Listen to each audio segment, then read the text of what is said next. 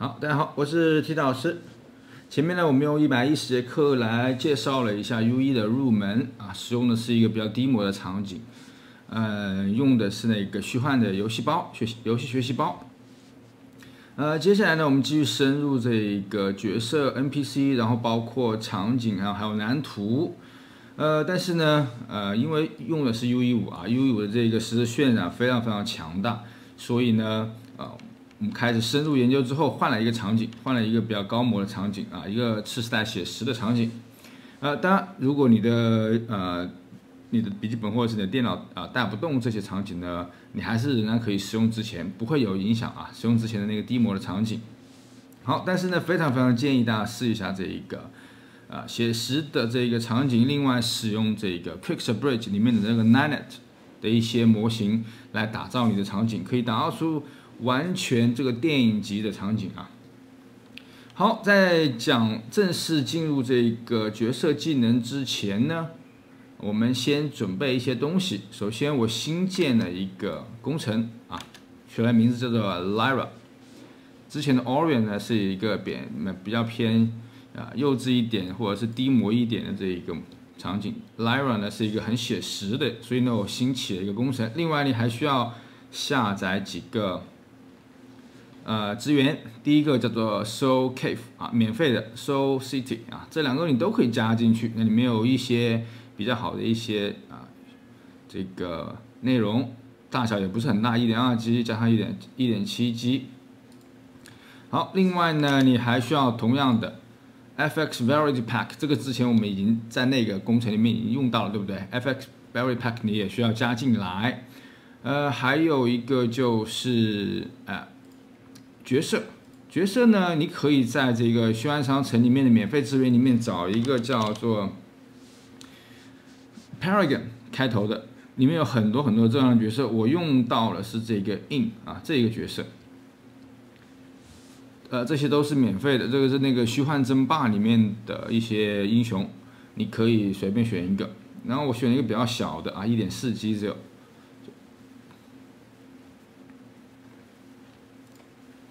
好，准备好这一些资源之后，但如果你觉得这还是有点大的话呢，你可以选用这个 SCK Casual。这个人物呢就比较是这个 Starlight。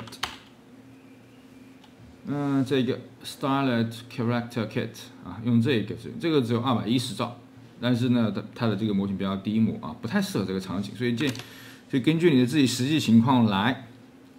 好，下好这几个资源呢，我们再在这个资源上使用这个 Quixel Bridge 啊，来完成这一个地图。好，当你准备好这几个素材之后啊，需要准备一个事情，就是打开 Solve 的这个 Maps， 将它的这幅图，将这幅图啊 LV Soul Cave 复制到这个我们新自建的这个目录 Maps 复制进去。我这个地方已经复制好了啊，我们尽量不要在这一个原素材的基础上来改动啊，都复制到自己的 Maps 之后。当然，我也新建了自己一个文件夹 Lyra， 然后 Maps， 然后这个名字随便你自己取。那之前我们取这个 Orion 呢是这个叫做猎户座 ，Lyra 呢是天琴座啊，因为我自己非常喜欢天文，所以经常会用这些名字来做一些开发代号。好，另外还需要设置 Lumen。Lumen 呢，就是我们现在看到的这个全局光照啊 ，UE5 独有的。UE5 最强大的一个地方就是这个 Lumen， 这个动态实时的这个全局光照，它能够让这个你看到的这个世界非常的真实，非常的这个有细腻，光很细腻啊。所以我们呢可以进入编辑项目设置里面来找到这个 Lumen。默认情况下呢，它是使用的这个屏幕空间或者是5啊。之前 UE4 呢，你需要使用这个静态光照才能达到很好的效果，而且静态光照是需要前期是需要进行很长时间的编译的。所以呢，我们可以将这个动态全局光照方法使用 Lumen， 然后反射方法呢也使用 Lumen。这个时候就可以打开这个动态全局光照了。另外这个软件光线追踪模式默认好了，细节追踪。另外还需要改一个东西叫做距离场，生成网格体距离场在这个地方你可以打个 distance， 生成网格体距离场，把这个勾选起来，就可以使用我们的这个动态全局光照好，UE5另外一个非常强大的功能就是已经内置了这个 Quixel Bridge。这是 MaxScan 公司提供的一个超级庞大的素材库大家如果之前有做 3D 的话呢，一定了解这个公司。这个公司已经将整个地球扫描了一遍，所以它提供了一些非常写实、非常真实、很细腻的一些模型和材质。而且现在 UE5把它给直接内嵌到里面，可以免费来使用，只要你注册一个账号就行了。所以呢，我们进到这个地方，我们来看一看你第一次进来的时候呢，会需要输入一个用户名和密码，登录一下。之后呢，我们再看一下这个 environment， 因为我们现在想改善一下这个洞穴的这个内容，所以呢，我们可以用一些里面的素材，找到这个 natural， 找到一些石头比如说我们的这个 limestone。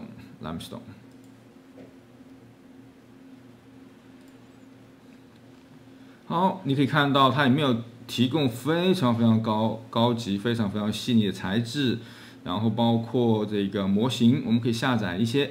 你第一次下载的时候呢，然后你会发现这边你会有个 sign up 你需要登录一下。登录以后，你就可以用你的这个 UE 的账号Epic 账号就可以下载了。下载的时候呢，注意选择这个 Nanite。Nanite 就是 UE5特有的一个超级强大的功能，它可以实时渲染上百亿面就普通的这个显卡比如说2060都可以带得动，非常强大。那 Nanite 就是一个叫做虚拟几何体的一种技术好，我们选择 Nanite， 然后选择下载之后呢，你就可以将这一个模型加进去了。我们点一下 Add， 然后就可以看到这一边就已经有了，看到没有 ？MaxScan 3D Assets Carry Cliff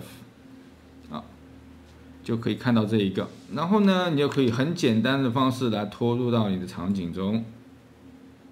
好，当然这个你还可以继续下载更多好，这个地方导入的时候呢，会需要一点时间，因为它都是非常高模的。一个文件这一个模型可能有将近1个 G 吧，应该有1个 G。好，导入进去以后呢，你可以看到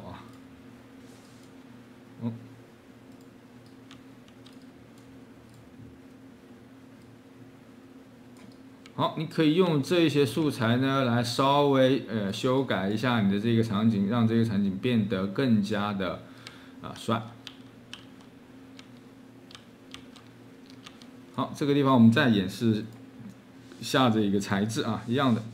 这个地方有一些呢，这个地方还需要说明的地方就是说明一下，就是有一些材质它材质是没有那个 Nanite 但是你可以选择，比如说 High Quality 不用最高可能到 8K 就会有点带不动了另外呢，还有一些材质，它还有一些这个模型它没有 Nanite 没有 Nanite 呢，暂时可以不用，或者你要用的话呢，你也可以选择这个 Medium Quality 好，这个是关于这个Bridge 的使用，里面大量的资源，你可以不断的把它慢慢的收集下来、下载下来，包括植物包括建筑然后还有一些教程方面的东西整个环境好，那如何来使用这一些 Nanite 从 Bridge 里面下载的这些资源？当我们 add 完以后，通过这个键添加到你的工程之后呢，你可以看到这个有一个目录会多一个叫 MaxScans， 里面有很多比如说你添加进来都会有一个叫 3D Assets， 或者是你还有添加材质呢，就是 3D Materials， 然后还有这个贴花我还找到一个这样的贴花。好，如何来使用？当然，你可以直接将这一些模型拖入到你的场景里面，比如说像这个大石头，好，但是为了更加的这个节约资源啊，实际上我们石头不用拖太多。我现在这个地方我拖入了3个啊，然后另外还加了一些这个小石头，还有一些地面方面的东西，地面还有一些这个石板。如何用这一些来创建无数多种这一个模块？你可以这么来操作。首先，我们可以建一个文件夹，叫做 Blueprints 啊，然后呢，再新建一个称为叫做 Environment 啊，环境。然后呢，我们在这个地方新建蓝图，将这些石块在这个里面来组合好。我们取名字啊，BP 称为这个 Cliff01啊，但你可以组建非常多个。进入到这个里面来以后，我们在这个里面来组合一下啊。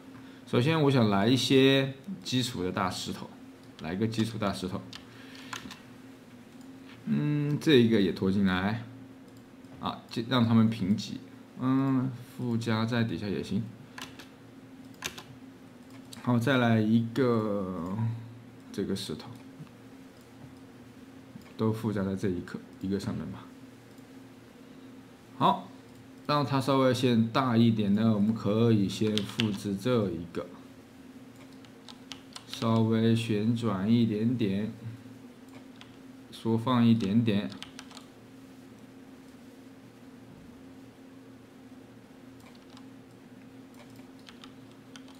好，然后再将这一个呢，看摆在这里行。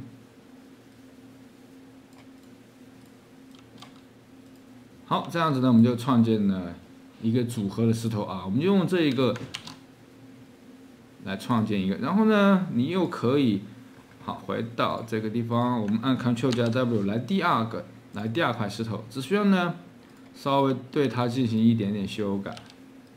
比如说这样，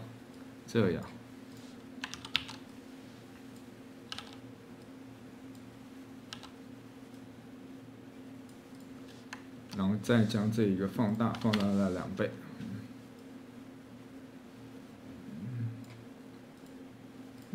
太大了点，1.2倍。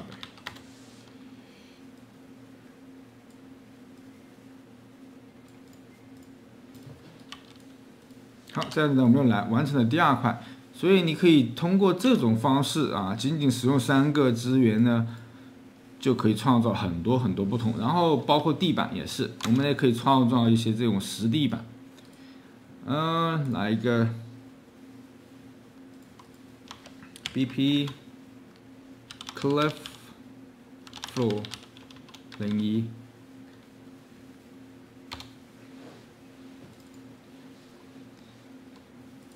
好，也同样的方式，可以来创建一些。我们看看这个里面有些这是一些小石头。好，第一次使用到它的时候呢，它需要稍微渲染一下。好，我们先把这个石板拖进来，然后还有一些地面。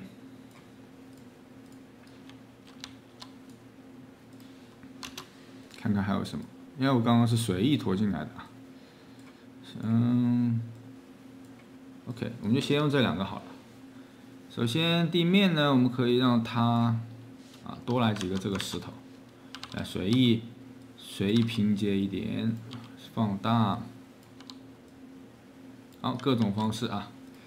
然后呢，再将这一个地面也是，把它稍微扩大一点。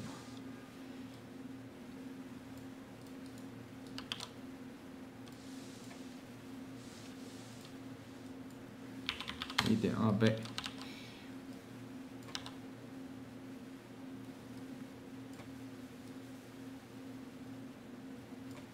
2倍。像这些接缝地方，你会发现，其实很好处理啊，你就拿一个这个石头挡着就好了。我们再来一块石板，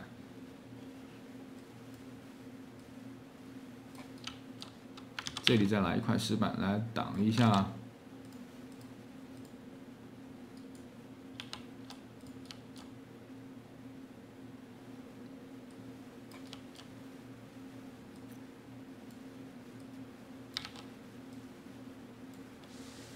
以放稍微缩小一点点。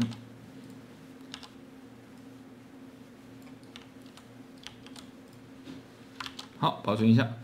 当然，这个地方呢，我是稍作演示啊，你可以通过这种方式来组合无数种可能性，这样子呢，我们就可以很方便的来丢到我们的场景里面啊，丢到我们场景里面，这样子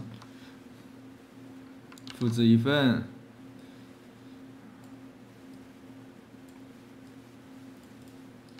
好，这地面呢就稍微修改了，然后同样的，我们也可以将这一边的一块删啊。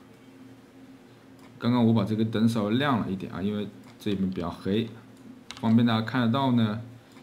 我们把这个灯稍微打一盏灯打这个地方，好，这个地方是水，我们可以把这块石头删掉，好，用这一个来代替，然后将第二块放在它顶上。 好，这样子呢，我们就可以完成无限多的这种可能性，但是呢，仅仅用很少的这个资源啊，要不然如果你导入太多的话呢，你的首先载入会很慢，然后第二呢，这个内容会大小会非常非常大啊，这个好，我们来点运行一下，你看到这一面呢，就是有改动过的。 它的这个细节明显要比之前这些好很多啊，所以呢，你可以通过这种方式，将这一个洞穴呢都改一下啊。这个地方呢，我们就不全部演示了。好，有了这些模块化的组件啊，地形组件之后，我们看一下如何来快速的搭建场景。因为我们用的是这个 Lumen 啊。 动态实时光照，所以呢，我们可以把这个，我们这里输入一个 force 啊，强制无预算光照，我们把这个勾选起来，然后点确定，这样子呢，我们就把静态光照给关了。然后呢，来开始快速的来改几面墙。刚刚我们改那一面墙啊，我们可以把这边的光稍微打亮一点，我们复制一个灯光。好，洞穴的光呢，因为 比较黑，所以呢，我们先把它照亮，再来改，会比较好改一点。然后再将这一块拖进来，好，把这个对齐给关了啊，稍微加一点点，然后再来一个旋转过来。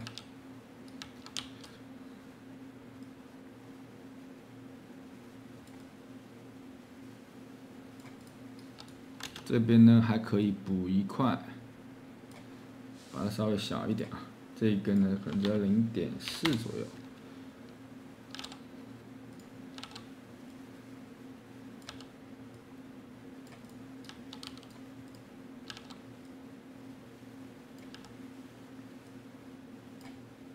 太小了，0.7。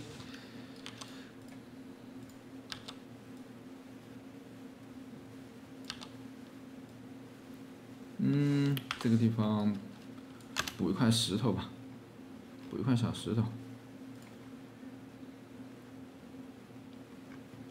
Mega Scan， 找到我们的找其中的一块石头就行了。找到这个 slab， 好，我们用这块石头补充这个地方。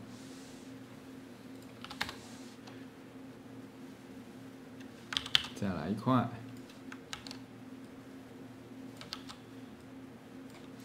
稍微大一点，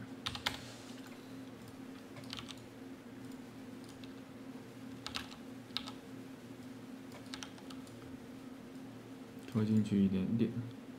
好，这样子呢，我们就改了这一面墙，可以把这块老石头给删了。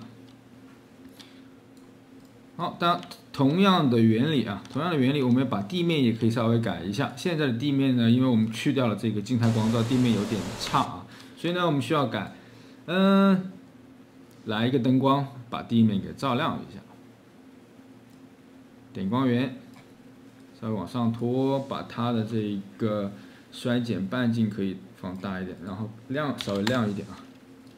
这样子把地面照亮之后呢，我们再把我们之前做的这个地面的模块啊，其实地面模块可以稍微多来几个，但是呢，演示方便，我们这个地方先来一些，复制粘贴。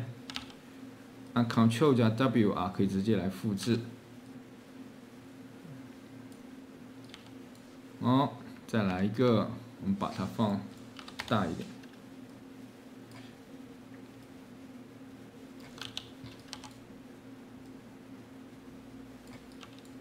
好，我们来运行试一试，看一看现在这些地面的感觉还行，然后这一面墙啊也还行，地面呢还可以稍微多一点点，我们可以通过再拖多一点。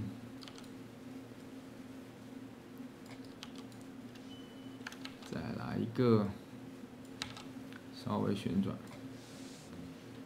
1.5倍。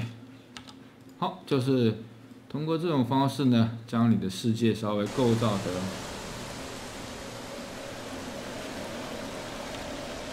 这一块石头，我们可以暂时，这一块石头有点假啊，但是去掉，用我们的这个补充一下这里。 做一条路出来。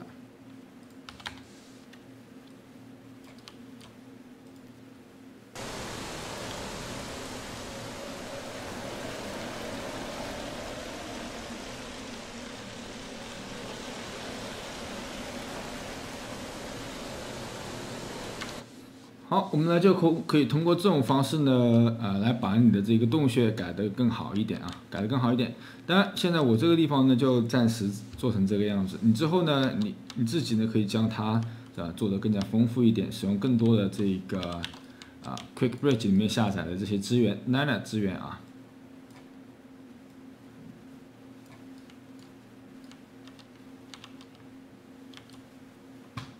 好，我用这些素材呢，大致堆了一下啊，堆的比较粗糙，然后把大厅和这个过道呢，稍微把它变亮了一点。好，收尾工作呢，还有一些需要进行的调整。第一个是这个后期处理体积，你会在场景里面发现几个后期处理体积啊？这个场景里面呢，我们只需要一个，把其他的后期处理体积你都可以删除掉。 然后这一个呢，也有几个地方需要调整的，就是把它的 bloom 呢，你可以根据这一个实际强度啊来调整一下。另外洞穴呢可能会需要暗一点点。好，这个呢，像这种我们之前有讲过啊，所以呢，可以根据你那边的实际情况来，我们把 bloom 呢，实际上也可以关掉，不用了。 好，另外需要有一个设置的地方啊，就是我们往下走，有一个全局光照的方法，你可以使用这个 Lumen， 然后还有这个反射也是用 Lumen 啊，这是需要一个调整的地方。好，另外我们再看一个东西，在这个场景中有一个直射的光源，这一个光源呢，你需要来稍微改动一下。 我这里选用的这个光的强度是10，当然你可以稍微把它变弱一点啊，变弱一点。好，但是这个变弱之后呢，下面有一个很重要的东西叫做间接光照强度，默认呢为1。什么叫间接光照强度呢？就是当我们的光照在比如说这个地方的时候，这个地方也会反射其他到墙面，对不对？所以呢。 如果你希望整个场景亮一点，比如说我们选个10，你可以将整个场景一下子变得很亮。好的，也不需要太阳7，我们设到6左右啊，6左右。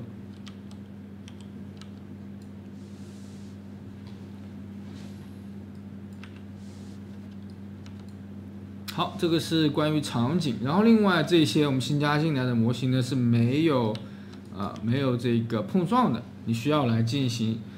这个碰撞的添加，如何做碰撞的添加呢？可以到这个 MaxScans 里面找 3D Assets 啊，比如说找到我们这块石头，双击进去，在碰撞的地方选择自动凸包碰撞，然后这个地方稍微高一点吧，16的32，因为这石头呢还算比较复杂。好，稍微来看一眼 ，OK。 保存一下，好，保存好之后呢，同样的方法对其他的碰撞都进行添加，实际上呢这里都没有的啊，你可以看到显示然后显示简单碰撞，你会发现这些碰撞都没有的，所以都需要通过这种方式来添加整个碰撞。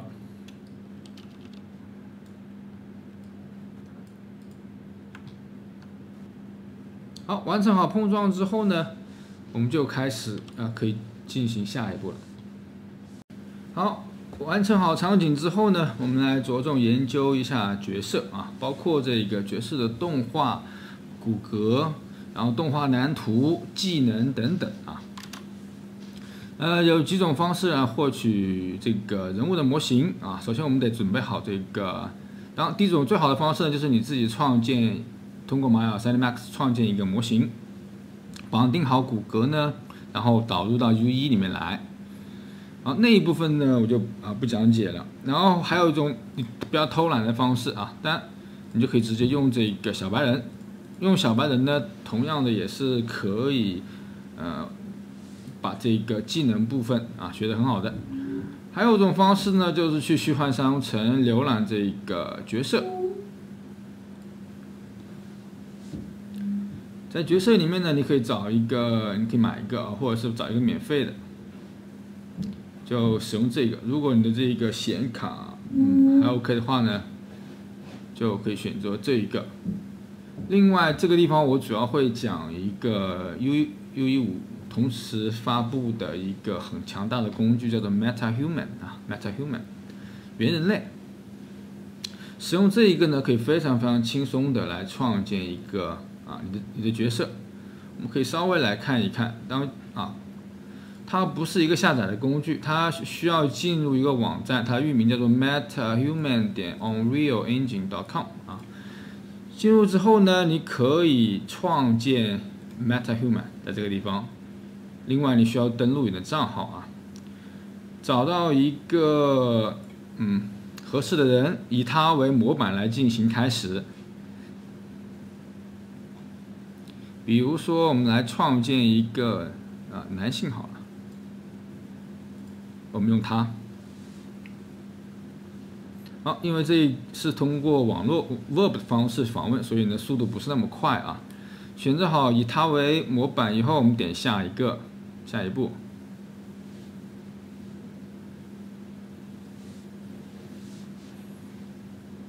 好，然后呢，你可以通过调整它的预设皮肤、眼睛、牙齿等等一些细节，像游戏里面捏人一样你可以捏出一个你觉得还不错的人，包括他的服装等等这个地方我就不演示了，因为这些捏人的一些东西呢还是比较简单的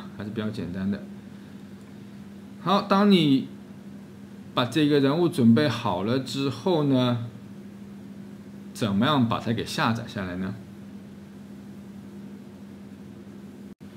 好，使用 MetaHuman 非常简单的方式，半个小时、1个小时呢就可以完成一个还蛮有趣的人物。拿到这个人物如何下载下来，去 3D Max 或者玛雅来继续编辑，或者是呢直接导入 UE 来作为你的主角。你可以通过这个 Bridge 我们之前已经使用过了这个 Quixel Bridge 了。如果你是用的 UE4 呢，你就需要下载这个 Quixel Bridge， 在这个地方可以找到你的人物。在这个地方左边选择 MetaHuman， 它有一些预设这些预设呢可以直接下载。如果是你自己的人物呢，它在这里，像比如说我们刚刚创建的那一个 Roman， 好，它就需要下载。点一下这个，然后点下载就 OK 了。但这个过程呢会比较长你可以下一个 EK， 这是 UE4。如果你是 UE5 呢，你就直接在这个内容 Quixel Bridge 里面找到这一个你的人物，同样的方式选择你刚刚的 My MetaHuman， 找到刚刚我们创建的那个人，然后再选择点下载就好了选择点下载就好了。就如果你的电脑的显卡不太好呢，你可以选 Low Quality 低质量。然后如果你的电脑足够好呢，你可以选 Highest Quality 最好的质量。好，点下载。还有这个下载过程呢会比较长啊，会比较长。另外它还会需要有一个这个生成的过程。然后我这里刚刚下载，我这一个人呢花了大概20分钟左右吧。好，这个是获取到。如果你是要下载好之后放在玛雅里面进行修改的话呢，你只能使用外面这个 bridge 啊。这个 bridge 你可以去官网去下载，这是比较容易获取到的，免费的啊。如果你是 UE5 直接用的话呢，你就刚刚我们通过这种方式来进行下载就好了。好，当你下载完这一个在 QuickSplit 里面下载完你的 MetaHuman 之后呢，看一下如何来导入到你的 UE， 那导入到你的工程。我刚刚呢下载了这个，我创造了第一个人物啊。当然你也可以直接用预设的，它这里有包含了一些预设。这是我刚刚好玩捏的一个人。下载好之后呢，你可以点这个 Add 添加。然后添加至你的工程。好，这一个过程呢也会有一点长，因为我们这个人物大概做出来会有几个 G， 所以呢添加的过程呢会有一个渲染。好，我这里的添加成功了。你那里第一次添加呢，它会有许多这边会有弹出一些警告，说要启用什么什么，启用什么什么，然后你这些都必须要启用啊，必须要启用，才能启用之后呢重启。好，导入之后呢，你这一边就会有一个 MetaHuman 什么文件夹，另外有我们做的那个人物呢叫 Tray。好，我们可以通过这个蓝图啊 BP Tray 来看到他的人物。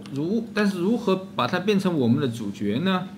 我们还需要做一件事情，就是小白人，我们得拿小白人的这一个 BP。来换成我们刚刚捏的那个 MetaHuman 啊，老方法啊，这个相信大家都知道了。我们找 Blueprint， 如果你没有的话，你可以添加添加功能或内容包里面添加这个第三层游戏。有的话呢，就直接将我们的这个文件复制出来。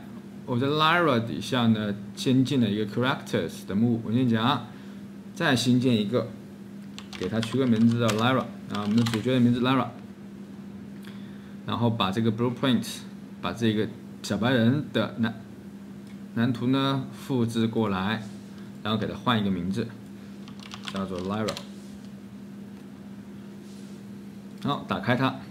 另外呢，还有刚刚我们下载好的这个原人类 MetaHuman Tray， 我们也把它打开它，看一下如何将这一些人物。如何将这些内容复制过去呢？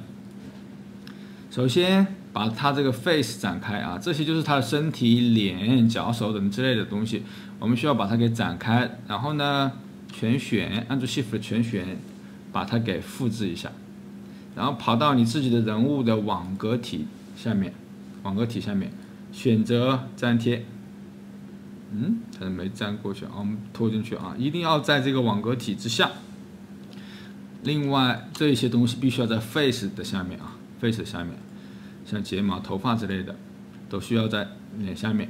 好，做到这之后呢，你看点这个视口，你就可以看到你的人物在这里了。但是呢，没有对齐啊，我们还需要做一件事情，就是选择这一个网格体，然后跑到这一边，它的主身体这里，我们点一下这个，在这里点一下这个放大镜，好，就浏览到了，对不对？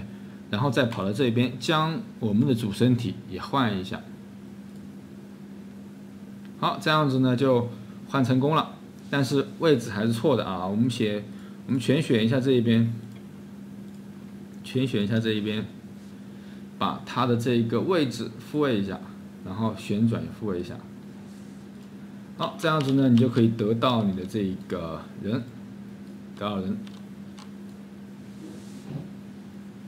好，保存一下。好，我将这个人物呢，我们刚刚建的 Lyra 拖到场景中，另外还需要将这个 Auto 自动控制玩家0啊，把它给打开。好，这是我们之前的内容，讲的比较快一点。好，我们点运行看一下，你会发现还并不能动，对不对？这是我们之前的老问题，因为骨骼还没有绑定这个动画，也没有做这个动画蓝图。好，我看一下怎么来完成它的这个骨骼的修改。可以这样子呢，我们就可以用小白人的动画，因为小白人的动画呢，在商城里面，然后包括这个有个动画初学者包啊，里面有大量的动画可以使用，所以呢，我们尽量要把它做成跟小白人一样的骨骼。如何来呢？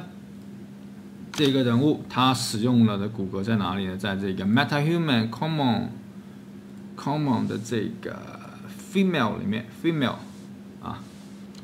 Female 里面的这个 medium 中等身材 normal body 啊，所有的人啊，这里面的所有的人物其实都是共用这一个骨骼。我们把这个骨骼打开，可以通过这个角色骨骼所有层级，把这个所有层级打开，可以看到它的骨骼啊。然后我们选择重定向管理器。然后在重定向管理器里面，这里有个选择绑定，选择人形绑定，然后将这个是小白人的骨骼啊，但是呢，这个 MetaHuman 的骨骼有一点点不同。我你看了那个官方的资料，这不同就是它的这个 Spine 1要对应的 Spine 2，然后这个对应 Spine 3，然后这个要对应 Spine 4，这个是唯一的不同啊，其他地方都一样的。而且这一个 MetaHuman 的骨骼呢，它会比较复杂，就是每一根手指，然后包括脸部有更多的这一个关节，所以这个地方只需要改2、2、3、4， 1、2、3对应的2、3、4啊，就 OK 了。那我们保存一下。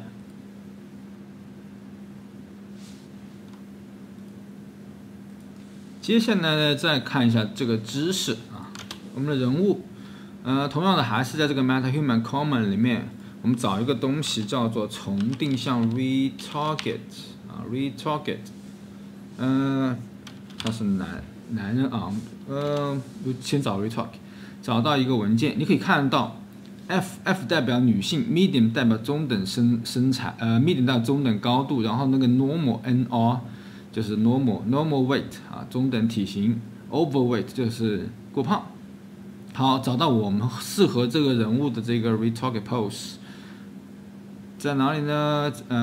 我们是男性是吧？所以呢，找到 M 开头，它大概是个中等身高，然后这个正常的体重。好，我们选择好这一个文件，然后再到这个骨骼里面来，将它的姿势换成我们刚刚选择好的那个啊，选择好那个，然后点导入，然后再点保存。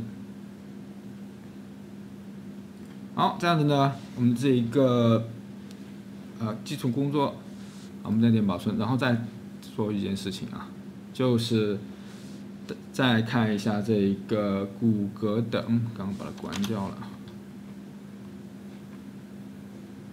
在这个 Human Normal Body 里面，再次打开这个骨骼啊，在这个骨骼里面呢，我们看一下这个骨骼数。另外呢，把这一个叫做什么呢？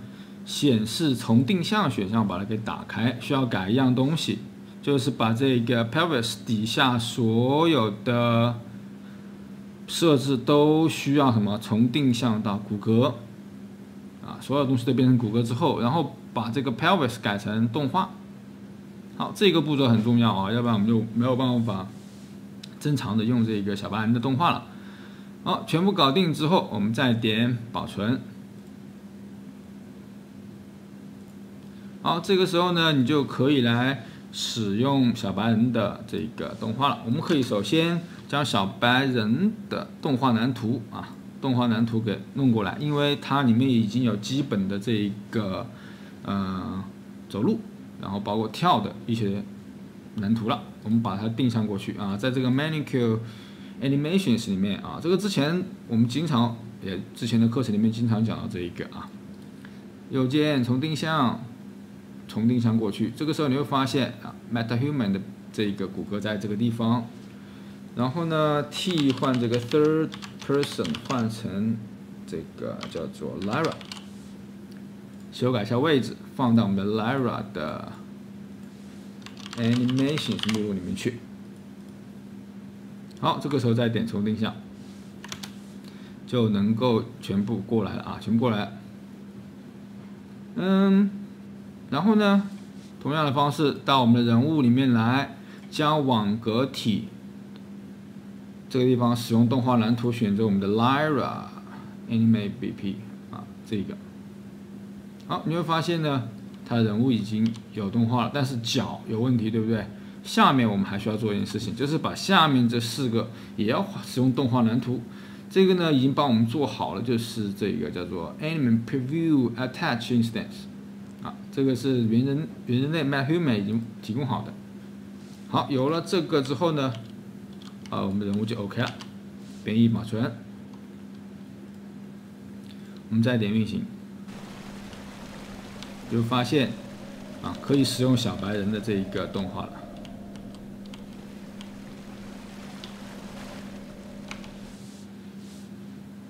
那我们使用的 MetaHuman 来创建的人物啊，但是 MetaHuman 创造的那个人物呢，非常细腻，所以特别耗资源。如果你的电脑有点卡顿呢，你还是可以用一些比较低模的啊。我为了大家准备了另外一个这个素材，在虚幻商城里面呢，可以免费的下载到叫 Adventure Character， 将它添加进工程之后呢，会有个 man 啊，会有个 man， 我们呢用它来讲解啊，因为考虑大多数同学的电脑可能会卡顿，我们来一个 character 新创建一个啊，叫做 Lyra 呢就留给这个 MetaHuman 这个人好了。同样的，我们首先新建一个 Mesh 文件夹，用来保存。我们将 Man 文件夹的这个 Mesh 里面找到负啊，我们把它给复制过来，复制到 Mesh 底下。然后呢，换个名字，叫做 Libra。好，创建后你会发现它并没有骨骼，我们需要创建一个骨骼，点右键骨骼，创建骨骼 ，OK。创建好了以后，我们还是拿小白人作为一个模板啊，在小白人 Blueprints 里面找到这个 Third Person Character， 复制到 Libra， 复制到 Libra。换一个名字，叫 Libra Character。双击进去，需要将这个网格体选一下，对不对？换成 Libra， 我们刚刚换名字的那个。好，同样的方式，我们要将那个小白人的动画蓝图也要重定向啊，重定向过来。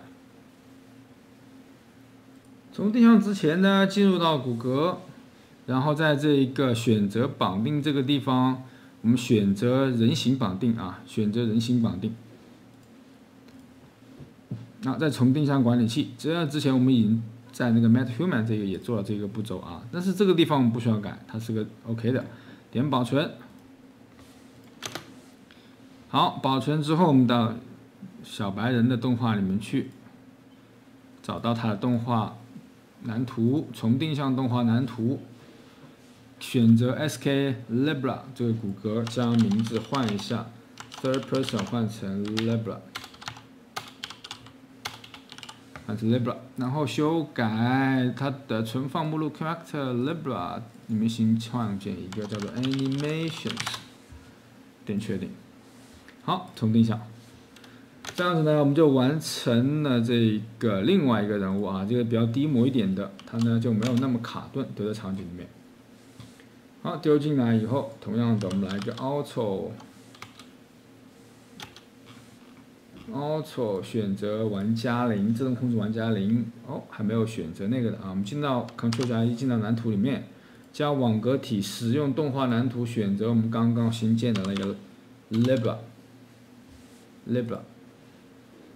编译保存，好，这样子呢，我们就快速的完成了这个低模人物的使用小白动画的这个人物。好，无论是使用 MetaHuman 还是使用这个低模的人物呢，接下来我们需要做一件事情，就是准备动画资源。虚幻商城里面为我们提供了第一个叫做动画初学者内容包。好，你可以把这一个下下来，然后添加到工程。另外呢，还有一个之前要大下载的叫 Mocap， 这个 Mocap 是 Motion Capture 啊，动作捕捉的一些基础的包，它里面也提供了许多动画，你可以把它给添加进来。添加进来之后呢，我们再来看如何来了解动画蓝图里面的一些细节，包括混合空间啊、瞄准偏移等等。好，前面呢我们准备好了这个动画之后，我们来看一下啊，着重来详细的解释一下动画蓝图。可以打开我们人物的这个动画，然后选择这个 LibreMBP。好，进入到这个地方之后呢，我们可以看到右上角啊有几个按钮。第一个，这个就是看它的骨骼，里面有一个很重要的东西，就是重定向管理器啊。我们可以在这个地方呢，来选择这个人形绑定，用来让其他的你创建的人物或者是其他不符合规矩的这个骨骼，可以使用到这个小白人的骨骼，这样子我们可以大量的使用动画资源。第二个按钮就是看我们的这个网格体啊，骨骼网格体，可以看到它的这个骨骼的插槽，包括名字等等啊，这些呢，要用的时候再看都可以，这不用记得太清楚。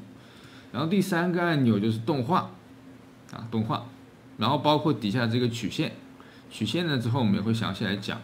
然后这一边呢是动画，有这个人物包含了哪一些动画，然后包括混合空间啊，混合空间呢，比如说像走路，进入到混合空间，你可以通过这种方式按照 Shift 来进行预览啊。然后最后这一个叫做蓝图，蓝图呢也有几个很重要的部分。首先看一下这个事件图表啊，你的事件图表呢可能会跟我有一点的不同啊，待会我会来详细的来讲。事件图表就是什么呢？在就像我们的那个 tick 事件一样，只要这个角色出现了，它就会不断的来进行更新啊。它也有些事件，这个事件呢就是蓝图更新动画的事件。像这个地方，我们通常会需要将这个人物的，比如说现在他是否跳在空中，然后他走路的速度，包括他头你现在往哪边看等等啊，鼠标指向哪个方向旋转的角度等等，我们都可以通过这个方式来获取到这些人来改变动画的形态。然后往底下走，事件图表中有个动画图表，好，这个非常重要。动画图表呢，就是将各种状态、不同的状态合并起来，最后输出到人物这个知识，就是我们人物此时此刻应该是什么样的动画，由什么呢？由这个东西来决定啊。可以看到现在啊，这边我们之前呢也有了解过。首先这待机状态、跑步状态进入之后，我们可以双击进去啊，可以看到它是一个混合空间，然后包括每种状态如何切换的一些规则都在这一个部分，然后还有底下的变量。好，这个是动画蓝图的一些基本，这4个点呢，经常也会需要切换。好，然后包括在这个动画里面的这个动画曲线啊，用来控制动画的，比如说各种动作的改变啊，或者是这个材质的改变啊，都可以通过动画曲线来改。好，首先来看如何来做这个走路和待机状态呢？虽然我们用的是小白人的这一套动画蓝图啊，它已经帮我们写好了这个，包括待机、走路、跑步，然后包括的这个混合空间啊，都已经做好了。但是呢，为了深入了解，我们暂时先把这些删掉啊。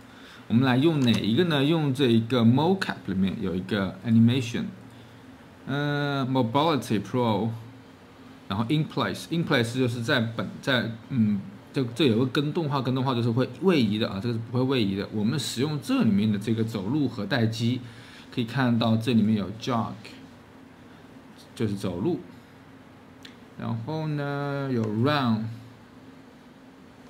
然后还有这个 relax 啊，待机状态，啊，这个是走路，然后这个跑步，然后这个是待机，我们看看用哪一个啊？这里 V1 和 V4 都可以用。我们呢先把这一些把它给什么重定向过去，给这个 skLibra 这一个，它的名字叫 Morbid 1啊，我们把它换成 Libra， 另外把名字呢把放在目录呢 Animations 里面。好，点重定向，这样子就过来了，啊！有看到它有走路的，然后有跑的，比之前那个要好啊。然后还有这个待机的，这个待机的呢就会左右两边摆啊，更加有趣一点。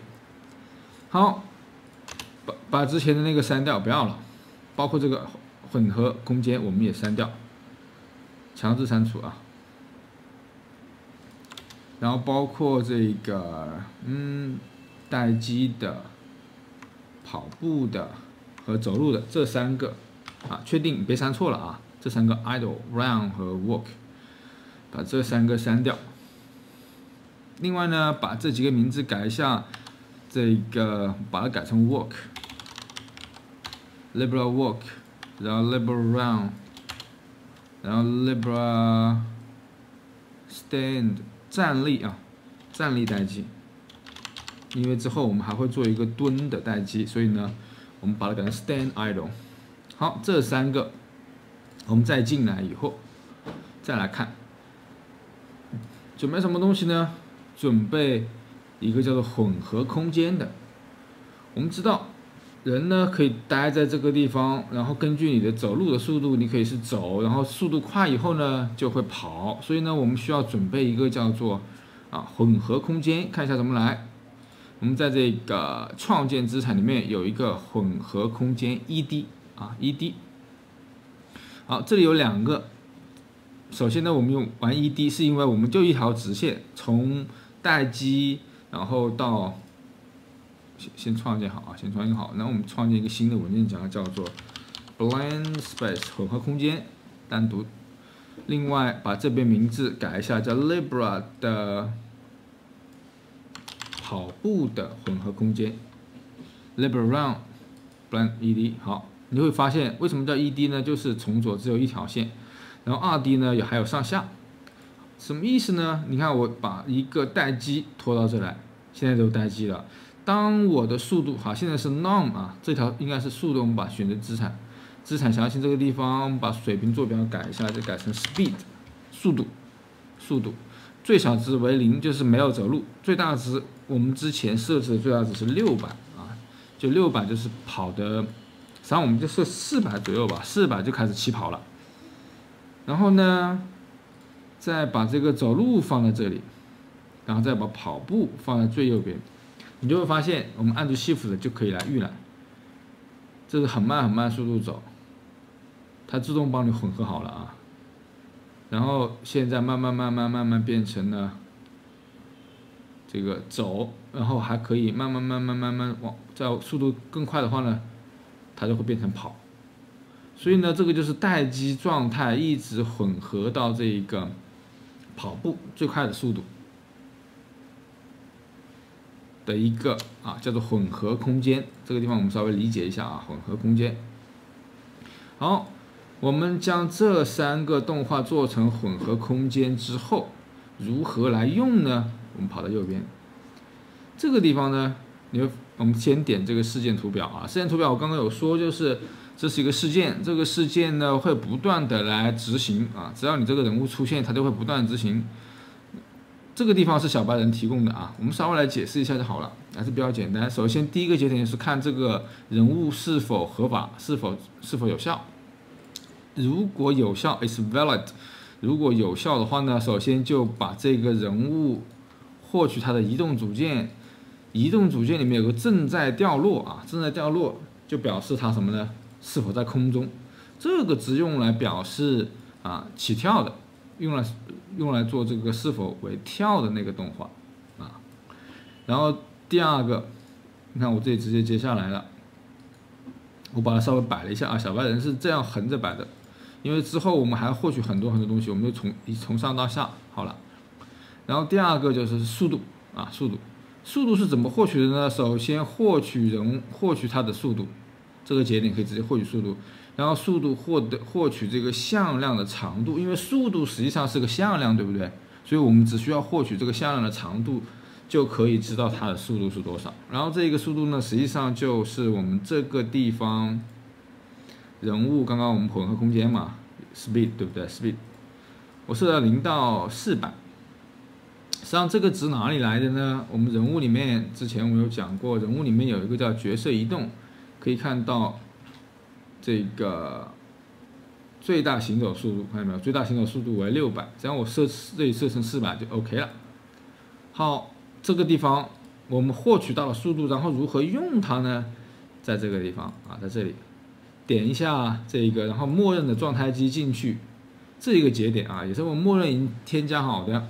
小白人添加好的，然后它有几种，就是从跑到跳啊，跳回来之后呢，又到待机跑的状态，我们可以看一下。现在这个混合空间就已经没有了啊，这个 speed 就来源于我们刚刚从事件图表里面这个地方获取到的速度，对不对？人物获取的速度，然后将这一个速度呢。这一个节点啊，就我们想把这些都删掉，我们留下这个速度。这个速度实际上就是用来播放我们刚刚 Libra 的 Run 的这个混合空间，对不对？混合空间播放器。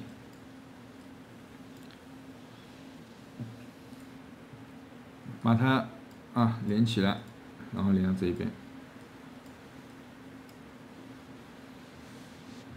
好，编译一下，你就会发现这个时候会根据速度。根据人物跑步的速度来判断现在应该处于混合空间的哪一个点，最后输出这个动画给人物啊。至于这个状态啊，这个状态是默认状态，所以他们并没有判断，你可以看到这个地方，我们人物一进来就是这个状态啊，并没有这个东西。这个之前我们有讲过，就是判断这个状态的这个规则。好，我们现在。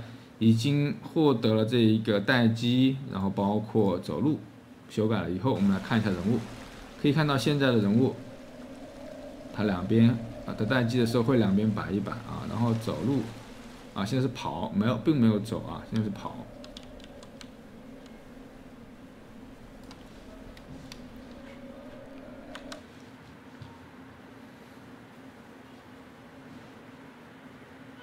好，这样子呢，我们就完成了这一个待机到跑的过程，但是还没有走路。走路应该如何实现呢？好，我们再看一下如何来设置走路。首先呢，我们进到刚刚那个混合空间，可以看一下有跑步，然后有这个，其实这个不太算走路 ，jog 是这个慢跑的意思啊，是有点像慢跑，所以我们实际上也可以将这个走路的动画，我们再换一下。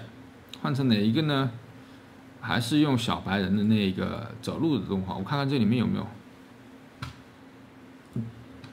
小白人的这个走路。对，这个走路呢会更加正常一点，所以呢，我们把这个走路弄过去。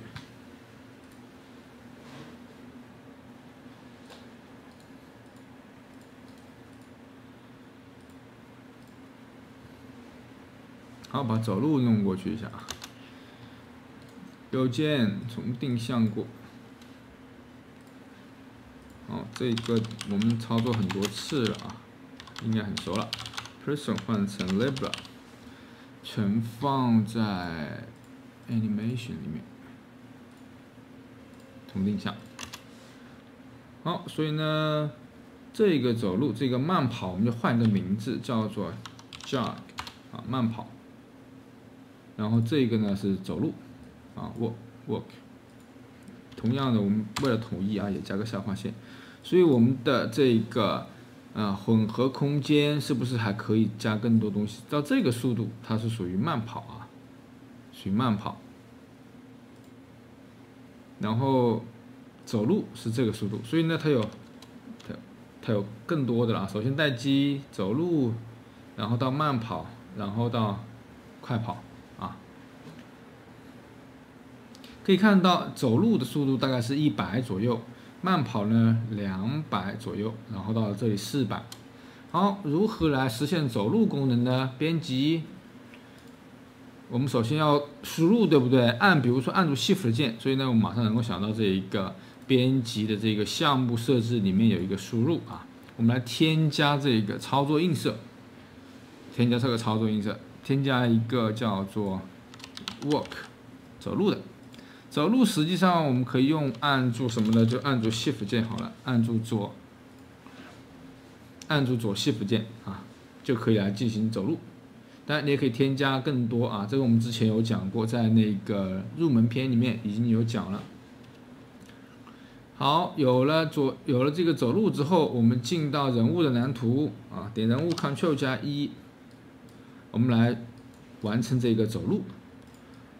首先右键，然后选择 Walk， 这个时候这个 Walk 事件啊，实际上就是按住 Shift， 对不对？按下的那一瞬间，好，这个走路实际上就是设置角色移动里面的这个，行走的最大行走速度啊，最大行走速度，我们把它拖出来，设置它的最大行走速度 max walk speed。啊，把它设置成这个100，按住啊，这里有按住，这里松开，按住呢就是100，当你松开呢就什么？松开就设成原来的600，啊600。好，我们编译保存试一下。现在点运行，待机状态，然后往前面走。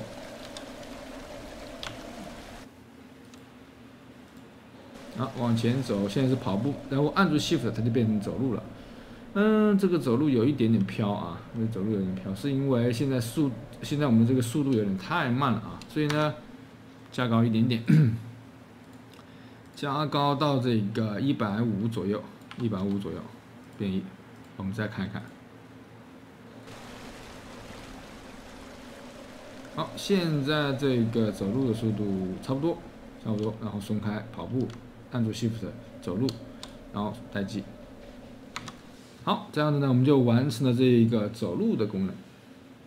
好，再看一下极速跑。刚刚我们有待机、跑步、行走啊，极速跑就是跑得特别快。同样的方式，我们还是需要加一个输入，对不对？把这个输入加一个叫做这个rapid run。用什么键呢？这个地方我们用 Ctrl 键好了，按住 Ctrl 键啊。然后这个随便你自己怎么设。同样的进入到里面来啊，几乎是一样的，对不对？几乎是一样的。把这个地方改了，然后直接复制粘贴啊，把它变成这个叫做 Rapid Run。按住的时候，行走速度可以到这个，比如说800啊。普通的时候呢，复原到600啊，到600。好，但是这个时候就会有一个问题，你现在可能来尝试一下。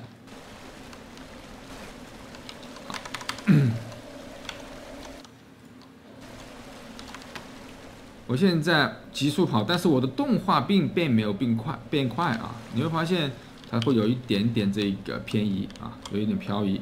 所以呢，我们把动画变快，如何把动画变快呢？好，跑到这个混合空间里面来。现在我们的最快事速度是400，对不对？速度是这个样子。我们呢可以把它变为叫800，最大为800。好，但是我们的这个跑步啊，限制在这个600这个地方就 OK 了。然后800我们再加一个跑步，但是这一个跑步呢，往下走，我们新加了这个跑步，在哪里呢？在800处啊，加错了，应该是加跑步，800处的这个跑步啊，800处这一个跑步，我们的比例缩放把它变成1.2倍，看见没有？它就会脚步更加快一点啊，放大成1.2倍。然后我们再来运行一下，现在是跑步，急速跑。好，但这个区别不算太大啊，我们可以把速度再变大一点，变成这个1000啊，变成1000。同样的这一边呢，我们也把它设为1000，啊，混合空间设为1000的时候呢，放大到1.3倍啊，1.3倍。但这个至于这个倍数呢，你可以试着来。现在是跑的速度，然后急速跑啊。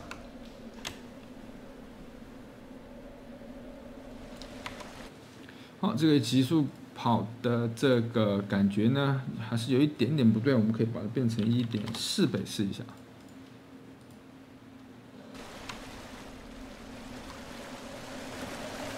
现在是跑，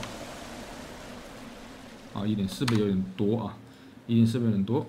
好，这个值呢，你可以自己慢慢详细去调1.3倍。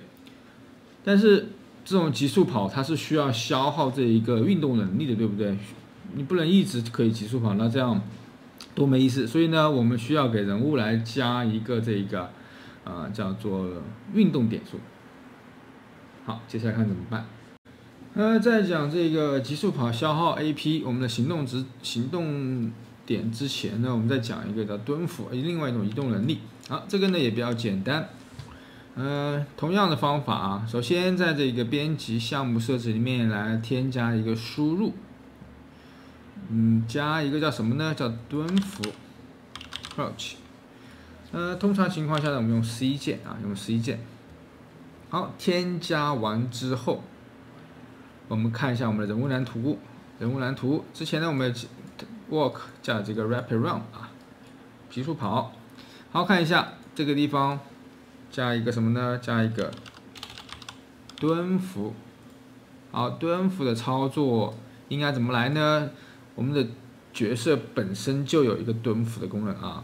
我想这样子，先按一下 C 以后，我们就进行切换，按一下蹲下，再按一下呢就起来。好，所以我们用这个 flip flop 啊 ，A、B 输出之间轮流轮替。用什么呢？第一个叫做蹲伏。然后之后呢，就叫解除蹲伏。好，这一部分还是比较简单的啊，加一个注释，比较简单。但是呢，还需要打开一样东西，就是在我们的角色移动里面找到这个 crunch， 把这个可蹲伏给打开。这个时候才能进行蹲伏或者是解除蹲伏。好，这个是第一部分。添加输入，再来看一下动画部分啊。我们在这个 MCO Mockup Basic 里面，Mobility Pro in Place 找到这个 Crunch， 有两个，一个是待机，一个是这个蹲的往前面走。所以呢，我们可以用这两个动画来做一个混合空间 ED。好，首先把它重定向过去，选择正确的骨骼，换一下名字。放到我们的动画文件夹里面，点重定向。然后这样子呢就可以直接过去了。以后把它换上名字吧，这个名字有点多，统一一下风格。Crunch Item 和 Crunch Walk。好，我们进到蓝图里面来创建这个混合空间。创建混合空间 ED， 放到我们这个 Blank Space 里面，好，改一下名字，叫 Libra 的 Crunch 啊，蹲。这个混合空间呢，首先设置它的这个名称是 Speed， 对不对？根据速度来，啊，没有速度的情况下就是蹲着不动。我们把这个蹲着不动放在这边，然后呢，再往前面走叫 Walk。我们的这个蹲伏最大的速度，我们看一下啊，进到这来，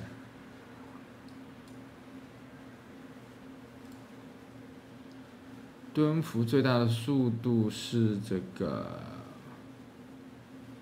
300啊，300。所以呢，我们这个地方其实也不一定要说300，我们设成200，先试一试啊，看看待会会出现什么情况。OK， 就这样子呢，我们来可以看得到，来预览一下这个混合空间。OK， 没有问题的话呢，我们到这边来。现在我们需要在这个事件啊，我们需要在这个蓝图里面编辑一些东西。首先，我们需要添加在 default 里面啊，这个状态机里面添加一个状态，就是什么情况下会进入到这一个什么呢？叫做蹲伏的状态。我们加一个 crouching 啊，它是从哪个地方进入的？是在跑或者是在待机的状态下，按一下 C 就进入了这个状态，对不对？当然，这个状态还能够再按一下 C 又恢复这个状态，所以我们就有两个规则啊，过渡规则。这个过渡规则由什么来控制呢？有几个变量，叫做 is crouching 啊，是否在蹲伏的这个状态。所以我们首先进入的状态，进入的状态就是 is crouching， 对不对？如果这个值为 true， 它就蹲下了，再回到这里来。怎么回来呢？如果这个值不是 true 啊 not， 它又站起来了。那么这个状态 crouching 这个状态应该干嘛呢？是不是就是通过这个 speed 来播放我们刚刚新建的那一个混合空间，叫做这个，对不对？播放这个混合空间，通过这个速度来判断，让这个混合空间动起来。好，编译保存就 OK 了。但是你会发现这个 is crouching 我们并不知道它是怎么来的啊？我们需要到事件图表里面来新加一个东西，就是前面我们加了一个 is in L 这个值，是通过来判断人物是否正在掉落啊，通过这个移动组件。然后呢，第二个是 speed， 是通过这个获取速度来得到这个值。那么现在我把这个移动组件拿过来加一个 is crouching 正在蹲伏。所以我们可以通过这个人物的移动组件啊，来判断这个是否正在蹲伏，来设置这个值，好，加进来，加一个叫做 setting as crouching。好，这样子的来获得这一个是否蹲下。好，我们到这个地方来试一试，看看 O 不 OK。好，我们接下来看一个稍微有一点逻辑难度的东西啊，叫做行动力。我之前说这个极速跑，它不能无限制的极速跑下去，它需要扣除你的这一个叫做行动点数。每秒钟，比如说每秒钟扣除1点，你总共有5点啊，你最大值也是5点。当你进行这个极速跑的时候，就会每秒钟扣除1点。然后停止极速跑又恢复，好，这是整个逻辑，看一下怎么来实现。首先我们来添加一个这个自定义的事件，这个事件叫做消耗你的 action point 行动点数啊，行动点数。然后在这边变量呢，我们加一个浮点数，叫做 action point 行动点数。要不我们就干脆就叫 AP 吧，要不然太长了啊。AP， 然后把它放到一个类别里面，在这边右边类别，我们选择这个行动点数，你此时此刻还有拥有多少行动点数，叫做人物属性。另外我们 Ctrl 加 W 复制一个，还加个什么呢？就是最大你能够多少行动点数，然后最小就是0了，最大就是这一个数。我们先设它们为5啊，此时此刻有5点行动点数，最多呢你只能拥有5点。好，然后来进行扣除。如何来扣除呢？首先就是你要知道你每1秒钟扣除多少，对不对？这个地方我们也得加一个变量啊，怎么加？这个名字叫什么呢？这个叫做 AP 的。这个叫做什么呢 ？consume per second。好，这个词你可能这个太长，比较长啊。大家知道有一个词叫 DPS 啊，叫每秒伤害值 （damage per second）， 每秒伤害值，这个就是每秒消耗值。所以我们来个缩写吧 ，CPS， 要不然太长了。每秒钟消耗的这个 AP 的值。然后呢，有消耗那就有恢复，对不对？还有每秒钟好，这个单词叫做 resume 恢复。我们也缩写叫 RPS， 每秒钟恢复，每秒钟恢复可以用来级别，比如说你级别越高，每秒钟恢复的这个行动值就会越快。所以我们暂时1级的话就恢复1。然后消耗值呢，这个消耗值是根据你此时此刻有哪一些技能，比如说我们这个极速跑，它就会增加这个消耗值为多少，对不对？好，有了这个，我们来看一下如何来设置这个自定义事件。首先看一下消耗，直接改成 AP， 消耗 AP 就是将我们来个 delay。好，为什么 delay 呢？这是每秒钟消耗，对不对？所以我们要加一个每1秒钟消耗。如果消耗呢，将 AP 减去每秒钟消耗的值 CPS consume per second 每秒钟消耗的值，设置给我按照键盘的 Alt 键，然后设置成这个，这样子就会每秒来扣除 CPS， 然后最后得出结果。但这个会有一点问题啊。首先，这个结算每秒钟结算有点慢，我希望它每 0.1秒钟就计算一次。所以既然这里是 0.1秒，不过我们这个值是什么？这个值是每秒钟的值，所以我们要将这个值除以10除以10就是乘以0.1，把它连一下。另外还有个问题就是，这样不断的减到会小于0。因为它不断的都是减法嘛，所以小于0我们需要干点什么事情呢？小于0它就不能减了，再减的话就变成负数了，所以我们要来一个 clamp， 这个是我们之前有学过的一个函数，限制就是不让它继续减下去，它有个最小值和有个最大值，最小值就是0，最大值是不是这个 max max AP， 对不对？所以我们有了最小值最大值，就将这一个扣除就 OK 了，就没问题了。我们后面再加一个 print 吧，用来调试，这一个，因为我们现在还没有 UI 部分所以我们能用这个值来知道这个 AP 现在是多少。好，有了消耗，我再想一想有了消耗之后呢，我们再添加一个这个恢复，对吧？有了消耗就有恢复，叫做 resume AP。好，恢复同样的也是每 0.1秒几乎一样。我是不是可以把它全部复制过来？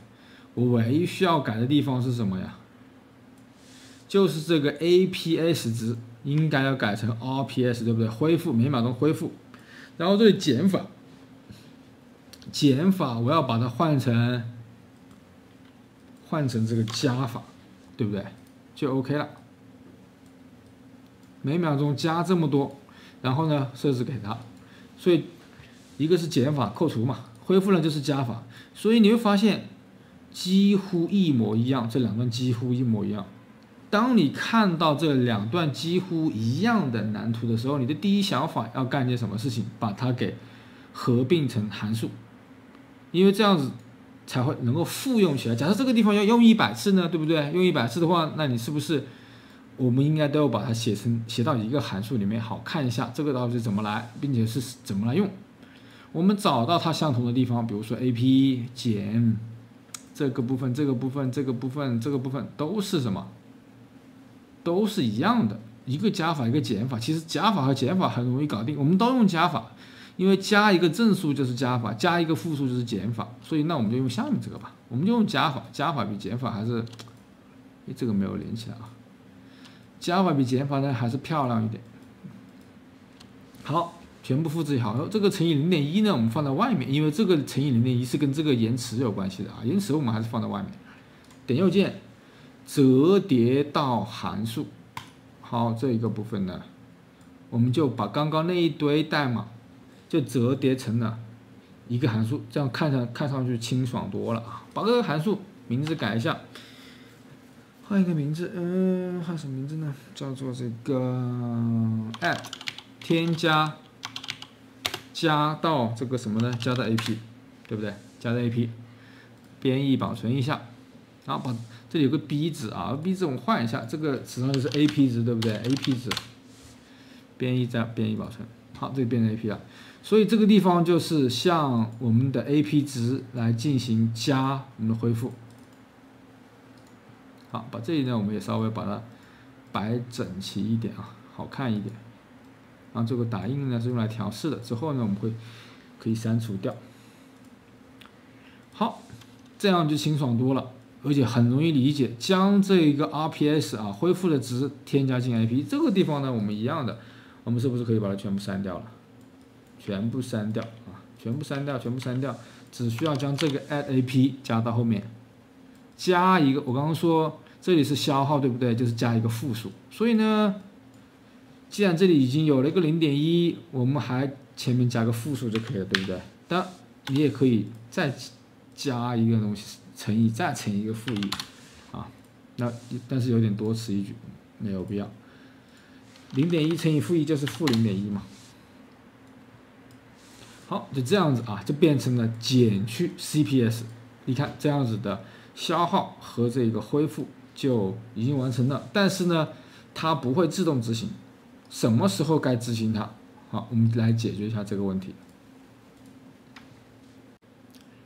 好，有了消耗，有了这个恢复，我们什么时候来执行它呢？这个地方就有一个问题。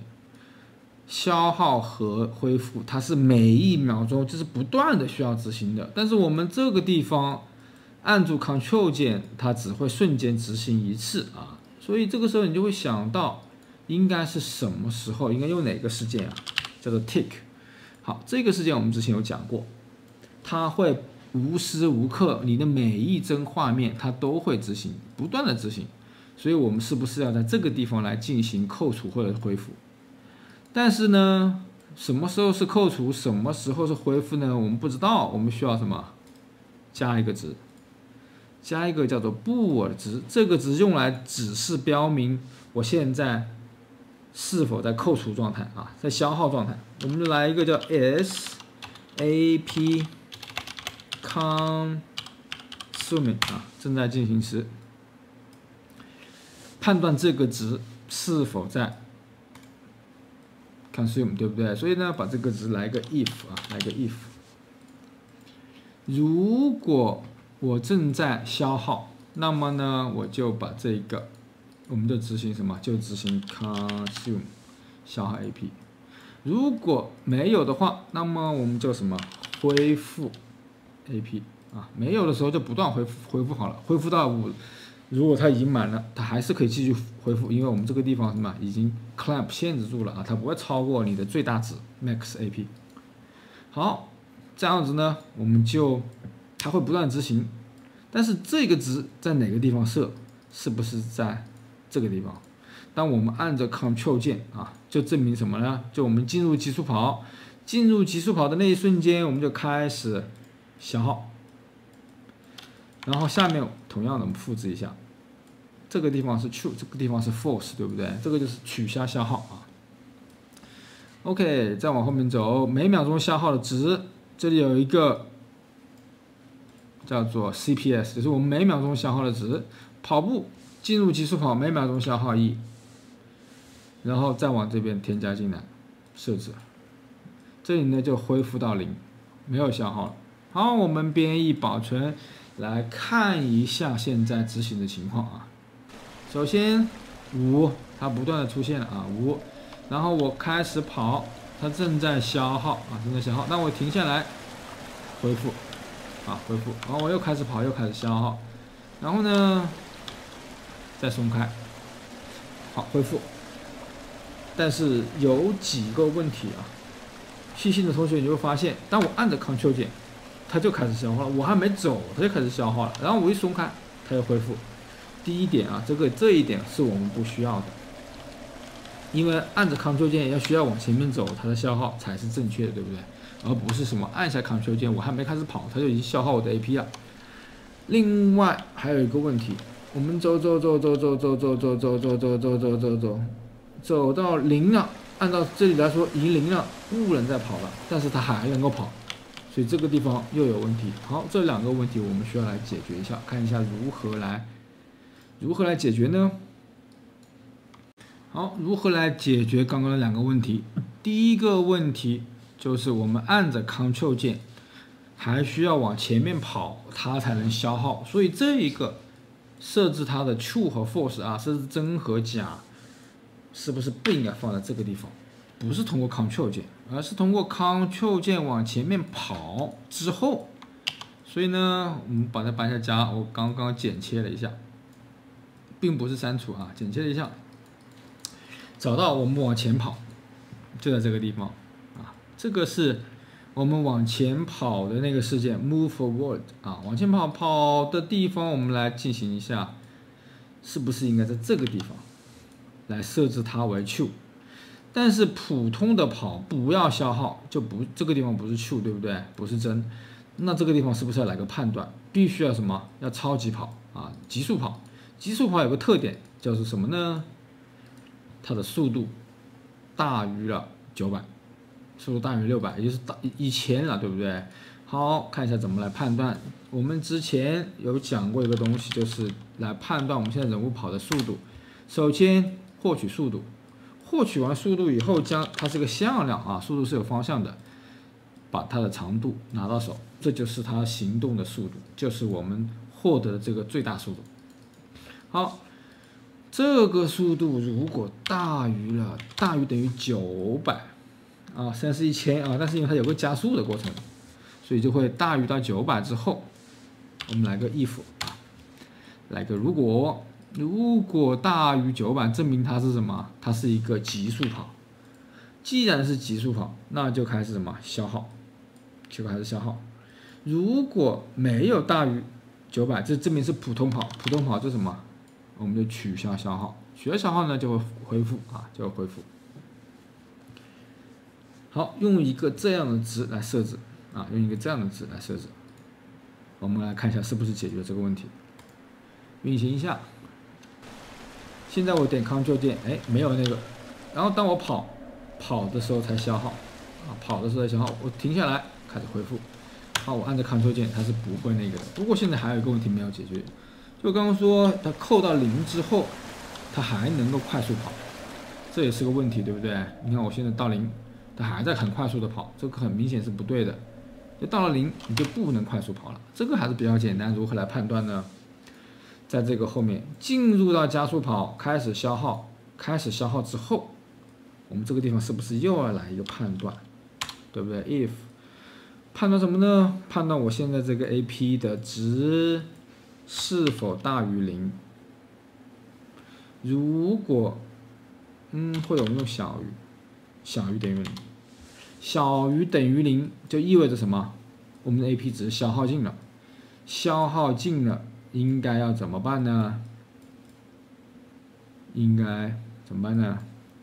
把那段代码拿过来，将我们的角色移动设为600，对不对？在这个地方就不让它来进行极速跑了。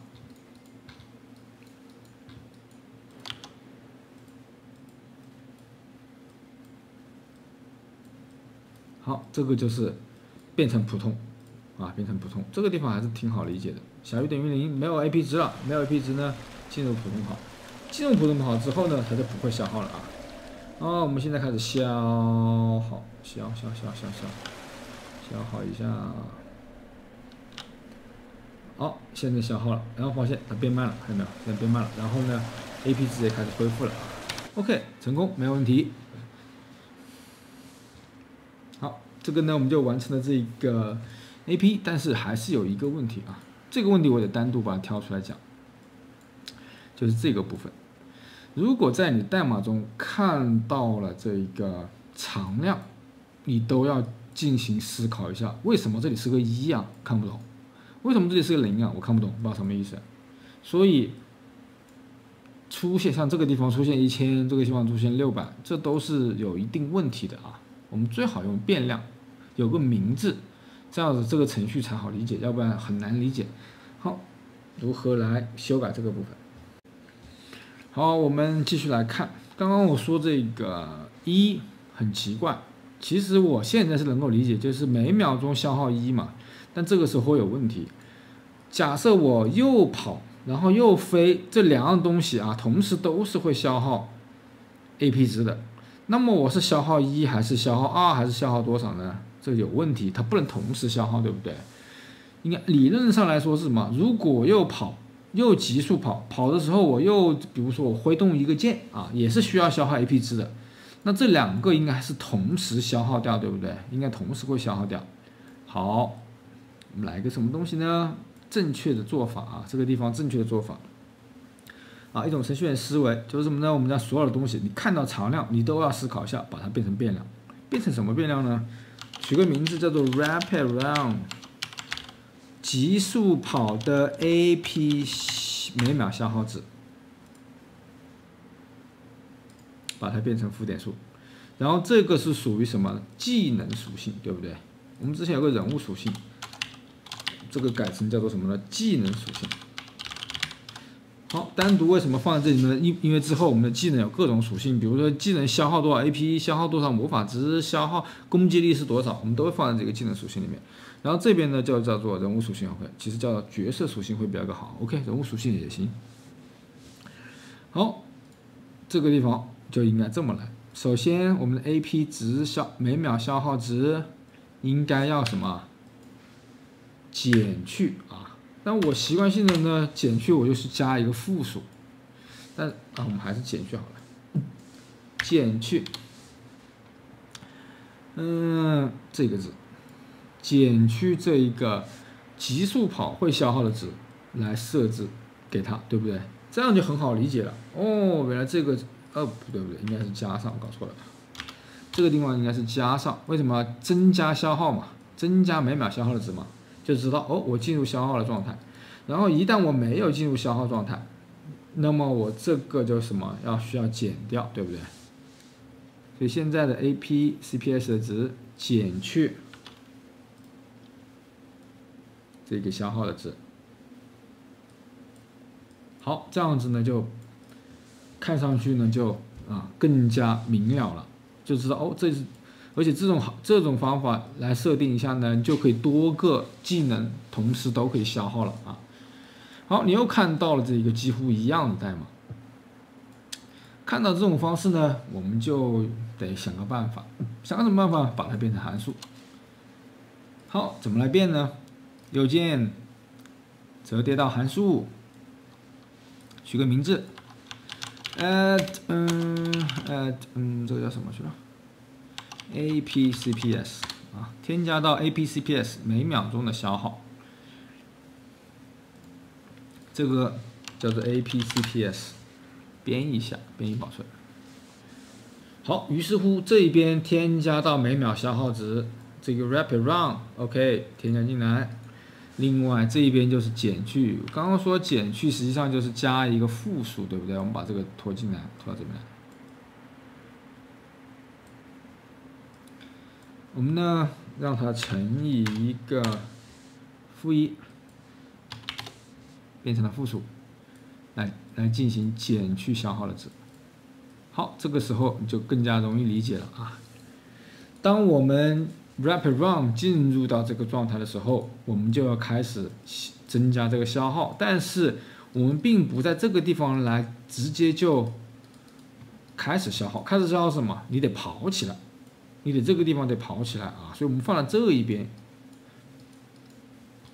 好，这样子呢就更加方便的理解了啊，方便的理解啊。这个地方我们加一个注释，这个叫什么呢？来判断这个 SAP consuming， OK， 完成。好，完成了这个行动点数以后呢，我们再来看一个人物很重要的一个属性，叫做 HP 啊 ，hit point 啊，通常我们指的就是血量。换成浮点，丢到呢人物属性。好，看一下这个 HP 怎么来玩。通常 HP 呢也有和我们这个 AP 是很像的啊，有扣除，然后呢也有增加。扣除的时候是受到了伤害，对不对？比如说，但是你捡到了药物呢，就可以增加你的血。好，看一下，当我们添加完 HP 以后，我们应该做件什么事情呢？在右空白处点右键，来一个叫做 damage 啊，往上走，有一个叫什么呢？事件啊，有一个这个叫做事件任意伤害，就是伤害事件啊。伤害事件呢，其实很好理解，这有个 damage 这个值，就是将我们的 HP 值减去这个 damage 值，对不对？就会掉血。好，然后再把这个 HP 设置，你会发现其实跟我们这个 AP 很像啊。同样的，也有一个问题，就是什么？最小值和最大值。你不能低于负数，你也不能高于你的最大 HP， 所以相同的原理啊，我们来一个叫做 max HP 啊 ，max HP。好，我们也来一个什么呢？叫做 clamp， 限制浮点数，最小值为0，然后最大值为 max HP。好，再连 HP， 这样子呢，它就不会越过线。好，这个地方你会理解。那么伤害就是减掉血，对不对？那么如果减到药物来增加血、补血的，那怎么办呢？把这个 damage 变成负数啊，负得正。所以呢，无论是去血还是加血，我们都可以用这一个事件来实现啊。好，但是呢，这个地方还会需要做一个事情，就是添加这个动画。我们看一下如何来添加这个伤害式的动画。好，动画方面呢，我们到这个Anime Store Pack 啊，这个里面有一个动画，有一个什么动画呢？有一个这个，我们来稍微看一下这个死亡的动画。因为这个地方呢，我找了半天没有找到这个伤害动画，没有就受到伤害，有一个 hit， 但是这个 hit 呢，我们看一下啊，有个 hit 在这个，你会发现他是拿着枪的啊，不太合适，所以呢，我想用这个动画啊 -2 死亡2号动画，可以看到前面这一段它有伤害的感觉，然后之后再导入，我们可以通过这个伤害的值啊，来判断我们应该使用哪一种动画，哪一个这个播放前面有多长时间啊？所以呢，我们把这个 -2，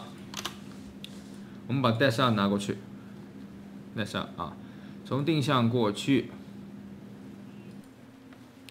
好，这里把这个仅显示兼容谷歌把它打开，放到我们的 Libra 上面。我看看它什么名字。OK， 它没名字，我们就不用换了。然后修改文件夹，放到 Libra Character、Libra Animation 里面啊，规矩，重定向。好，这样子呢，我们这一个死亡动画就过来了。同样的，我们把它换一下这个名称啊，换成这个 Libra 开头 ，Libra Yes 的死亡动画。好，保存一下。然后呢，在这个动画蓝图里面，我们添加一个新的状态啊，这和我们之前添加这一个蹲伏是一样的，添加一个新的状态，我们称为叫做这个 hit 啊 hit， 被击打到了，然后过来回来啊两种。首先我们进到这个 hit 状态，这个 hit 状态实际上就是播放这个叫做 Libra 的 Death 动画，对不对？就是死亡的动画。然后呢，我们再回到这个地方来，它的触发是因为我们来一个值啊，叫做 is hit 啊，它被击打到了。如何结束呢？结束啊，我们把这个也打开一下。结束就是 hit 到走，我们就是因为这个 is hit， 它为 not。好，这些步骤呢，我们之前已经做过多次了，所以呢，相信大家还是挺熟的。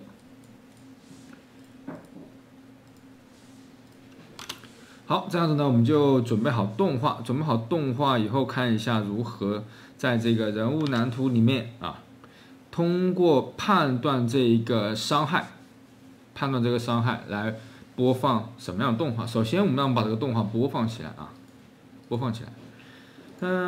受到了伤害一定是这个 damage 为正数，对不对？所以这个地方我们得来个 if 啊 ，if，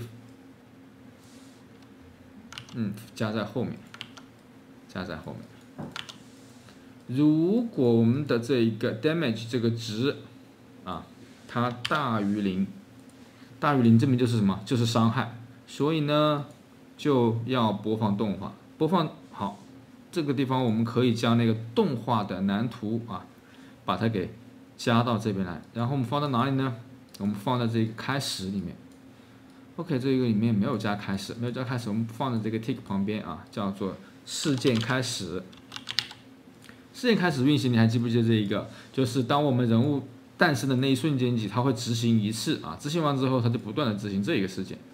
所以这个地方我们需要做一件什么事？就是将我们网格体包含的那个动画蓝图啊 ，get anime instant， 获取动画实例啊，将它拿出来变成一个什么呢？变成一个变量。好，一开始的时候我们就将这个变量拿出来，然后取个名字叫做 animebp 啊，这个是人物的这个动画实例。我们所以在这个地方我就可以直接拿来用了。拿这个动画里面的什么呢？我们还需要做一件事情，我们要将它 cast 一下，转换成这个 Libra 啊，转换成 Libra 的 animebp 啊，动画蓝图，然后传过来。这样子才包含什么？刚刚我们的那个叫做 is hit，is hit， 为什么没有呢？是不是没有编译啊？我们看到这一边，你所有的这些要点编译，is hit 这边有了。我们再来看一下，这里我们也编一下保存 is hit， 为什么会没有呢？找一下原因啊。这个地方把它网格体获取的动画实例转成 libra_nbp，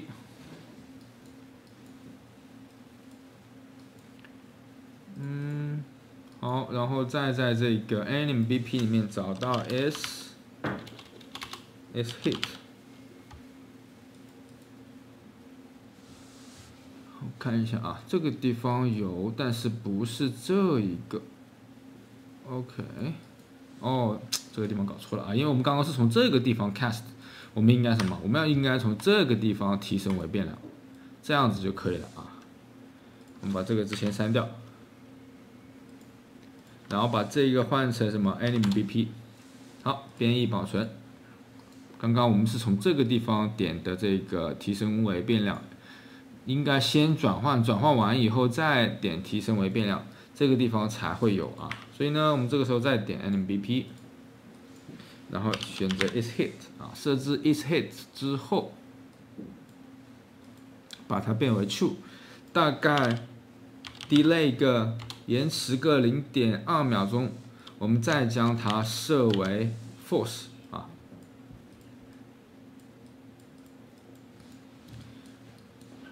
好，这样子呢就可以来，当它受到伤害的时候。就会播放刚刚那个死亡动画的前面一部分啊，因为只有 0.2 秒钟。好，看一下如何来测验呢？因为我们现在没有东西可以伤害我们，所以我先做一个框框嘛，这个框框我们一进去就能够受到伤害。好，我们呢先随意来一个框框啊，在这个 blueprints 里面，我们新创建一个蓝图类 actor。取一个名字叫做 damage 伤害测试 damage test 啊 damage test， 我们进去以后添加一个什么呢？这个合体触发器啊，稍微把它变大一点，变成这个200，好，在这个下面有一个叫做开始重叠时啊，逐渐开始重叠时。开始重叠之后，我们就让这一个 other actor ，are the actor 啊，把它转换成我们的 libra， 这个就是我们进来的那一个啊，什么东西进到我们这个框框里面来了，进来以后我们把它转换成 libra， 如果转换成功了，我们就将它什么，就将它这个 apply damage 应用伤害。好，这个地方我们之前在这个地方是什么呢？是伤害事件啊，事件任意伤害。然后这个地方呢叫应用伤害，应用比如说10点伤害，用10点伤害，这就证明掉10滴血。好，编译保存一下。另外这一边呢，我们也需要将这个人物属性的 HP 设置一下。之前我们设置为0，对不对？现在100，然后最大值呢也是为100。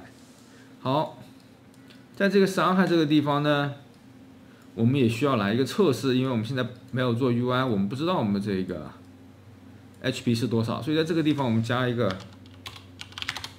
打印字符串。好，丢进来，编译保存。然后再把这个框框给拖出来，一旦我们进入这个框框呢，就会掉1滴血。我们试一下。好，可以看到90、80啊、60，我每次进入都会被掉1滴血，而且动画我们也看到了啊，所以加一点点这个声效啊，会更加明显一点。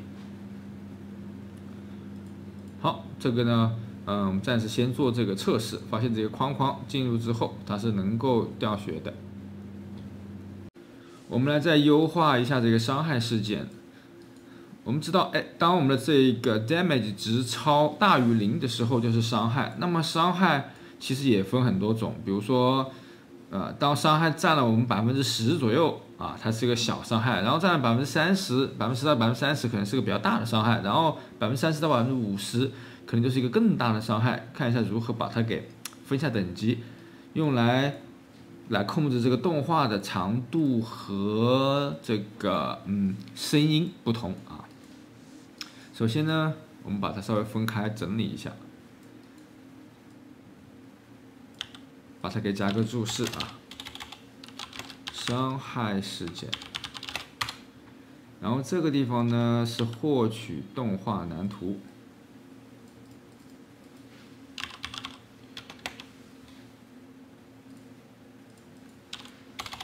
获取动画蓝图。好，另外这个部分我也想把它优化一下啊。同样的，我们是用什么方式啊？你看这个地方，我们之前是 add APCPS， 对不对？我们也可以用这种方式来优化一下这个蓝图。用什么呢？用这个 HP， 但是这个地方是减法 ，OK， 没有问题。我们把这个也同样的包含进去。然后折叠到函数啊，这样子呢看上去会清爽一点。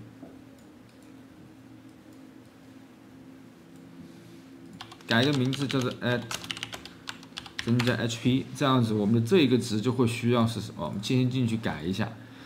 现在就是 HP 减去进来的这个值，进来的这个输入的这个值，我们也称为 HP 啊，也称为 HP。但是呢，我们这个地方来一个加法。改成加法。现在我们的 HP 加上传进来这个 HP 值，传给它，然后进行一个限制，把它整齐一点啊。进行限制，然后来打印字符串。好，关掉这一个之后呢，我们就需要将这个 damage 变成负数啊，变成负数，乘一个-1。那就是什么呢？就是伤害，对不对？如果它传过来是个负数，那么负数乘以负数就等于正数，那就是什么？就是血，比如说加血的一些东西道具。好，这样子加完以后，我们再来判断，如果是大于0，就证明是什么？证明是掉血。那掉血就分几种，如何来判断它是你的总血量的多少呢？我们用这个值除以我们的最大 HP， 对不对？就能够得到一个百分比，然后来进行判断。如果这个值大于0.1，或者是我们就直接大于0 and 好，我用了一个 and 就是什么呢？就是如果要判断它是0%到10%之间啊，0%到10%之间，那我们这个地方还得来一个大于0，小于等于10%，也就是0.1的话啊，那证明呢它是一个小伤害。我们来个 if，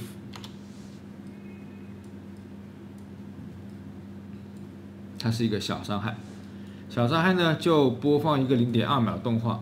另外，我们在这个地方添加一个声效啊。刚刚呢，我找了几个这个 hit 啊，被打的声效 hit 01，三个不同的声效啊，根据这个伤害的血量来。好，这是第一种伤害，我们把它这个地方扩大一点。那么第二种伤害还是根据这个值来判断，对不对？第二种伤害是什么呢？它如果是大于了1%，然后到20%之间啊，然后这里再来一个小于等于20%，也就0.2。同样的，我们也用 and 这个符号啊 ，and 这一个，就是它们两个啊都同时满足。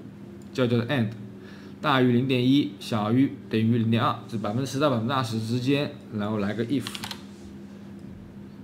好，就会播放我们同样的东西啊，同样的东西，这个地方得要接到这里来啊，然后呢，再判断拨这个2号击打声音，然后让这个延迟的声音呢变成0.4秒啊，变成0.4秒。好，这里呢我们稍微摆的对称一点。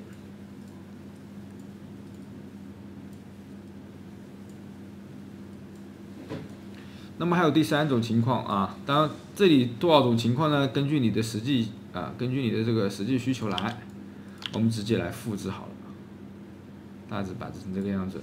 这里就是0.2到0.3之间啊，0.3之间，我们就播放这个3号的声音，然后另外呢，动画要得播放6秒钟啊，播放0.6秒钟。好，这样子我们就来了一个比较复杂的这个伤害了啊，比较复杂的伤害。编译保存一下，我们来测试一下。现在是去10滴血啊，点运行。我们还是在这个测试里面可以看到普通的，然后如果现在改一下这个，我们把它去到20滴血，这个就是到了20%了，对不对？20%了，我们就好，没有播放动画的原因是什么呢？我们找一下啊，大于0.1，小于等于，哦，这里搞错了啊，怎么能够连到最后面呢？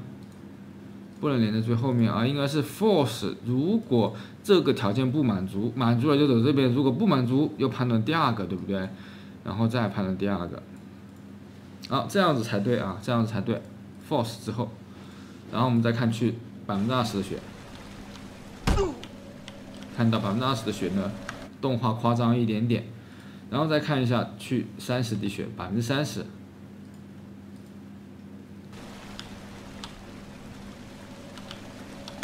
好，这个地方又没有播，什么原因呢？再找一下 force 到这个地方没有连接线，看到没有？啊，这个雏形啊，连接线2%到30%，编译保存一下。好，可以看到这个掉血掉得多啊，掉得多。好，到0滴血，0滴血实际上就得要倒下，对不对？好，死亡的这一个事件呢，我们之后再讲啊。现在我们已经完成了这一个让这一个伤害有3个等级啊，包括不同的动画。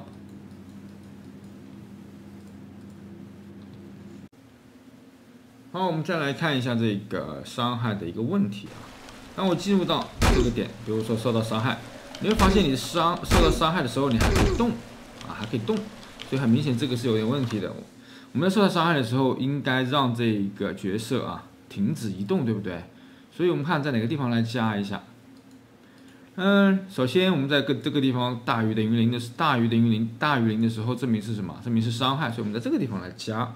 怎么来加什么东西呢？角色移动有一个叫做这个 disable， 禁止移动啊，有一个叫禁止移动。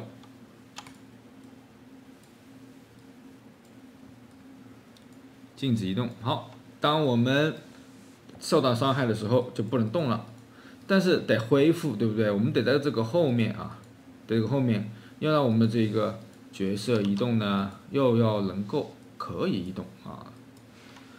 怎么来做呢？我们打个 move 啊，这里有个叫设置运动模式。实际上禁止移动就是将这个设置运动模式为无，所以呢，我们又将这个运动模式啊，受到伤害的时候，受完伤害，我们又将这个运动模式呢，又变成这个行走啊，变成行走。好，点编译保存，我们来看一下，我让这个伤害呢受小一点的10点。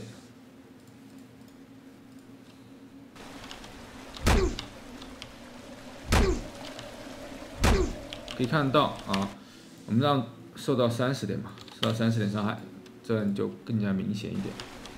可以看到现在不能动，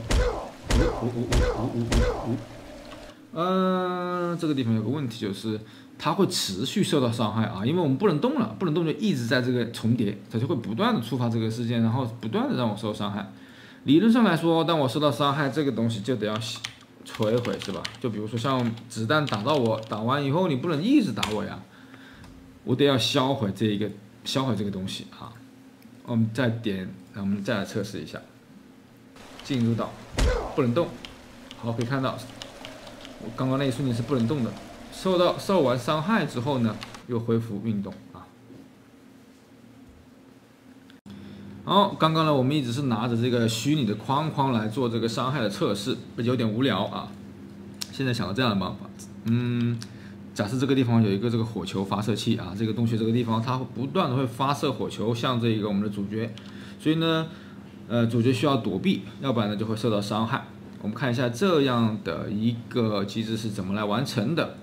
首先我们需要来准备这个火球，对不对？好，我们来到这个 Blueprints 啊，蓝图，创建一个新的蓝图类 Actor， 取一个名字叫 BP， 这个 Fireball 火球啊，然后装机进去。另外呢，添加几样东西。首先我们要拿一个这个球体碰撞器，为什么？因为我们得判断这个球体碰到我们人就会什么进行伤害，对不对？进行伤害。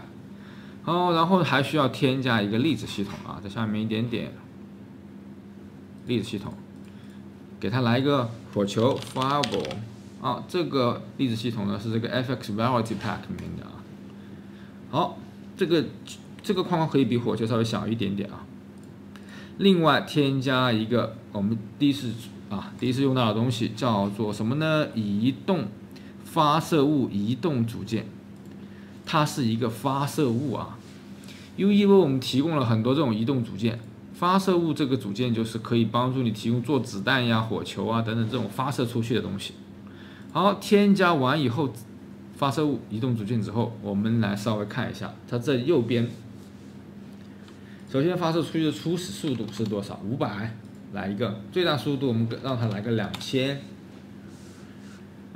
再往下面走，这里有一个速度啊，我们之前有说过很多次了，速度是个向量，它是有方向的，因为速度我们要知道往哪个方向飞，对不对？所以呢，这是一个方向的量。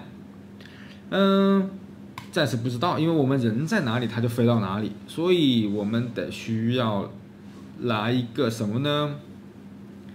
好，我们暂时都把它变为0啊，都把它变为0。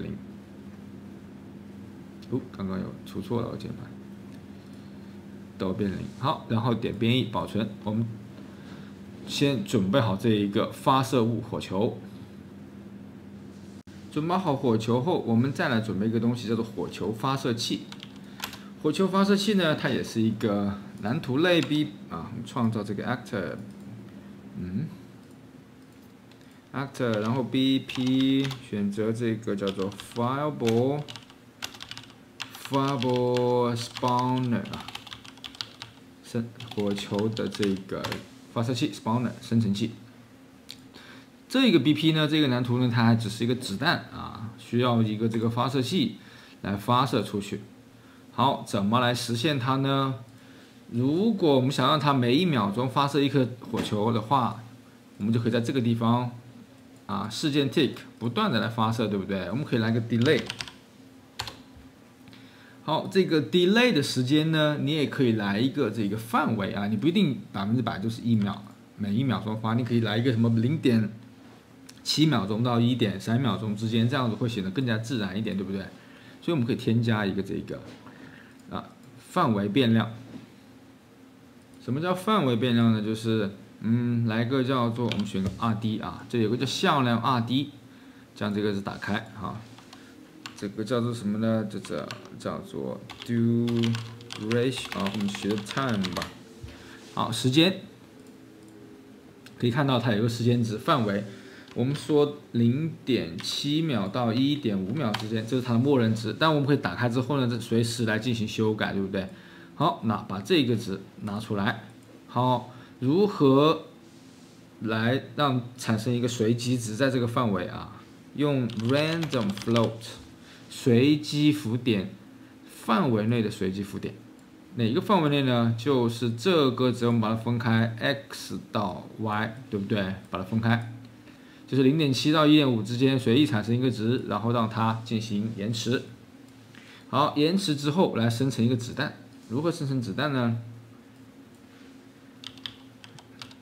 好，我打一个 spawn， 这个单词你一定得要记住。从类生成 actor， 选择我们刚刚的这个 fireball， 我们建的那个 BP fireball， 这个就是子弹。生成子弹之后，这里有个 spawn transform 生成的位置，生成的变换，我们把它分割开，这个非常非常重要啊。位置就是哪里啊？就是我们发射器的位置，对不对？所以我需要来一个叫做 location， 我们的 actor 的 location 获取 actor 位置，就在这个位置来获取，然后让这个火球发射出去。然后我刚刚有说这个火球发射出去的速度是多少啊？速度是多少？我们可以看到这个发射物有一个速度。速度是多少？我们需要在这个后面来设置。首先，我们要获取到这个发射物我们生成的这个球里面有个发射物，然后再设置它的这个速度 velocity 我用的可能快了一点velocity 这个词你也需要记住，设置它的速度。好，速度应该怎么来设置？我之前有说过，速度实际上是一个向量，它是有方向的，也就是火球发射器与人它之间的这一个向量是什么？好，怎么来获取呢？这个地方稍微有一点点几何学的知识，我稍微讲一下首先你要获取我们这个人物的位置，获取玩家 palm因为我们这个火球发射器是假设我们放在这个位置它不断的向人物发射火球，所以我们需要知道玩家的位置在哪里，获取这个玩家的 actor 的位置，对不对？然后另外我需要发射器的这个位置，发射器的位置就是我们此时此刻这一个蓝图的位置，所以我直接可以什么呢？这个获取 actor 位置获取 actor 位置，往后面拖一点点。我用这一个位置，我用人物的位置减去我的发射器的位置，是不是就获得了他们俩之间的向量他们俩之间隔多远，方向是什么就全部知道了，对不对？好，然后再将这个值 normalize 的话，叫做规格化normalized 标准化不是这个规格化。什么叫做规格化？你看，可以解释一下：获取矢量的标准化单位副本，确保其长度可以用来进行实操作。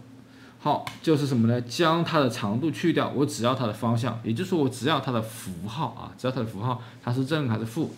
因为 x y z 三个轴，只要知道它的这个方向就 OK 了，不需要知道它的长度是多少。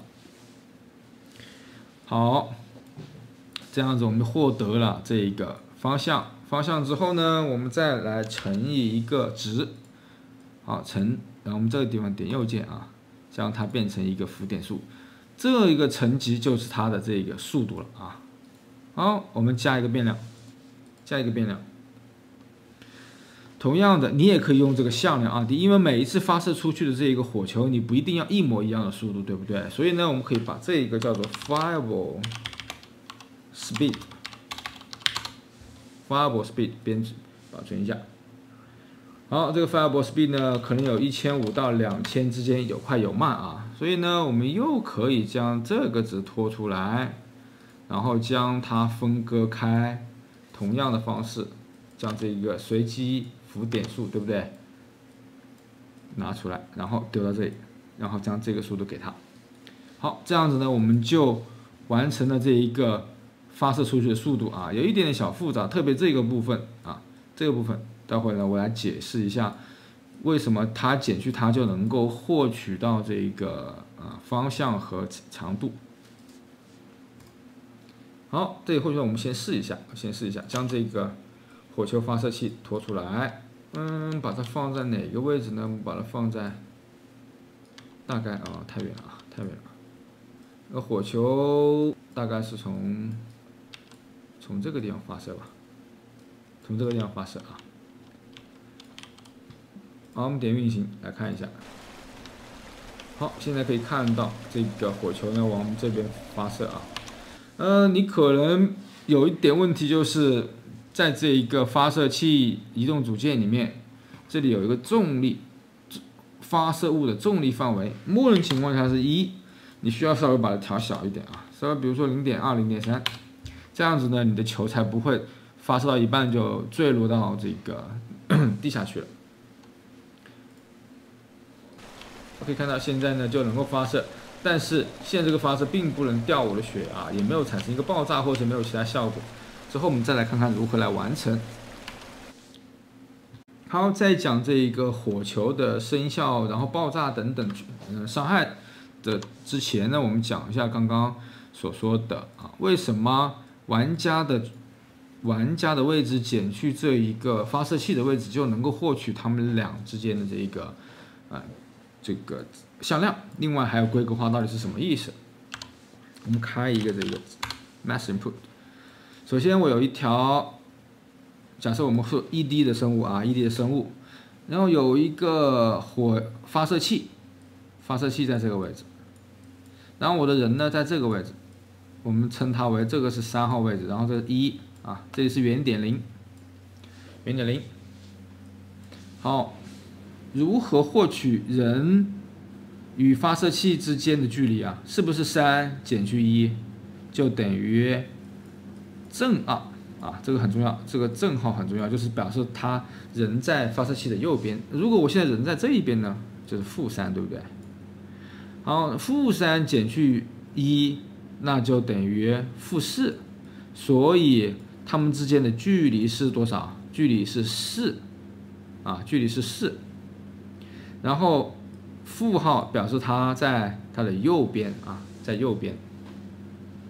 OK， 知道这个之后，我们把它变成2D 的。现在我多了一个轴 ，Y 轴，这个是 X 轴，这个是 Y 轴。我们现在多了一个轴，假设人在这一个位置，这个位置我们称它为3.2。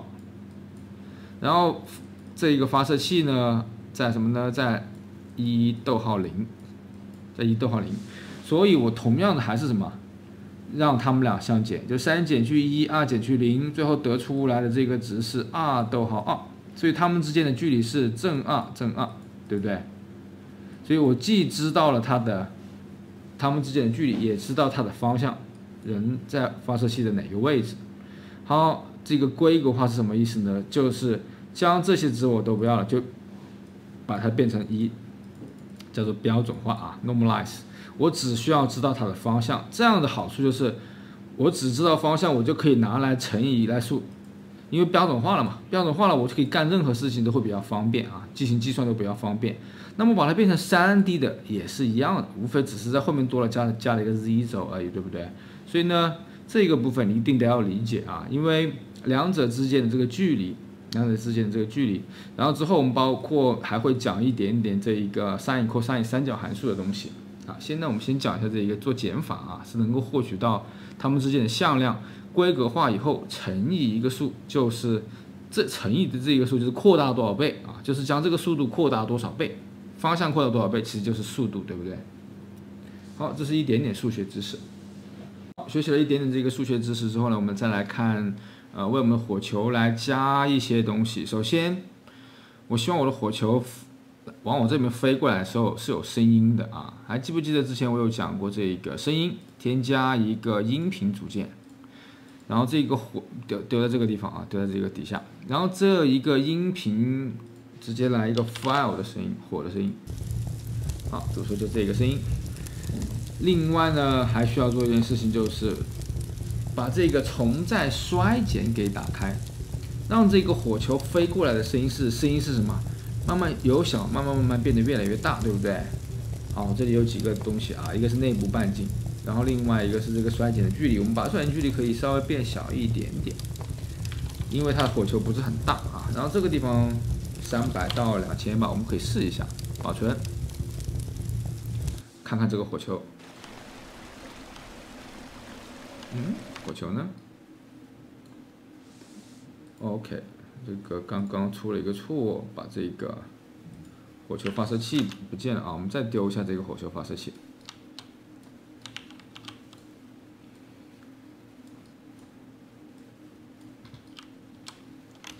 好，保存一下，点运行，可以看到现在这个火有声音了啊，火有声音了，但是呢，它还并不能让我掉血。先加了声音，再看一下怎么来掉血。看一下怎么来掉血呢？我们用了一个球体碰撞，实际上就是通过这个碰撞的组件开始重叠时来进行判断，对不对？好。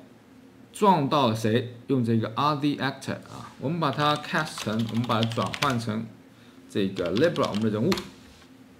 如果转换成功了，就证明呢，我们就可以让它来掉血了啊，就让它什么呢？应用伤害啊，应用伤害。至于这个伤害值是多少，当然你可以直接来一个10。不过之前我有讲过啊，尽量不要去这样子来，因为一个常量这里看到这个地方会有一点点迷惑的。既然我们的这个火球啊，它是可以用在各种地方的，你可以用在发射器上面，也可以用在人物的魔法上面等等啊。所以呢，这个伤害我们可以怎么呢？可以另外来4个字，把它变为变量 damage， 然后传给他，这样子呢就更加合理一点啊，更加合理一点。然后当这个火球其实只用于这个火焰发射器啊，我们的魔法是另外一个，因为这个地方我们是专门用来对付我们的主角的。好，应用伤害之后，还要做一件事情，就是大概隔那么个0.2秒之后，你要毁灭这个火球，对吧？如果你不毁灭，它会一直掉血。但是毁灭的这一个点呢，毁灭的那一瞬间呢，是不是得来点特效啊？所以呢，我们可以来一个 spawn 一个什么呢？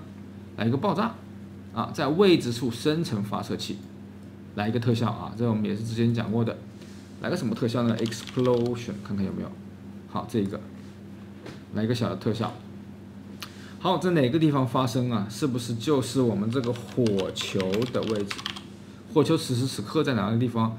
直接丢给它就好了。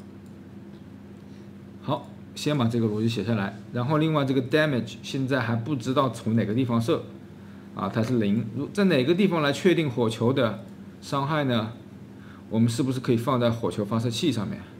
所以我们在这个火球发射器这边添加一个值，叫做 fireball 的这个 damage，fireball damage 变成浮点数。好，在哪个地方设置呢？生成好火球以后，我们设置了火球的这个速度，还是火球 damage。好，注意啊，叫做 fireball damage 啊，哦 no， 就叫 damage， 不是 fireball damage， 就是 damage， 设置 damage， 先设置 damage， 再设置它的发射速度，它的伤害是多少？是不是就是我们的这个火球伤害？这样子写的好处，我们把它打开，是因为裸露在外面的啊，在我们场景里面是火球发射器，所以我们可以通过这个地方来设置，看到没有？比如说我现在设置10点，证明我发射出去的火球是伤害是10点啊。然后我们呢也可以给它一个默认值，默认值就10点好了。好，保存。这样子我们再来试一下，可以看到现在火球可以让我们掉血了啊。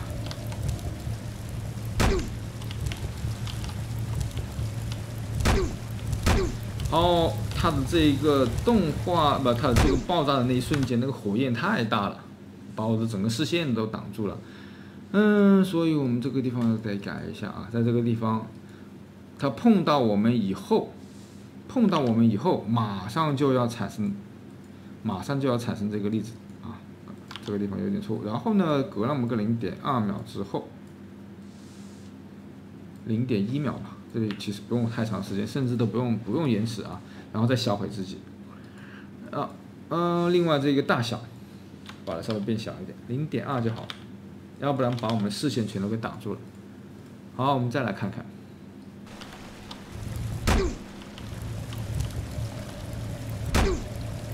0.2又太小了，0.5吧。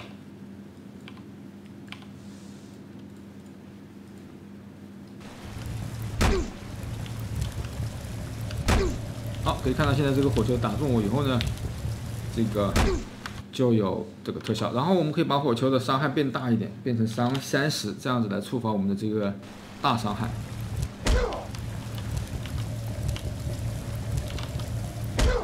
哇，好，赶紧跑！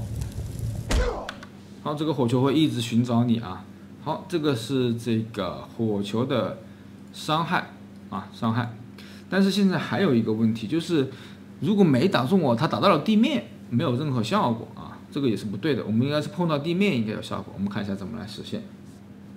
火球碰到地面，我们首先得看看火球会不会碰到地面。我们在这个转换失败这个地方啊，就证明它没有撞到人，没撞到人，最后呢，它肯定会撞到这个地面。所以我们得看看是否最后会不会撞到地面。我们来看一下，运行，躲避，可以看到它确实会撞到地面啊，会撞到地面。好，这里有几种情况，就是有可能呢也不会撞到地面。你如何来检查呢？你看一下你的地板啊，我这个地板是之前我做的这个模块化的地板，里面的这几个东西啊，我们只要确定一下是否是静态的，因为我们的这个地方的碰撞啊，球体的碰撞，物理往底下找一个碰撞，我碰撞的是 overlap all dynamic 啊，能够重叠所有这个动态的东西啊。当然这个地方你可以来什么呢？这个之后我们会详细的讲，你现在就这样子来设置这个值就好了。另外把这些都设为这个静态的，它就会撞到这个地面啊。好，撞到地面，我确定撞到地面就 OK 了。我们把它暂时这个地方删掉。撞到地面实际上就是什么呢？就没有应用伤害了，对不对？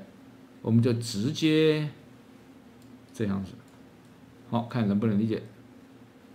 就直接爆炸了，就跳过应用伤害了，直接爆炸。爆完炸以后，大概你好销毁。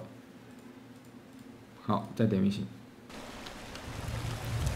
可以看到现在地面就有了啊，它会碰撞到地面。那我们就躲避。啊，躲啊，没躲到，完蛋了，完蛋了，因为我不能，这个掉血掉的比较严重啊，所以这个静止移动的时间也比较长。好，这个火球把伤害稍微变小一点，变成10，这样子呢，我们就完成了这个火球的伤害，并且刚刚也修改了一下这个火球撞地面。火球撞到地面之后呢，我们还可以补充一样东西，就是产生一个音效啊，一个爆炸的音效。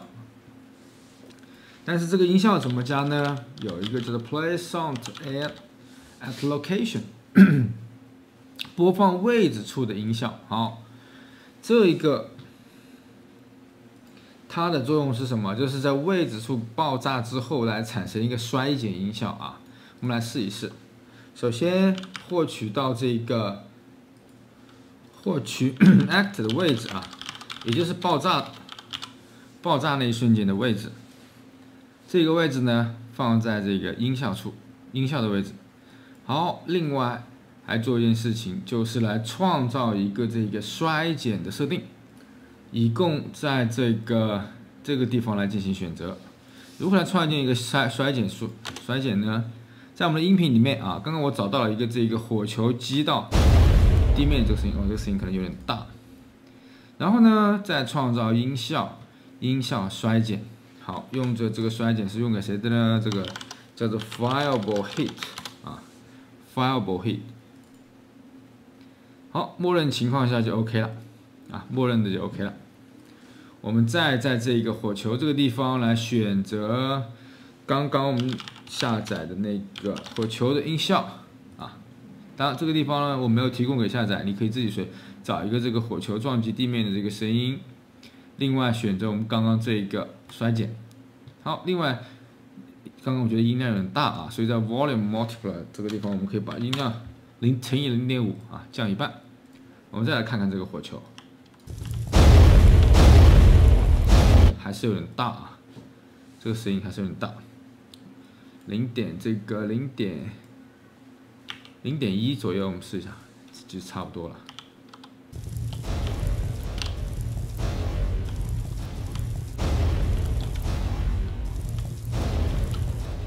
你会发现这个火球它是带什么呢？带衰减的啊，你隔它越远，它的声音就越小；隔它越近呢，声音就越大。好。啊，这是我们补充的一个东西。好，刚刚呢，我们一直讲的是如何让我们掉血啊。来看一下如何来做一个让我们加血的东西呢？我的想法是做一个，当然你可以做一个物品，可以做一个药瓶，或者是呢一个比如说加血的一个圣池啊。好，这个地方我们来看一下如何来做一个加血的地方啊。空白处右键啊，注意在这个 Blueprints 目录里面，一定得要注意这个文件夹。actor BP 这个叫做什么？叫做健康 healthy， 这个 field。好，一个加血的区域。同样的，我们来一个合体触发器啊，当然，你也可以用球体吧，因为这个区域通常是一个圆的。来个120的大小，稍微大一点啊。然后呢，再添加一个这个叫做粒子，加一个粒子系统。好，粒子系统选什么呢？我们的这个 FX 里面啊，我们可以看一下这个 FX Variety Pack Particles， 我们找一个像加血的地方 ，Magic Circle，Heal 啊，这里有个 Heal 啊，治愈 Heal Aura 啊，我们就用这个，而且它的名字取得比我好啊，我把我的名字也改一下，这个 Healthy Field 有点傻了，我们把这个关了啊，第一次加这个粒子的时候会有一点卡顿，所以现在我们呢正在占有的过程中会有一点点卡啊。把我的蓝图也改一下，我们叫做 Heal 啊，治愈 Heal， 然后呢，这个 Field 还是可以，治愈场。好，我们把这个治愈场呢放在稍微后面一点的地方。有一点点小夸张是吧 ？OK， 问题不大，我们用来做测试。到这个地方呢，你就可以加血啊，加血。好，如何来设置这个加血？我们再修改这个蓝图，其实很简单，就是当我们的人物进入到开始重叠的时候，对不对？然后呢，转换成我们的 Libra， 然后将它应用伤害，还是应用伤害，哎，你就会觉得，哎，怎么会应用伤害呢？这个时候，只是这个伤害是个负数啊。所以我们这个地方又加一个变量，又一个是浮点数，这个叫做 Heal Value， 治愈的值啊，或者叫 heal per second， 每秒治愈的值，每秒治愈的值，将这个拖过来，然后乘以一个-1，就把它变成负数，对不对？应用一个负数的伤害，那不就是加血吗？好，我们来看一看。哦，现在掉了1滴血啊，掉了。我们进到这个里面来。哎，你射不到我，太远了。我看有没有加到血。啊 ，OK， 没有加到血，没有加到血。我们看一下什么原因。首先，这个 heal field 它是否能够产生一个重叠事件 ？OK， 能够重叠的时候转换成这个，然后应用伤害。我们看一下，我们找一下原因啊。这样子运行就可以看到，当我们进入的时候。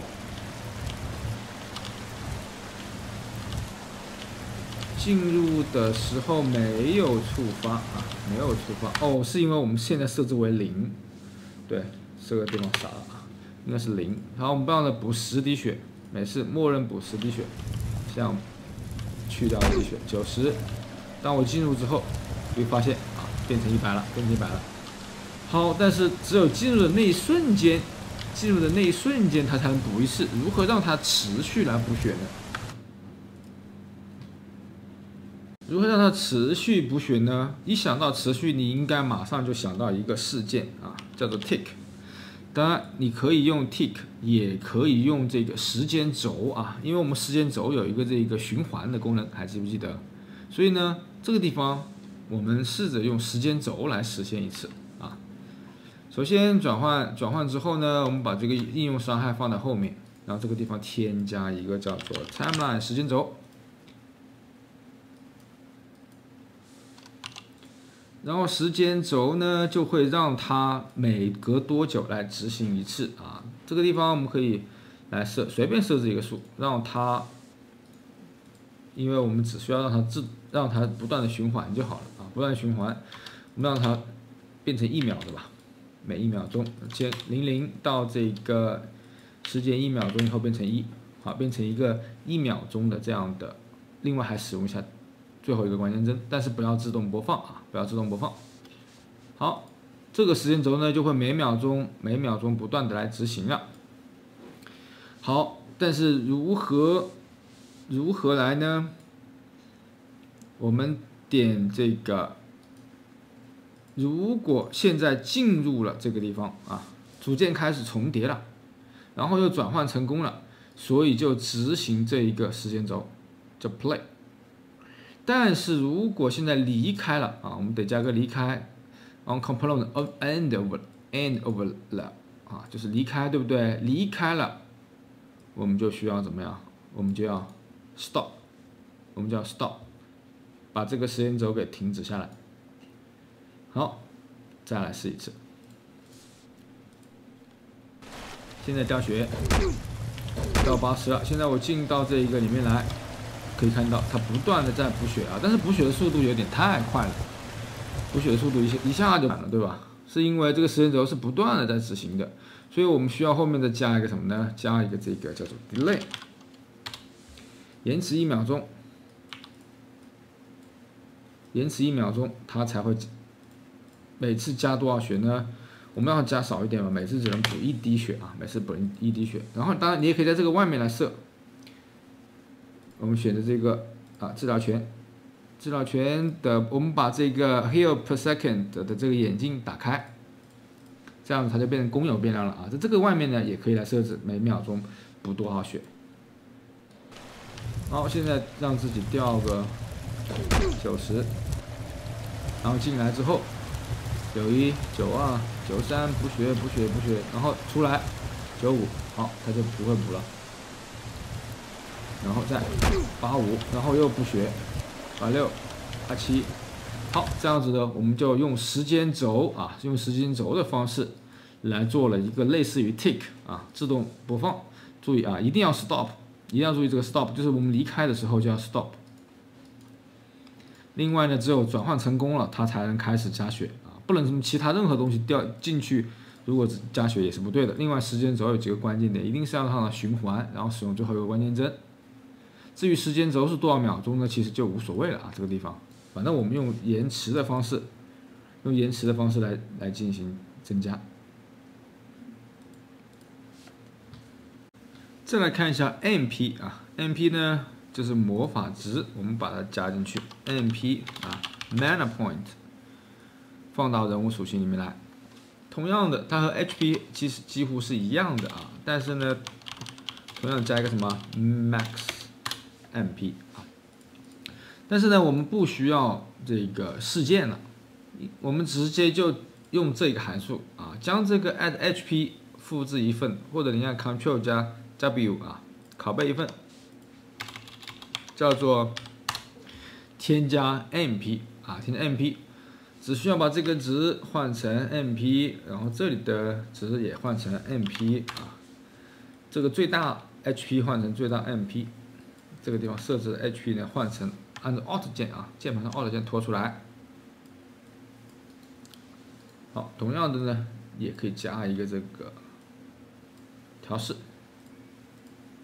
另外呢，我们把 HP 的调试就可以删掉了，包括之前的 AP 啊 ，AP 的调试啊，我已经删掉了。把 AP 的调试，这里的调试我们都可以删掉。好，但这个 AP， 实际上我们的 AP 啊，这个行动点数也是可以用我们刚刚的时间轴来实现啊，时间轴实现呢就会更加简单一点。但是我用这个 AP 用这么复杂的方法来讲呢，你就可以更理解得更多的这种用 tick 也可以来实现不断的来运行，然后用时间轴呢也可以来不断的执行。好 ，MP 呢很简单，就这样子就 OK 了。因为当我们使用到魔法的时候，要么呢就直接扣除，要么呢就在那个技能的那个世界里面去用时间轴来实现它的 MP 的扣除，持续扣除，对不对？两类魔法。好，有了这个 MP 之后啊，魔法值，我们呢就可以来研究一下人物的技能了。首先，我们回忆一下3个学期的入门篇里面有讲到的一个萤火虫啊，一个很简单的技能就是点亮你的场景。我们呢把那边的内容先复制过来一下，看一下我怎么来复制。首先，我打开我这一个内容的 content 目录啊，我的之前在哪里呢？之前的那个 Origin 在哪里？在 Git， 在我的 Z 盘，然后 Programs。选择 UE5， 好，我不知道你放哪里了，你需要去你之前的那一个里面找到 Content， 有几个文件夹，第一个是 Learning Kit Games， 然后还有一个就是 Orion， 你可以把这两个呢复制一下，然后放到你新的这个 Libra 啊，我是 Libra 或者 Lyra 这个文件夹底下的 Content。注意那边的 content 对应的这一边的 content 复制才不会出错。如果两边不同的话呢，就会出错。这样子呢，我就可以把我的 Orion 之前的一些粒子系统啊，包括萤火虫啊，我们都可以用起来啊，都可以用起来。好，准备好这些东西之后呢，你还需要一个比较大的一个动画包。在哪里呢？在我的这个 Git 里面啊，可以看一下我的这个 Git 里面啊，我有把这一个地址放到这个视频的底下啊，是一个叫整个这个大纲。另外呢，你可以点一下这个 Unreal， 然后选择这个 Lab 啊 Library 点 MD， 就可以看到这里有个动作捕捉的一个包，这里面呢有好几千个动画。好几千个这一个通过动捕设备捕捉出来的动画啊，是那个CMU 就是卡耐基梅隆大学免费提供的这一个上千个这个动画，你可以直接拿来用。好，这装好以后就是3583 Animation Pack 啊，这一个文件夹准备好了这些东西呢，我们就可以来研究接下来的这一个技能了啊。好，我们的第一个技能呢，来完成一下这个用手来往前面扔火球。实际上我们之前有做了一个这个火球的发射物，对不对？我们实际上就是要将这个发射物让人来发射，而不是那个火焰发射器来发射的啊。好，怎么来完成？分几个步骤。第一个步骤，我们准备好输入，编辑项目设置，输入。来添加一个新的操作映射，我们称为这个 file， 攻击性的模仿我们都以 file 这个开头好了，或者是释放模仿我们都用这个 file， 然后扔什么呢？扔 fireball， 我们可以设在1键啊，暂时先设在1键。好，有了这个输入之后，我们第二个步骤来准备动画。动画呢，我们之前 Learning Kit Game 啊，在我们的入门篇里面讲到这个里面那个小艺的动画，我们是不是可以也拿来用呢 ？Assets Character Animation， 还记不记得我们之前用了这个 Interact Quick 啊，用了这个动画往前面伸手，我们还是拿它来做这个扔火球啊，扔火球。但是呢，我们可不可以直接用在我们这个人身上呢？也是可以的啊，从定向过去。放在我们的 Libra 身上，将它的名字改一下 ，Character 换成这个 Libra。另外，文件夹也放过去。好，从定向过去之后，就可以看到我们的人物呢也有这个向前推手的这个动作，我们用来做这个释放火球的技能的动画。好，准备好这些之后，我们再看动画蓝图。动画蓝图啊，这个呢也是老规矩啊，老规矩。我们来创建一个新的状态，这个搞错了啊，新的状态，状态的名字叫做释放火球的状态，释放火球的状态。同样的呢，退出进入的机制啊，这个地方我们也需要加一个 is firing。好，我们这个地方全部用 is firing 开头，后面接这个模仿的名字 fireball。好，有了这个之后，我们再进到这个地方。刚刚那个动画呢，名字我们也需要换一下啊，叫做 Interact Quick。我们不能用这个名字，我们用这个 File， 然后 Fireball， 哪怕是共用两个一样的动画，我们也要单独把它取名字，因为之后我们可能会进行修改，对不对？好，那把这个加了以后呢，我们这里就 Play File Fireball。作为我们的这个动画的输出啊，这个动画的输出。另外，它是如何进入的？老规矩，这个地方对不对？然后退出的机制是它 not。好，这个部分呢大家都挺熟了啊，所以做的比较快一点。另外呢，在这个地方来进行输入，对不对？来输入什么呢？这个我们叫做什么去了？叫 file 啊 ，fireball， 来发射我们的火球。好，之前我们通过发射器发射，这个地方发射其实是一样的。不过在发射之前，我们需要做一件事情，就是来修改一下那个火球，因为那个火球的伤害不太对啊。好，设置好动画输入，我们看一下是不是可以直接来发射这个火球。但我刚刚说这个火球有个问题啊，这个事件就是碰到对方的时候，火球碰到对方的时候，它只能伤害 Libra， 也就是我们的主角。好，这个是专门给敌人用的 NPC 用的。我们呢需要再创建另外一个专门给我们主角来用的啊。我创建了一个 Skill 是个文件夹，我们将这一个火球复制到 Skill 里面去。啊，另外呢，给它换个名字叫 skill fireball。好，加这个 BP skill 就是什么呢？表示 skill 里面的各种模仿，我都前面都加一个这样的前缀，用来区别啊，因为毕竟人物的技能还是比较重要的，用来区别。好，进去，第一件事情来修改一些东西。首先看一下 sphere， 为了让它不碰到自己。不碰到我们人物自己，在它的碰撞的地方有个碰撞预设，看到没有？把它换成 ignore only palm 啊，这个叫什么意思 ？palm 就是自己 ，ignore 就是要忽略到自己，你不能碰自己，要不能伤害自己啊，就是忽略到自己。另外呢，把它也需要换一下，这个是专门伤害 Libra， 对不对？我们需要换一下，换成什么呢？换成 character。好，至于这个 character 是什么啊？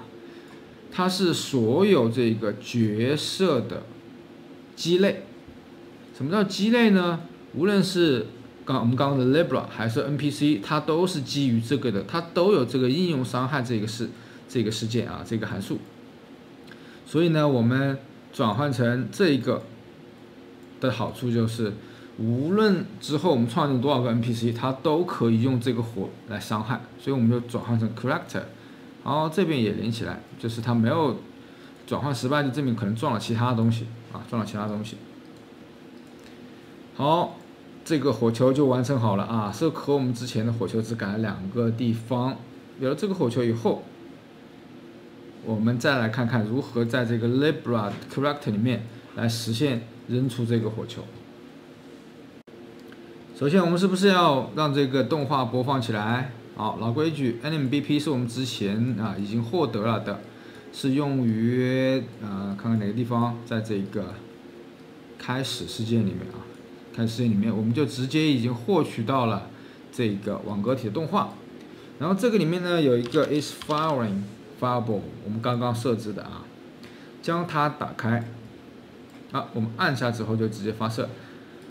打开以后呢，就有动画，大概 delay 个延迟个0.3秒钟左右啊，再释放火球。好，释放火球是不是我们可以从 Blueprint 里面我们的之前做的这个火球发射器里面，把这一段代码直接复制过去啊？所以我可以直接，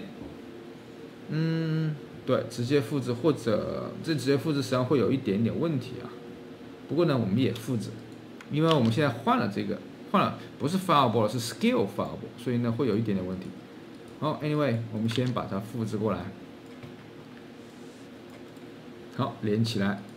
首先我们需要生成的不是 fireball 了，是我们的技能的火球，对吧 ？skill fireball。另外生成的位置也不对，我们得生成我们人体网格体上面的手的位置。如果获得手的位置呢，叫做插槽 socket， 获取插槽位置。将这个插槽位置换成 hand on 右手。好，右手生成火焰，然后再看后面，这个 damage 直接连会出错啊，连不了，对，我们需要重新打一个，设置它的这一个伤害是多少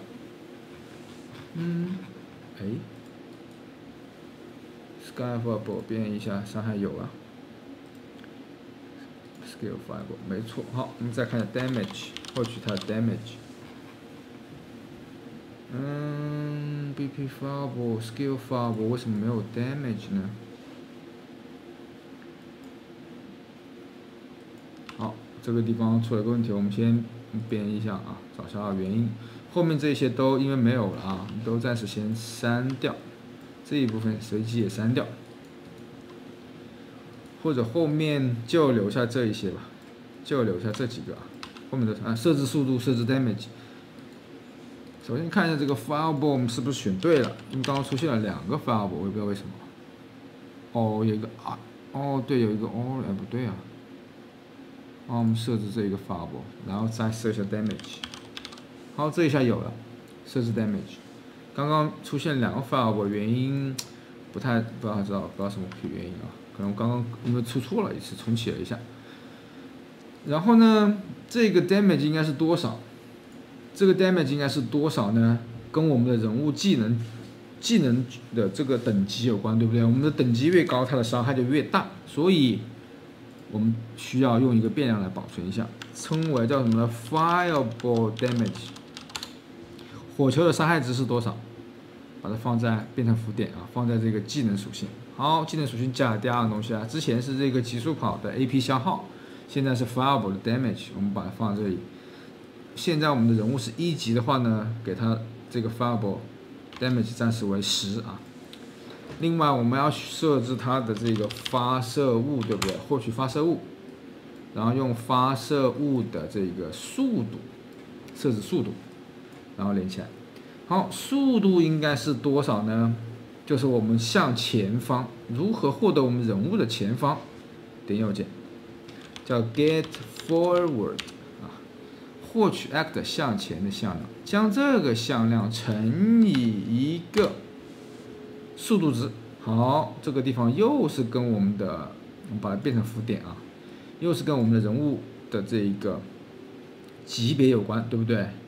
所以呢，我又添加一个，这个叫做 fireball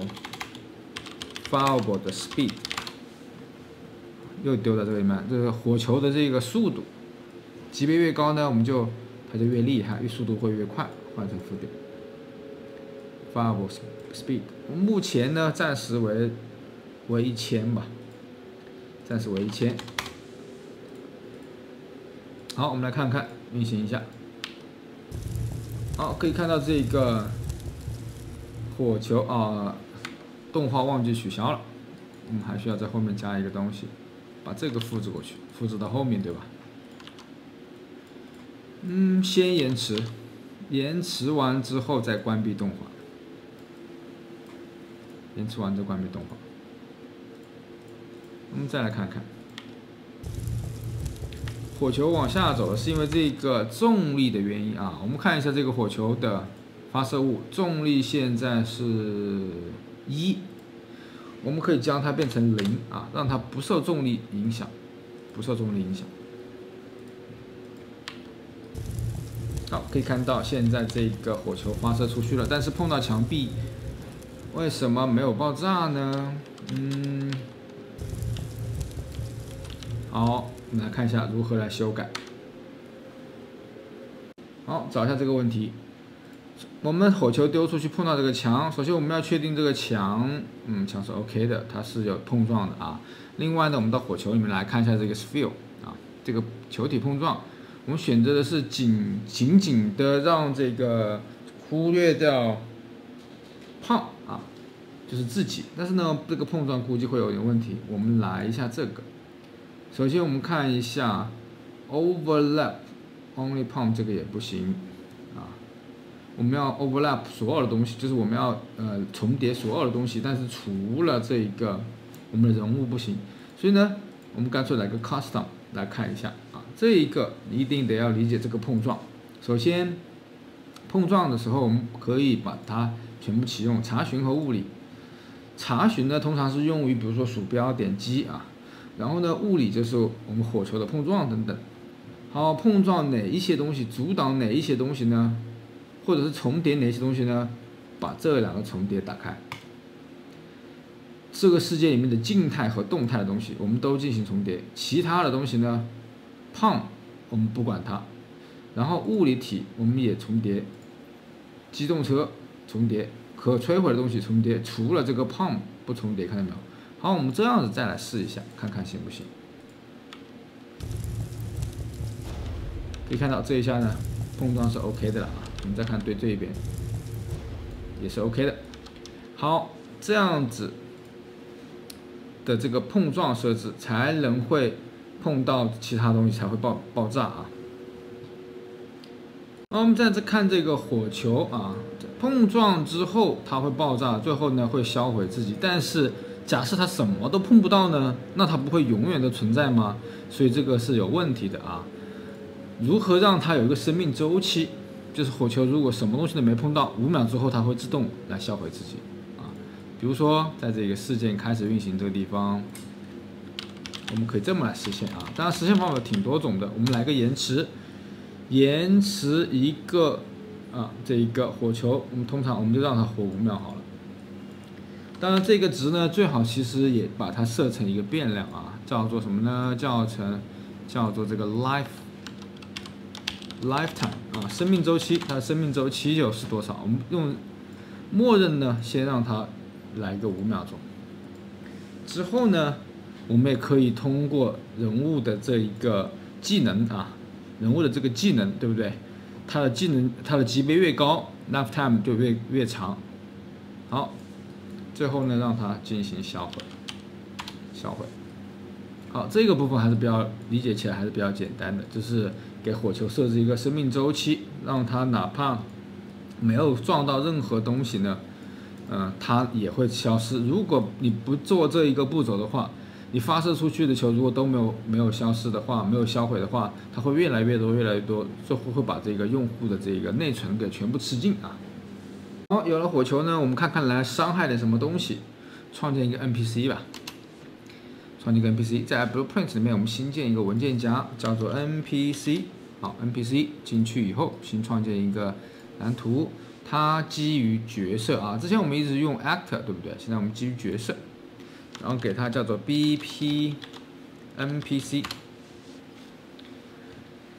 无论你的 NPC 是个盒子、是坨石头，还是一个人物，我们都让它基于这个角色，然后让这个 NPC 作为我们所有 NPC 的父类。好，关于这个父类和子类啊，之前我们有接触过一点点。现在呢，我们可以这么来玩一下。新点这个 NPC， 我们创建一个子蓝图类。然后我们的第一个 NPC 很简单，它就是一个盒子，或者就是一坨石头吧 ，rock 啊，就是一个石头。但是它也是基于 NPC 的。我们在 NPC 里面来把一些公共的一些事项把它给做好，比如说所有的 NPC 是不是都有 HP 啊，都有血，是不是？我们就给它来一个血，搞错了啊，变量来一个 HP， 所有的 NPC 都有血量，所以呢，我们可以给它来一个浮点的 HP， 然后所有的 NPC 都会受到伤害，所以呢，我们这个伤害事件是不是可以写在事件这个里面，对不对？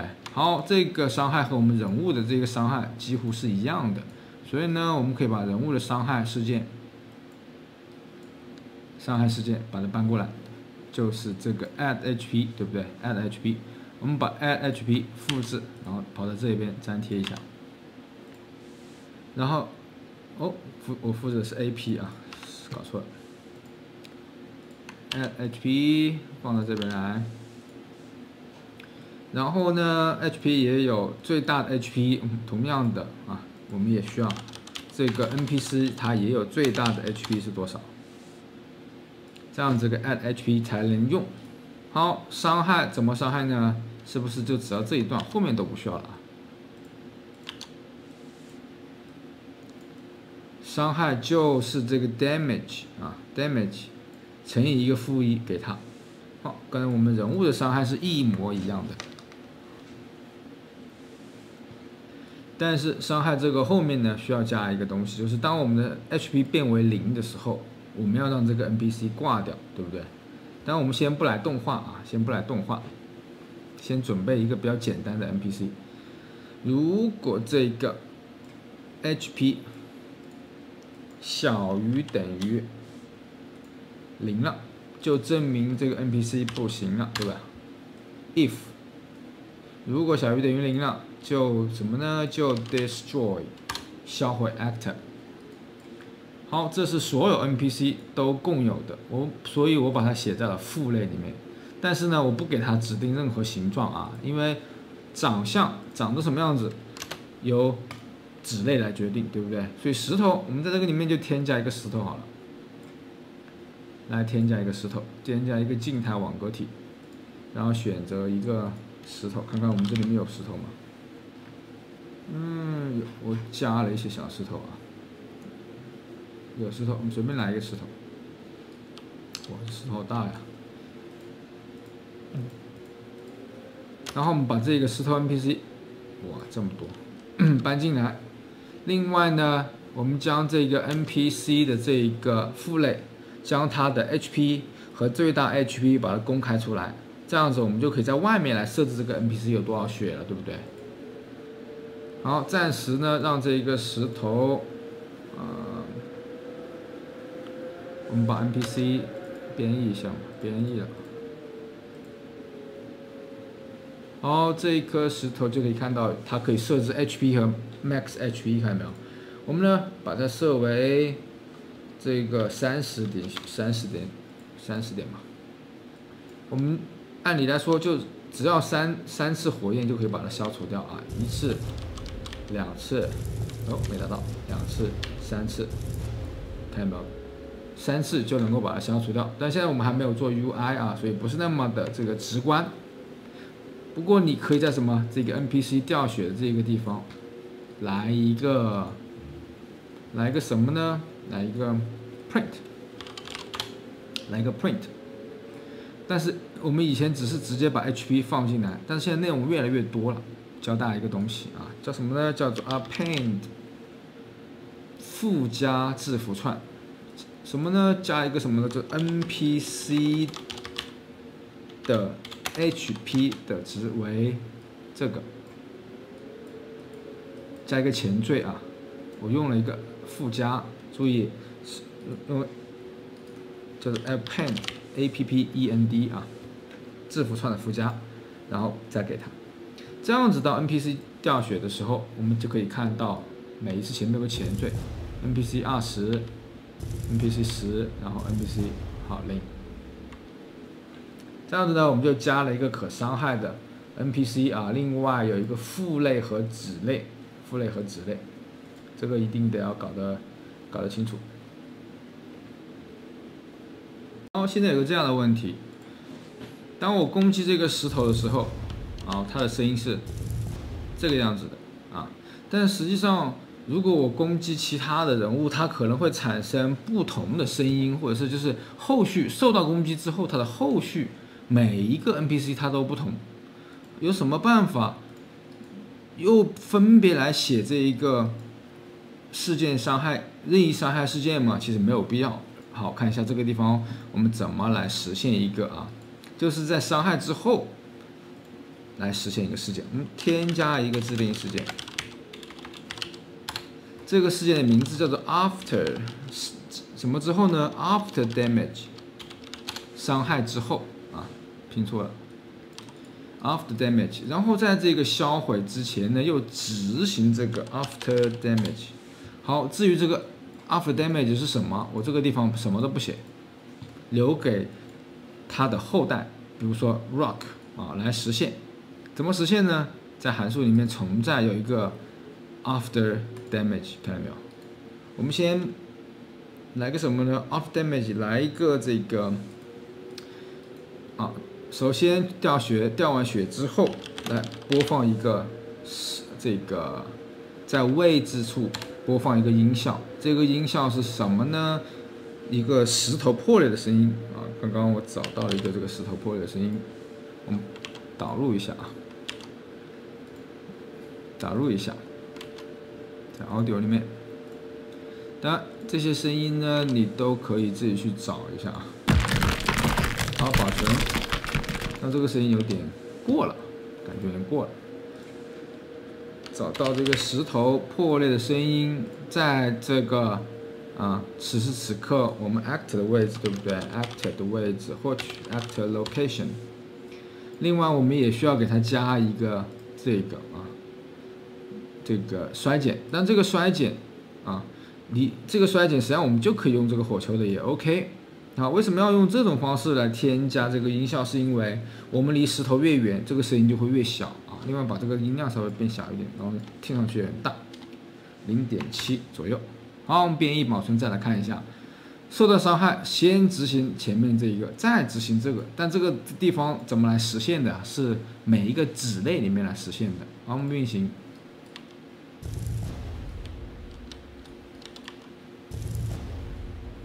没有听到声音啊，我们把这个火球的声音的结尾的声音，我们稍微把它变大一点点吧。Variable Scale 在这个地方啊，难怪只有0.1，我们把它变成0.3左右，稍微大一点点。好，这个 NPC Rock 我们看一看事件 After 和这个 After Damage， 我们看看有没有执行啊？没有执行。然后这一个部分呢，看看 NPC 的这一个部分执行了吗？这一部分是肯定执行的。调试对象 NPC Rock。npc rock， 这里没有执行，这一边执行了。哦，放错了地方啊？为什么？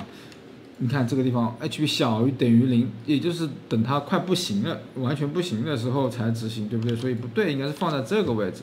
每一次受到伤害，受完伤害之后再来判断 HP 是否耗尽了，没有耗尽啊，在 damage， 所以应该放在前面这个位置啊。所以我们再来试一下。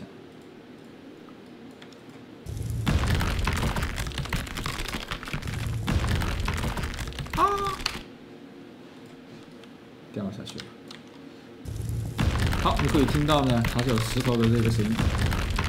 这就是完成了这个父类和子类，包括子类来实现一个虚拟的这个方法。比如说，你可以看到这个地方 ，after damage 没有任何东西，它的实现是在这个子类里面实现的啊。但是呢，我们可以在父类里面来执行这个。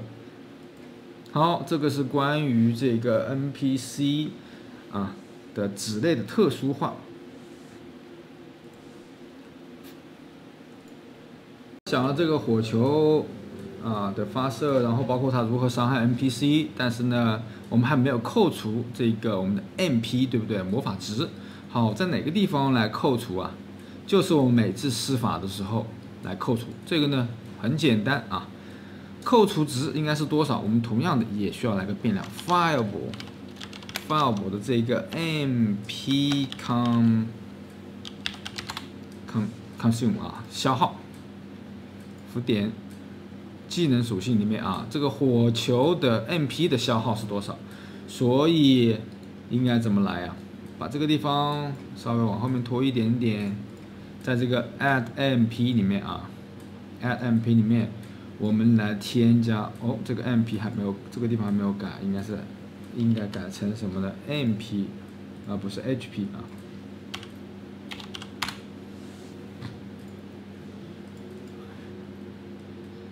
当使用的时候 ，MP 就会来一次扣除啊，来一次扣除，把它变成负数，对不对？把它变成负数，变成-1，然后传给 MP。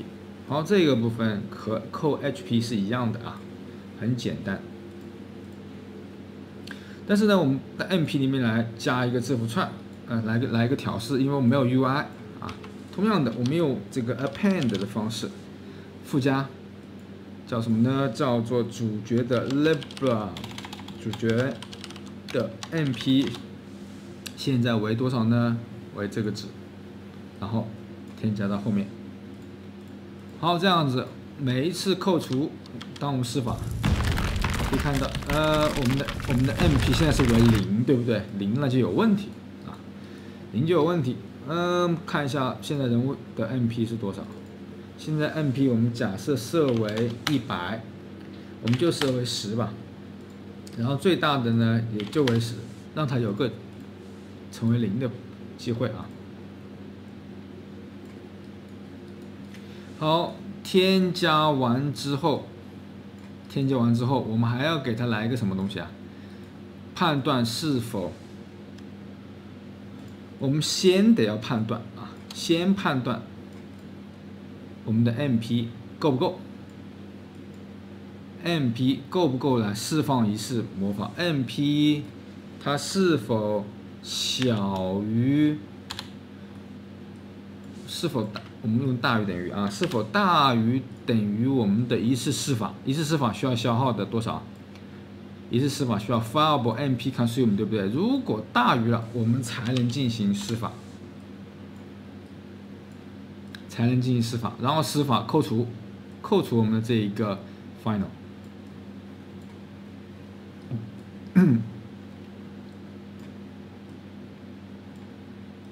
好，然后呢再丢火球等等后面这一些啊，后面这一些编译保存，我们再来看一次。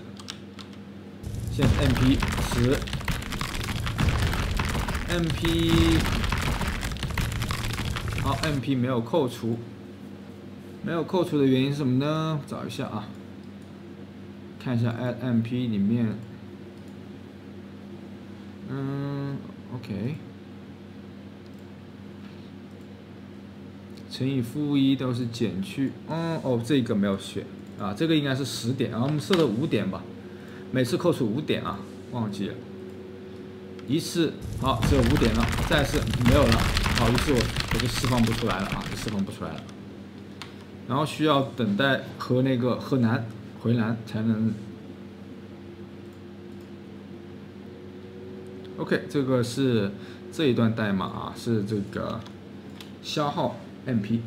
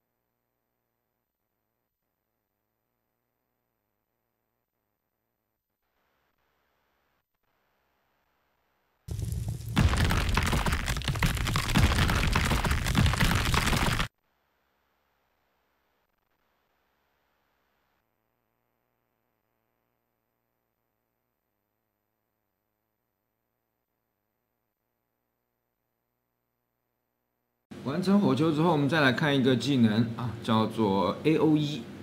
这个是一个魔兽世界的一个词啊，叫做 Area of Effects 范围攻击。把火球记得啊，把火球给这个包裹起来，用这个 C 注视起来，这样子看上去会很整齐。整齐太重要了啊！然后看一下如何来第二个技能呢？老规矩，编辑项目设置里面，我们来添加一个输入，对不对？在这个地方添加一个操作映射，我们称为叫做 File AOE 啊，它实际上是 Area of Effects 这一个缩写，就是范围攻击。我们把它设为OK。这个地方操作也加进来 LE， 好，先准备在这个地方啊，先准备在这个地方。另外动画部分我们可以去那个 Animation Packs 里面找，这个里面呢有一个 Extreme Combat 啊，都是一些格斗的一些动画。我们稍微来看一下有没有蹲下的，看这个，哦，这不是，这滚啊！蹲下的，我们找一找啊，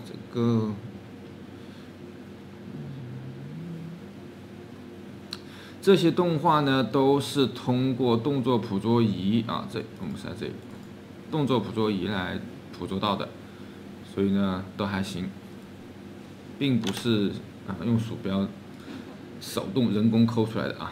OK， 把它从定向过去。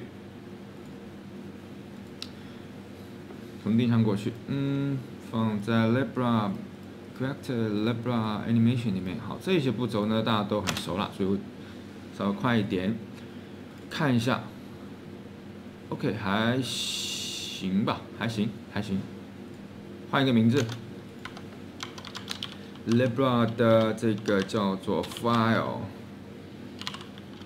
AOE 啊 ，File AOE。有了这个动画以后，我们在动画蓝图里面啊，同样的方式加到我们的状态机里面去啊。在跑步或是待机状态可以来添加一个新的状态，这个状态叫做 File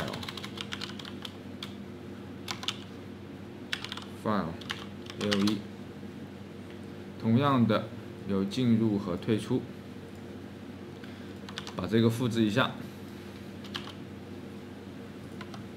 AOE 啊，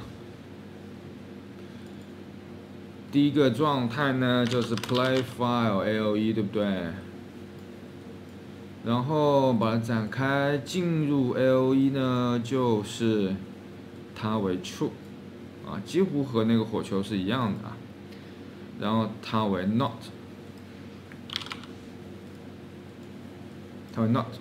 好，这样子呢我们就准备好了这个动画。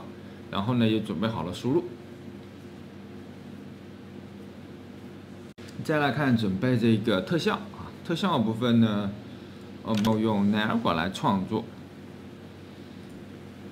首先你在这个你的工程目录下面新建一个叫做 FX 啊 ，FX 专门用来保存这个粒子特效。新建一个 FX 的叫做什么呢？Niagara 系统，我大概想一想，我们做个什么样的呢？就是一个粒子从中间四周散发开来啊，散开来，所以我们用一个这个 Hand Pocket， 用这个吧，用这个作为这个起点啊。这个呢就是一个向四周发射的粒子，然后有一个重力，取个名字 FX。叫做 FX AOE 啊。好，可以看到现在已经有了，但是它往底下掉落是因为重力的原因。第一个，我们把 Gravity Force 把重力给去掉，不要了，这样往四周散开。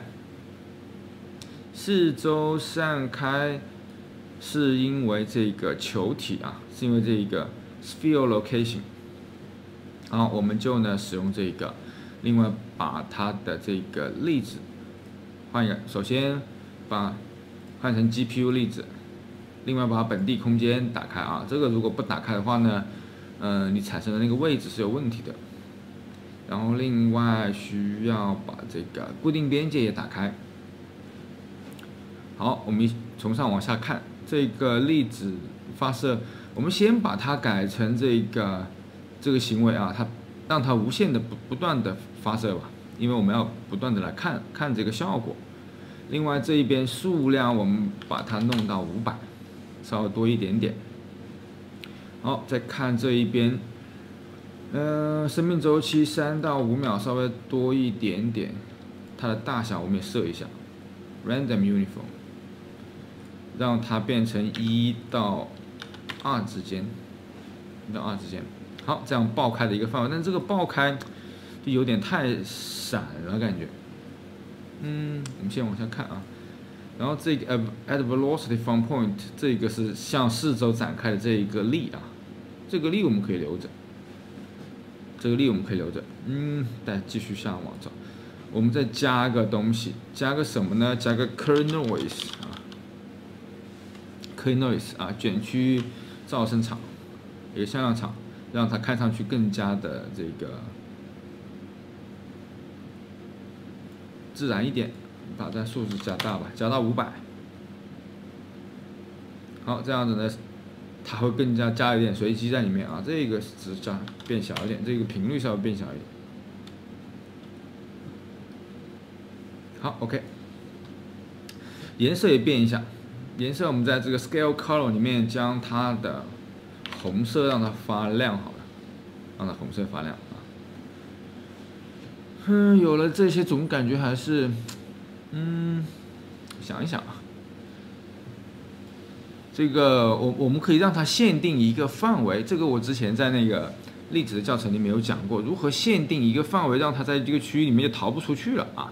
当然，你也可以用这个球体来设置一个比较小的，比如说这个范围，但是呢，它还是会无止境的往外飞啊。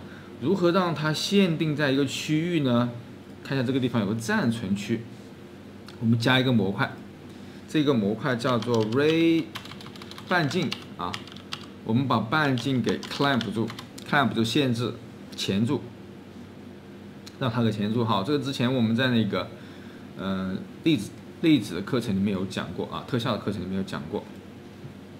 好，如何来把它给半径的钳住呢？首先你需要知道这个粒子的位置。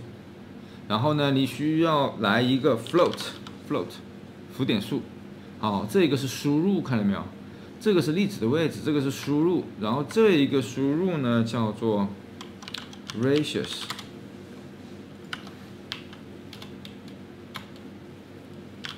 啊 ，ratius。怎么感觉有点卡呀 ？OK，ratius。好。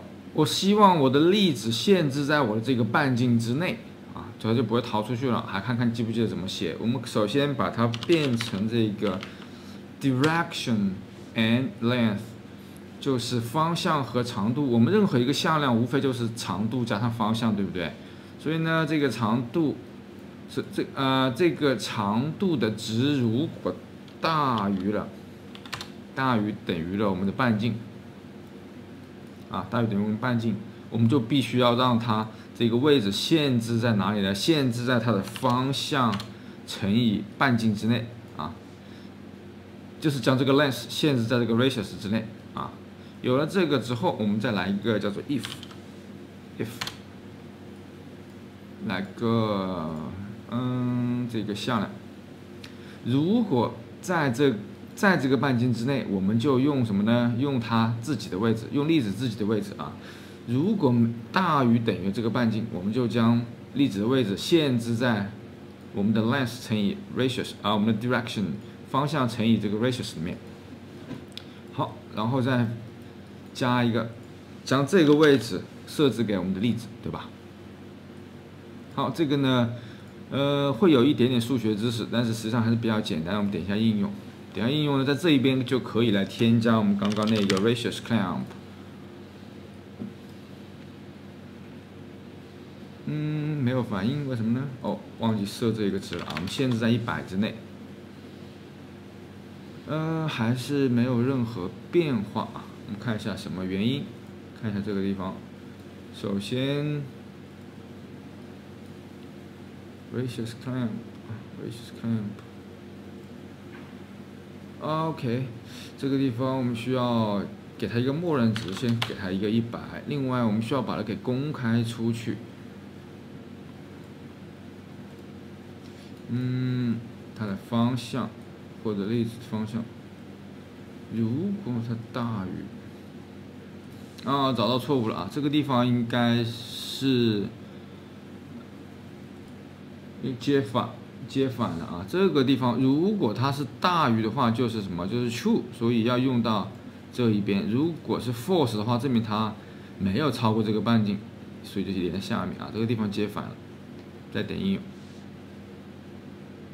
好，可以看到现在这个粒子被限制在这个区域内了啊。我们再加个什么东西，让它有更加的，我们加一个 vortex 试一下啊，这个漩涡力让它旋转起来。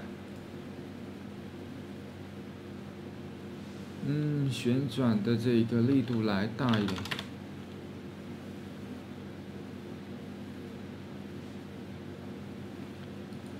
好，这样的一个感觉还行，丢上来啊。把粒子的数量呢，把粒子的大小稍微变小一点。好，我们丢到这个场景来，先试看看这一个粒子 O 不 OK， 放在它身上。稍微小了一点，对不对？我们把粒子还可以加大一点，它的这个限制，它的范围可以到300。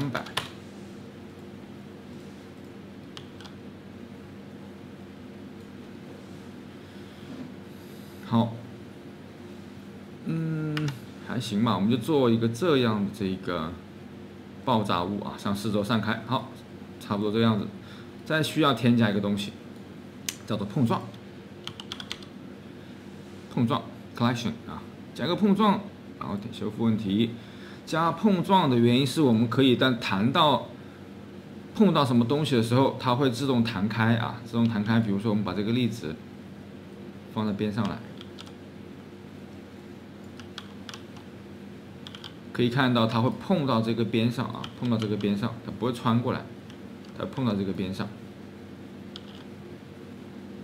所以来造成这个攻击。好，有了这个之后呢，我们再改一下。之前我们是让它不断的触发，对不对？我们让它只触发一次就好了，因为它是一个这个魔法砰爆开。再改几个点吧，这个速度我们还可以把它加快一点。对，这样爆开。另外这个 sphere 啊，这个产生的这个球体的大小，我们可以把它变成100。好像没有10好看，再小一点呢？对，这样也行。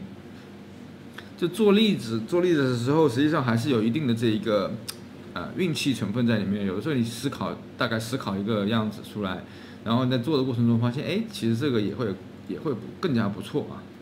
然后这个 noise 我们加一个这个 pan noise field 啊，让它的随机性更多一点。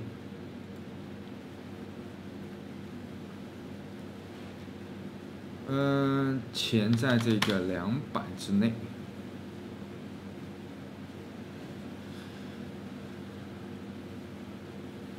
好，这样子来散开一个，然后把中间这个力呢，我们还可以加大一点，加到500到900试一下。太多了，太多了。Origin force 我们把它变成0。这个是由中间散出去的一个力，30到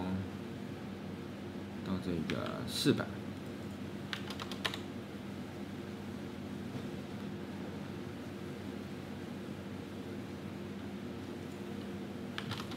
到900，其实这个也不错，有一个爆开之后，然后回归旋转。好，那我们就暂时使用这个啊，暂时使用这个粒子的数量，粒子的数量呢，你也可以稍微把它变多一点，然后更好看一点。寿命有点长啊，这个粒子的寿命有点长，1到2秒试一下。对，1到2秒，差不多一个魔法1到2秒时间，太长了，这个攻击力又太强了。好，这个粒子呢，我们稍微花了一点点时间。然后这里的修改啊，这里的详细内容你可以听一下那个特效的课。另外，你也可以按照自己的想法去做这一个，不一定要跟我一样啊。好，准备好粒子之后，我们来完成啊，像火球一样的把它变成一个蓝图，看一下怎么来实现。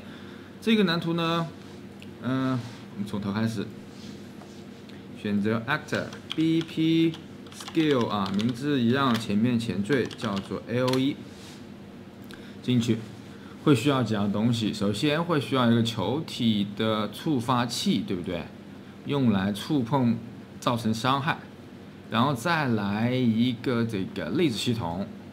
好，当然你可以放在这个，我想想看啊，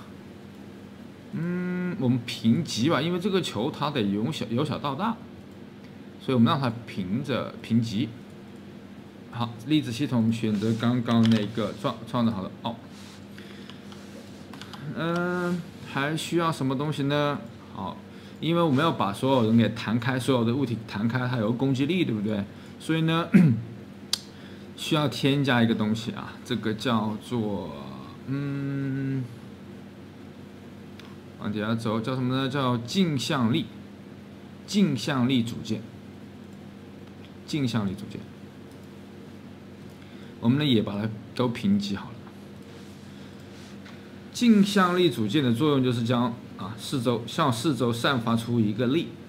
我们把它的这个半径来看一看。首先，我们得思考一下问题啊，就是这一个释放出来的时候，这一个小的触碰球是不是由小变大？好。由小变大的话呢，它是个动态的，所以我们添加一个时间轴，这个时间轴的名字叫做这个 LE 啊 ，LE 进去，让它自动播放起来啊，因为我们释放魔法那一瞬间就自动播放。另外，使用最后一个关键帧我们打开，省得调这个长度了。好，看一下，首先呢，让它添加2个关键帧，从0秒开始到这个0点，它爆的这一瞬间很短啊，可能只有0.1秒钟就到了1，对不对？很短的时间，但是之后还有一段时间就是它的旋转，所以呢，这个得要保持，所以我们这个后面还得加一个大概我不知道多少时间啊，可能是1.5秒钟，一直保持。好，它会有一个这样的曲线，瞬间爆开以后，然后留着这个。好，我们看看行不行？把这个名字也换一下啊，换成 alpha。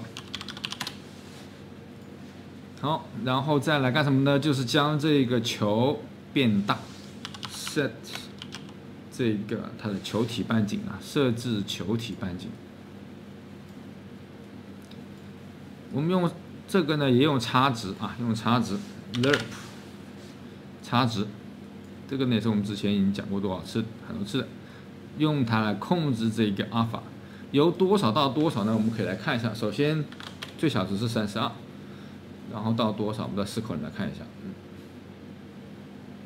往大，还不够，大了。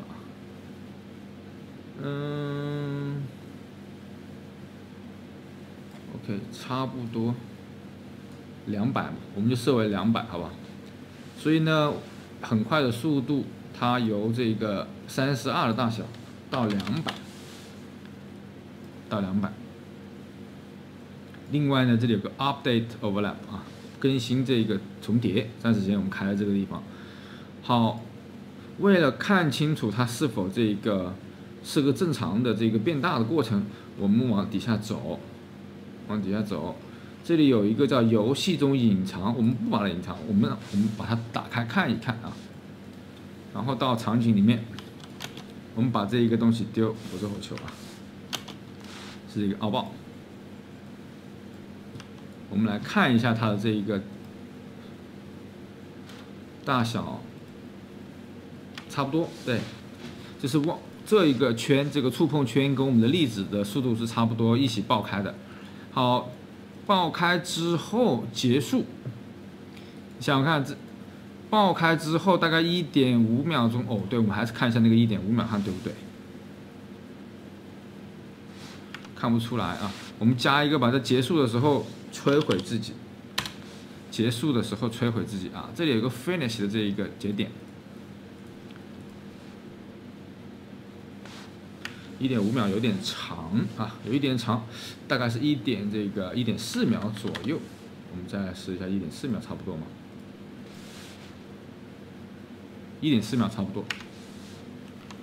好，这样子呢，我们就创造了一个这个碰撞啊，然后接下来再看这个，碰撞之后会产生怎样？这个呢就很一样的了。我们组件开始重叠时，让这一个球体碰撞之后。首先将我们的这一个转换成 character， 对不对？就如果它是一个NPC 或人物，它就会产生一个什么呢？应用伤害。这跟我们之前的火球是一模一样的。这个伤害的值我们把它提升为变量，就用的 damage。好，伤害的值是这么多，然后这个值是由那个发射的人或者是发射的物体来决定的啊。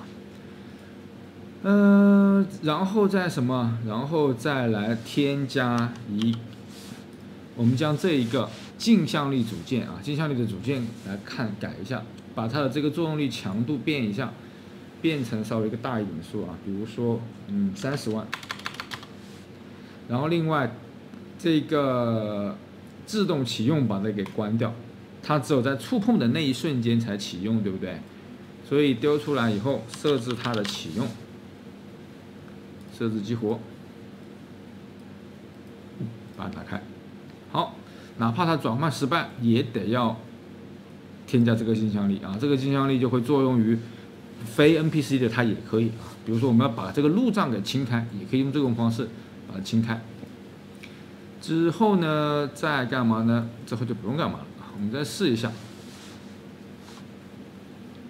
怎么个试法呢？你可以先放一个盒子啊，我们创建一个这个形状，放个立方体放在这个地方，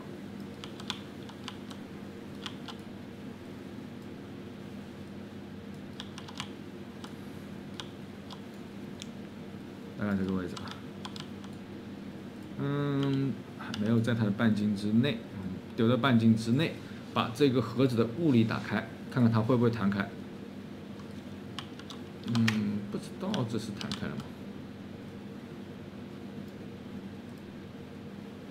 好像是弹开了啊，往这边来了一点点，对不对？我们把这个值加大一点，现在是30万，我们把它变成80万，试一下。好，弹开了啊，确实是弹开了。好，我们就用80万这个值，这样子呢，我们就完成了这一个技能啊。这个技能呢，又可以伤害，又能够将这个旁边的物体给推开。再来看这个人物释放技能，我们还是回到这个技能的这个蓝图里面，把这个球体的有个部分啊，这个游戏中隐藏把它勾选起来，你不能让它看到了就穿帮了。然后另外这个碰撞，跟我们火球一样啊，你不能伤害自己，发出去的那一瞬间，因为你人在这个球体里面，对不对？不能伤害自己，所以要把这个选择碰撞预设，选择 custom， 然后 palm 自己忽略掉，其他的还是重叠，就 OK 了。编译保存。到这个人物来，人物之前我们已经准备好了这个输入啊，如何来释放呢？首先，我们来一个非常短的延迟来去掉抖动，就是我们之前这个地方啊，去掉抖动，实际上只要0.05秒就够了。这个地方也改成0.05秒。什么叫抖动呢？就是因为计算机它是很快的，当你按下这个键盘的那一瞬间，它可能会多次触发，所以这个要去掉抖动啊，这是硬件的一些常识。当然，如果你想学这种交互啊，硬件我也录了一个课啊，叫做这个交互艺术设计，你可以去听一下。好，延迟之后呢，我们来把这个动画先弄出来。动画叫做 L1， 设置 L1 为 True。设置完之后，大概 delay 个多少呢？我们先试一下，因为呢，我记得那个前面还蛮长的啊，先 delay 个1秒之后，延迟1秒之后呢，再来生成我们刚刚的那个奥爆的那个技能，对吧？然后生成的位置，这个位置呢，其实就可以用人或者是手的位置，我们还是用手的位置吧，把人体拖出来，获取它的插槽位置啊，跟我们的那个火焰是一样的。获取插槽位置，这个插槽呢，我们还是用右手 hand off， 用右手付给它，断开一下啊，把它展开，只传给这个 location， 因为有的时候我们可以来控制这个 scale 啊缩放，来让这个技能变大变小，所以这也是一种方式。好，生成这个以后，我们是不是要设置它的 damage 啊？它的这个 damage 是多少？好，这个 damage 多少就是我们的技能属性了。所以在这个地方我们又得加一个技能属性 ，AOE 的 damage 是吧？浮点丢到这个里面来，这个来设置它的 damage。好，因为没有之前呢，我们这个地方有速度，但这个里没有速度了啊，我们就不用管它了。我们给它一个初始值，编译一下就会出来啊，给它一个初始值为10。好，生成之后大概又来个等个多少呢？延迟个大概0点几秒之后，然后动画结束，把这一部分复制过来，动画结束，大概延迟个0.5秒，不知道是多少啊，先试一试，然后动画结束。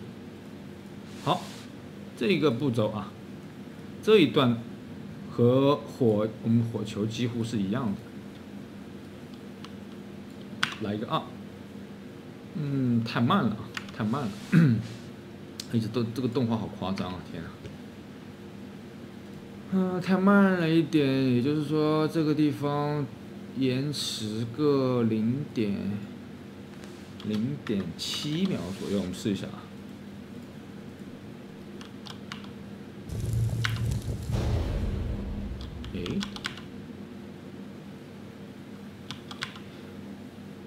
在手这个地方有点奇怪啊，我们还是不用在手这个位置发出，就是生成这个粒子的位置地方，我们就直接从人身上人的中心位置啊，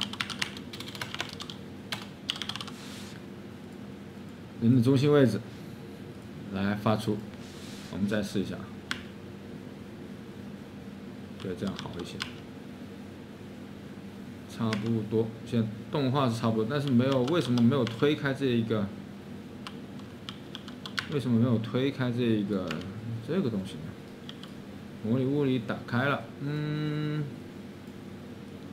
稍微移开一点，我们再试一下。好，检查一下这个释放出来的那一瞬间，然后触碰完以后，然后将这个粒子激活，是不是这个半径小了呢？可是，我们找一下原因啊。我们把这个半径稍微大一点，200确实很小啊。600我们再看是不是个半径的原因。OK， 是半径的原因啊，这个半径不够。好，那我们这样就 OK 了，但是是不是还可以给它来一点声效啊？就是它产生的那一瞬间，来点这个声音。声音加在哪里呢？加在这个 Skill 这个蓝图里面啊 ，Skill L1 这个蓝图是不是在开始的那一瞬间就播放一个音效啊？这个音效呢，你可以自己去准备。我自己准备了一个这样的声音。好，来看一看。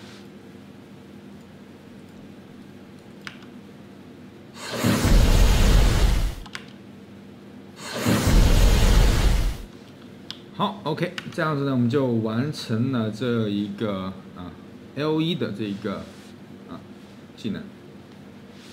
忘记添加一样东西了，就是摄像机的震动。之前我们在入门篇里面也讲过啊，释放一个魔法的时候产生一个摄像机的震动，如何来呢？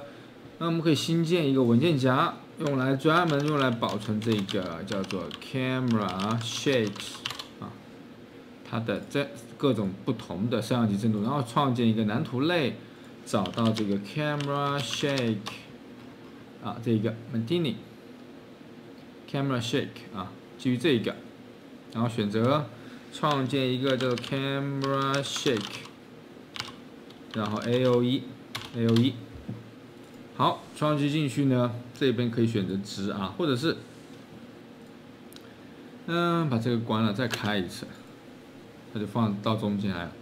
震荡时间我们可以稍微这个0.2秒短一点，振幅呢这个可以设为25的50，25的50，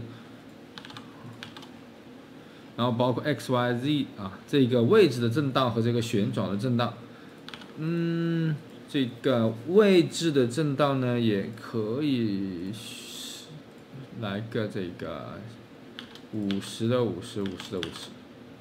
好，这些值呢，你得稍微多试几个啊，好，确定好之后呢，我们进到人物里面来。在人物的这个释放出粒子之后，把这个地方拖开一点。释放出粒子之后，我们来一个叫做 Camera Shake。往下走啊，这里有个开 Martini 摄像机晃动啊，把这个打开，需要什么呢？首先需要一个玩家的叫做 Camera 摄像机管理器啊，需要传给他。另外选择我们刚刚那个这个 Camera Shake LE 啊，这里有个 Scale 呢，直接可以将这个震动放大或者是缩小。好，我们先来试一下。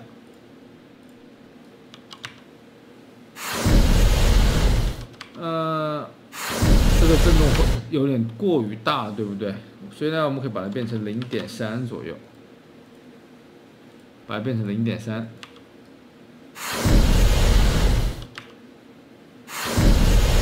好，可以看到呢，这个就加了一个这个摄像机的震动啊，比较简单。好，接下来再看另外一个技能，叫做这个瞬移。但是在开始瞬移技能之前呢，我们需要做2个准备啊。首先就是将这个摄像机的这个镜头，我们稍微往后面拖一点，或者当时你也可以用我们入门篇里面的方法，用这个滚轮来实现这个拉近拉远。然后另外呢，要显示鼠标啊，这2个准备工作，把它做一下。首先呢，我们可以在这个，我们首先可以调一下这个摄像机怎么调整啊？调整这个弹簧臂，对不对？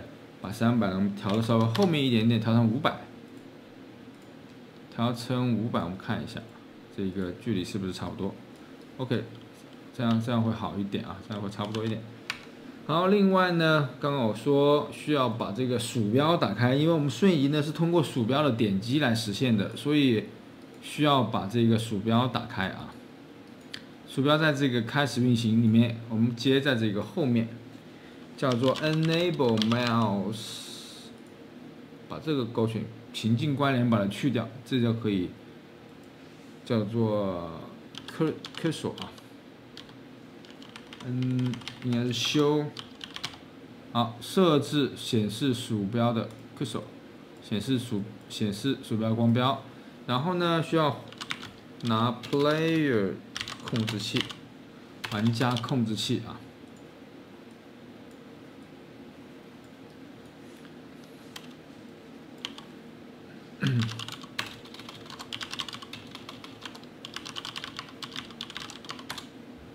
把显示鼠标拿出来。好，这个地方这个之前的那个技能，我们把它注释一下啊。技能 L1， 好，变异保存。我们再次运行时候，好，可以看到这个鼠标现在可以这样子来控制了啊，可以看得见我们鼠标的光标。好，有了这个之后呢，我们就可以来进行这个瞬移，看一下怎么来实现。如何来实现呢？首先我们完成这个 File Teleport 这个事件，按下3键之后，首先同样的方式啊，我们来一个这个消除抖动，来个0.05。好，另外再产生一个新的东西，叫做什么呢？叫射线。你可以打一个 line trace 啊 ，line trace。这里会有一个由通道检测线条。好，这是什么意思呢？就是由这个开始的位置，然后向结束的位置发射一条线，然后这条线如果碰到了什么东西啊，碰到了什么东西就是命中，我们就将这个命中的东西呢拿来用。好，怎么来？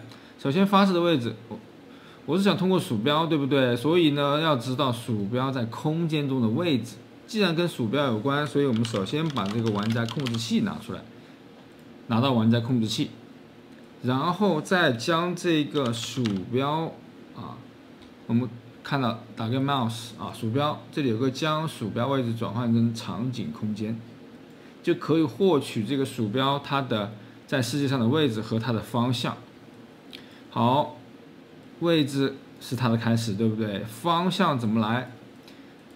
这个结束就是向鼠标的位置加上我这个方向走多少呢？走个10000啊，把引脚换成浮点，走个10000。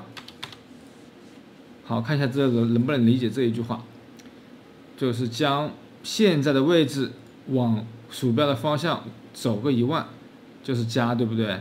然后再将这个位置放成 end 啊，放成 end。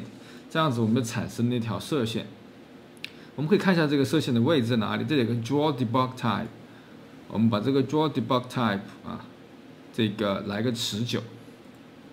好，保存之下我们点运行，可以看到当我们按3，你会发现这里有一条线，看见没有？从我们的鼠标位置射向这个点，比如说我再来个3，你就可以看到这里有一个射到这里的线。好，所以呢就通过这个3键啊，就可以来知道我们碰到了什么东西啊？碰到了这样东西，我把这个 debug 先关掉啊。碰到了这个东西就是 out hit 啊 ，out hit， 我们把它给展开，把它给展开。这个地方就有一个叫做 hit location 啊，碰到的那个点，我们把这个碰到的点将这个人物传送过去就可以了，对不对？好，但传送之前呢，还来一点点特效啊。首先，在这个传送的点上。我们生成一个例子啊，生成一个例子，看到 spawn 这个词要大家多次记住的啊。在位置处生成发射器啊，用我们的老例子系统来找一个例子。FX Variety Pack 里面我们看看有什么合适的没有？这里有个激光 ，Lightning 啊，闪电。还有这个也行 ，Shooting Star， 我们就用这个闪电试一下看看啊，将这个闪电拿进来，然后位置从哪个地方产生啊？是不是就是我们这个hit location 啊，撞击到这个位置啊？然后我们来试一试看看这个效果怎么样？我们按下3，还行哎。还行，这是有点夸张啊！这个，把它稍微变小一点，0.6，0.6，我们再运行一下。好，这个是 OK 的。当然后面我们可以加一个音效啊，加一个音效 ，play sound 啊，播放音效。这个音效来一个，先控在这个地方吧。先留在这个地方，大家可以自己来选择啊。另外呢，我再来 delay 个大概先试一下0.5秒钟之后，我再把人传送过去。好，如何传送过去啊？就是什么 set location， 对不对 ？set 我们的这个设置我们的 actor 的位置啊，设置我们 actor 的位置，然后设置去哪里呢？是不是就是我们这个 hit location？hit location， 我想把它瞬移过去的位置稍微高一点，然后有个下落的过程啊，所以我们可以来个加法，将这个 z 轴稍微把它变高个250啊，然后再往前面来试一下，我们来看看这个效果怎么样。有点慢啊，过去的时候有点慢。我们可以把这个时间还变短一点，0.2秒就差不多了。好，我们点运行，甚至还可以快一点，是吧？还可以快一点。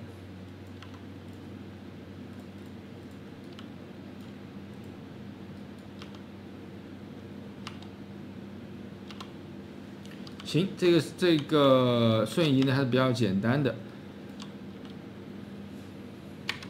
然后再配个声音，配了一个声音叫做这个，试下这个声音怎么样？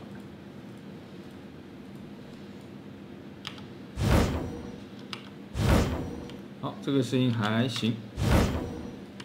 好，那这么呢，我们就完成了一个这个瞬移啊。这个技能还是比较简单的。好，再来看一下这个瞬移，我们需要让它有一个这个范围，它不能无止境的，对不对？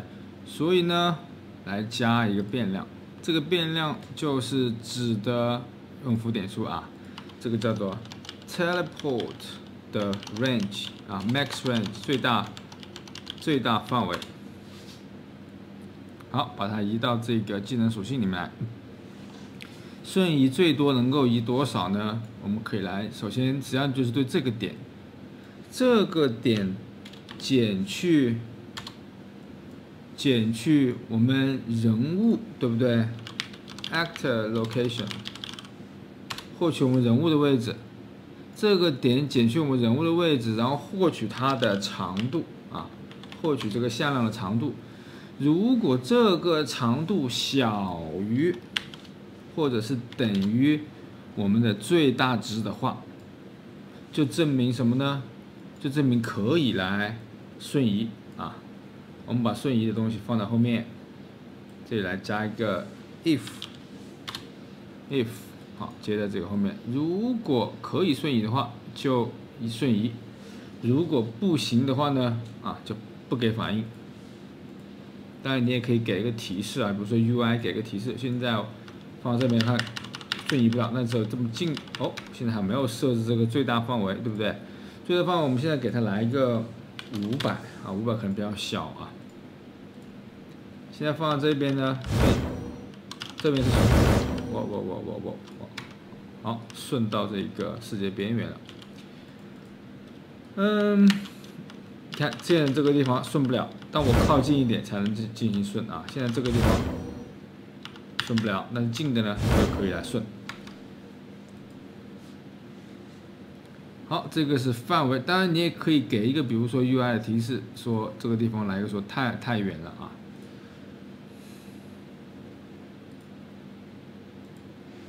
好 ，UI 部分呢，我们之后再讲。然后再来看一个很帅的这个技能啊，叫做重力控制。比如说我们的这小方块，当我使用重力控制，比如说按键4的时候，能够将它抬起来啊，就让它失去重力，让它漂浮起来。然后比如说再通过这个鼠标把它给推送出去啊，推出去。看一下这个怎么来实现呢？我们可以快速的来先准备输入和动画啊，这一部分可以就是你熟了以后，你可以完全不用看了啊，点输入，加一个操作映射，这一个呢我们叫 file 叫 gravity control 啊，重力控制，暂时把它设为4啊。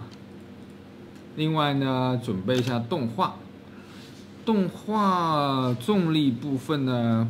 可以看到有一个啊，在 Learning Kit 里面 ，Learning Kit， 然后 Assets Character 的动画啊，就是我们之前的入门篇里面用到那个人物，这里有个 Interact Loop， 可以看到，这个其实还蛮像控制重力的感觉，你看这个是吧，施法的感觉，所以呢，我们把这一个拿过去用啊，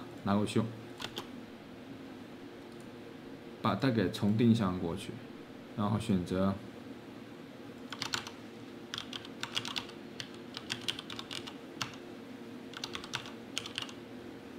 修改目录，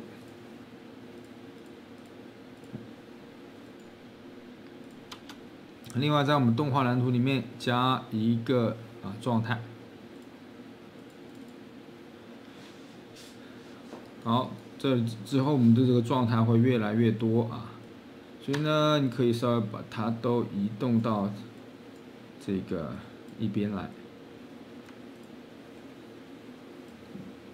能够腾出更多位置。好，我们加一个这个状态叫 File，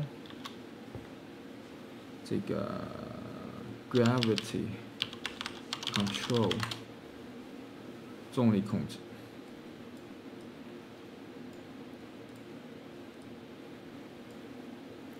把我们刚刚那个动画呢改下名字 ，Gravity Control。在这里面就是播放 Gravity Control。另外，我们需要设一个这个变量是吧 ？is firing Gravity Control。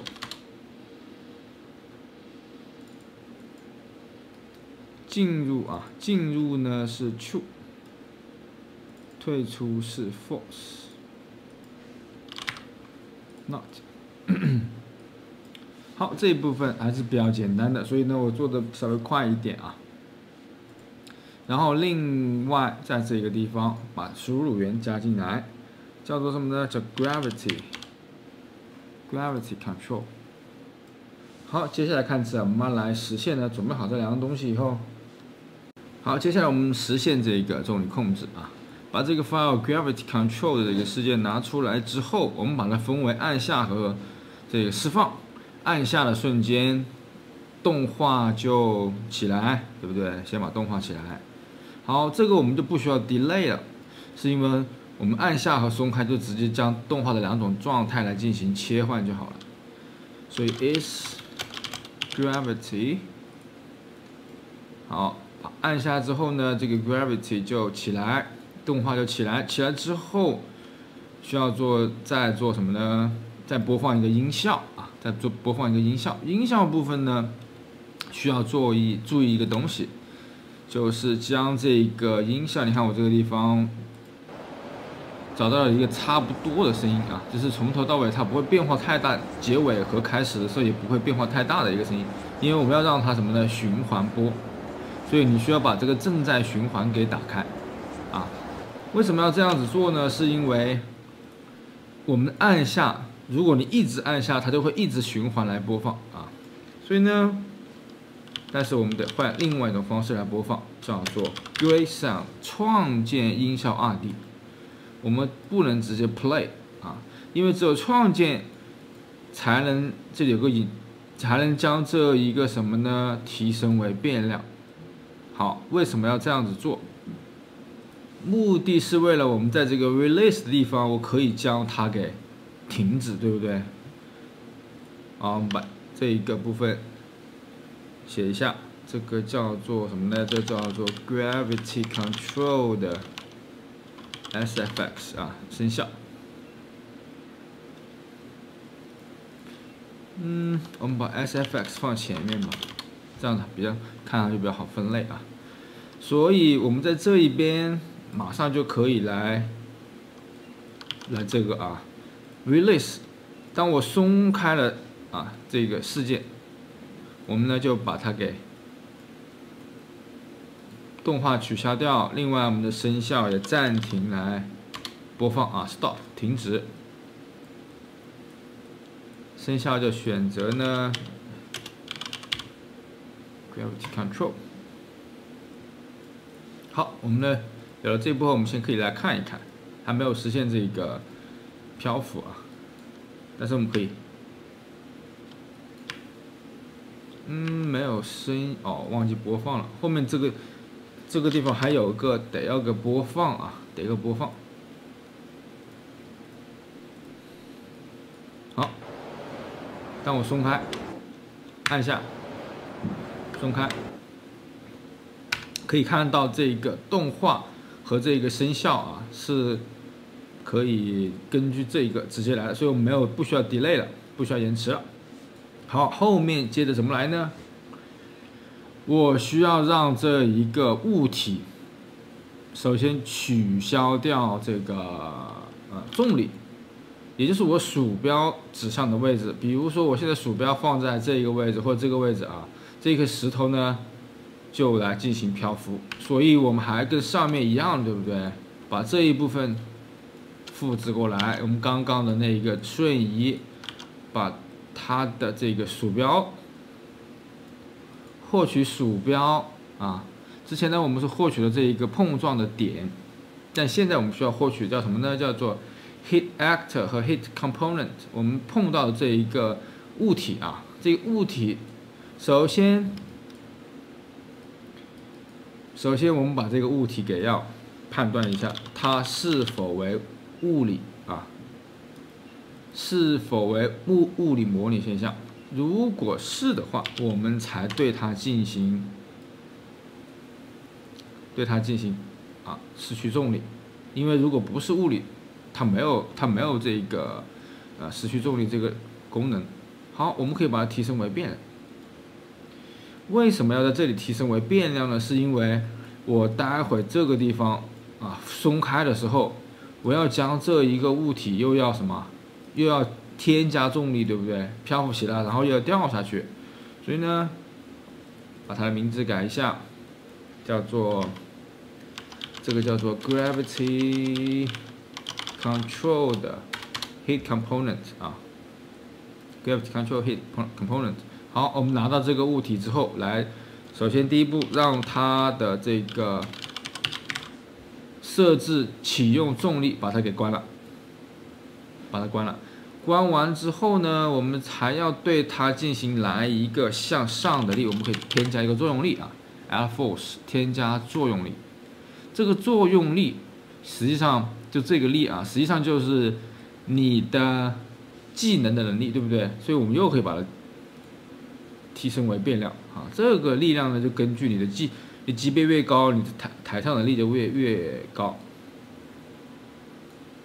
好，所以呢，我们又把它给换个名字吧，先叫做 gravity controlled force， force。好，我们可以把这个放到我们的技能属性里面，这是这个技能的向上的力。好，向上力具体是多少呢？我们可以先给它一个预设的值啊，大概往上个200，往上个200。好，接着我们先来看看啊，看看能不能抬起这个物体。好，抬不起来，我们把力，OK， 找到问题了啊！突然想起，我们按下这一瞬间，整个这一条只会来怎么呢？它不能持续来看，比如说我们现在按4，我每一次按，它只会运行一次。我现在是需要让它持续的检测这一个物体，然后持续的向上有个作用力，对不对？要不然它就会掉下来。持续的，如何让它持续的呢？我们用最通用的方法啊，当然你也可以在这个 time ticket 里面啊，我们的这一个里面可以让它持续，或者是呢，还有我们之前用的一种方法叫做时间线。我们看在哪个地方用了时间线。好，我们直接加一个时间轴啊，时间轴 timeline。我们添加一个时间轴，然后这一个时间轴的名字叫做 gravity control。Gravity control， 我们把这个稍微挪紧一点。好，这个时间轴应该怎么来玩？首先进入以后，把循环打开，我需要让它不断的来触发啊。随便这个地方随便添加一个，其实你添不添加其实都 OK， 都无所谓啊，因为我们不会用到这个值，我们只是需要把这个循环给打开就好了。所以呢，就放在这里，这个时候它就会不断的来执行了。我们可以来看一下，当我按下4，你可以看到它会不断的执行，对吧？不断的执行。好，我们再来看，现在不断执行之后呢，这个力啊 Control， 然后将它的重力消失，我们把这个力变大一点。哦，这里有个 acceleration change 啊，要把它这一个加速度视为加速度的变化给打开。好，我们再来运行一下。好，可以看到现在这一个物体飘了啊，飘了。好，但是它为什么会不掉下来？是因为看一下这个错误。OK， 没关系。是因为什么呢？因为我们鼠标如果松开之后，按道理来说它的重力又要复原啊，没有复原的这个过程，所以需要做件什么事情呢？我们来个这样的吧，叫做 git。我现在要做什么呢？就是我鼠标点一下左键，这个我就把这个物体往前面推啊，往前面推。然后松开鼠标左键，这一个推力就结束啊，就结束。好，看一下这个什么意思啊？这个 gate 之前我们有讲过，这像一张门一样，它可以直接往前面通过。但是首先我们要能够 open 啊，要把这个 open 的状态打开，它这扇门才能往前面走。如果是 close 的话呢，它走不了了。好，我们使用一个这个叫做 launch 啊，我们同样的方式来添加一个项目设置，输入。现在有 Gravity Control 了，我复制一下，添加一个操作映射，加一个叫做 Launch 啊，发射。我们使用这个鼠标的左键啊，使用鼠标的左键。好，有了这个之后，我们放在这个地方啊 ，Launch，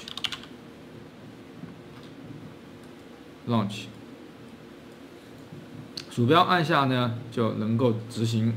然后当我松开的时候呢，就不能够执行，它默认状态下是 closed 的啊。然后再怎么办呢？然后再将这一个物体往前面推 ，gravity 啊，把这个物体，把我们现在控制的这个物体拿出来，然后添加一个这个叫做冲量啊，让它往前面推。至于这个量是多少呢？它是不是？就是什么？我们人物的向前的量，获取 actor 向前的向量。好，这个之前我们是拿着玩过的啊，看有没有印象？然后乘以一个值，这个值就是换成这个浮点数啊，这个浮点数就是什么？就是力了。所以是不是我们又可以把这个值来提升为变量，作为叫做 gravity Control 的发射力啊 ，launch force，Gravity Control 的 launch force 发射往前面发射的那个力量，然后将这个值传给它。同样的，我们把 VChange 打开，这个力有个默认值，我们先给它来个变一下啊，来个100试一下。好，我们来试一试，漂浮。好，往前面走了，这个力还行。好，但是现在是有一个问题，它永远还是在漂浮，对不对？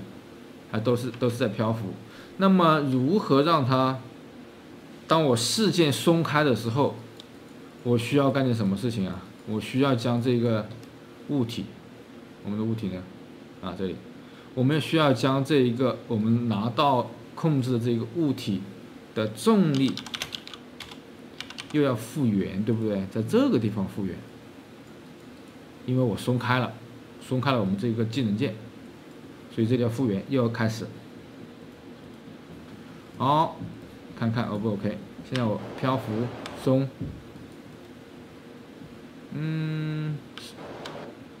松开的时候没有，我们找一下原因啊。这里设置只要添加。然后这里将重力又启用，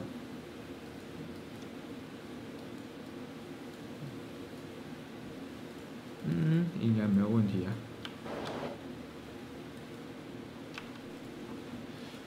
好，我们看一下这个地方是否执行了啊？我们点运行，然后让它重力 enable gravity control hit component， 然后这个地方获取好，找到什么原因了？这个时间轴是不断的在执行，所以我们这个地方松开之后，时间轴马上就要什么 stop 啊，马上就要 stop 停下来，这样子它才能有重力。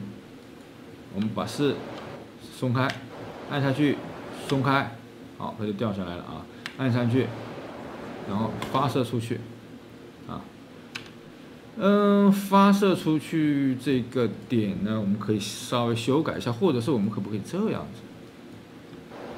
然后我先让它漂浮起来，然后鼠标移动到这个地方，好，发射进鼠标这个位置，诶，它又跑了。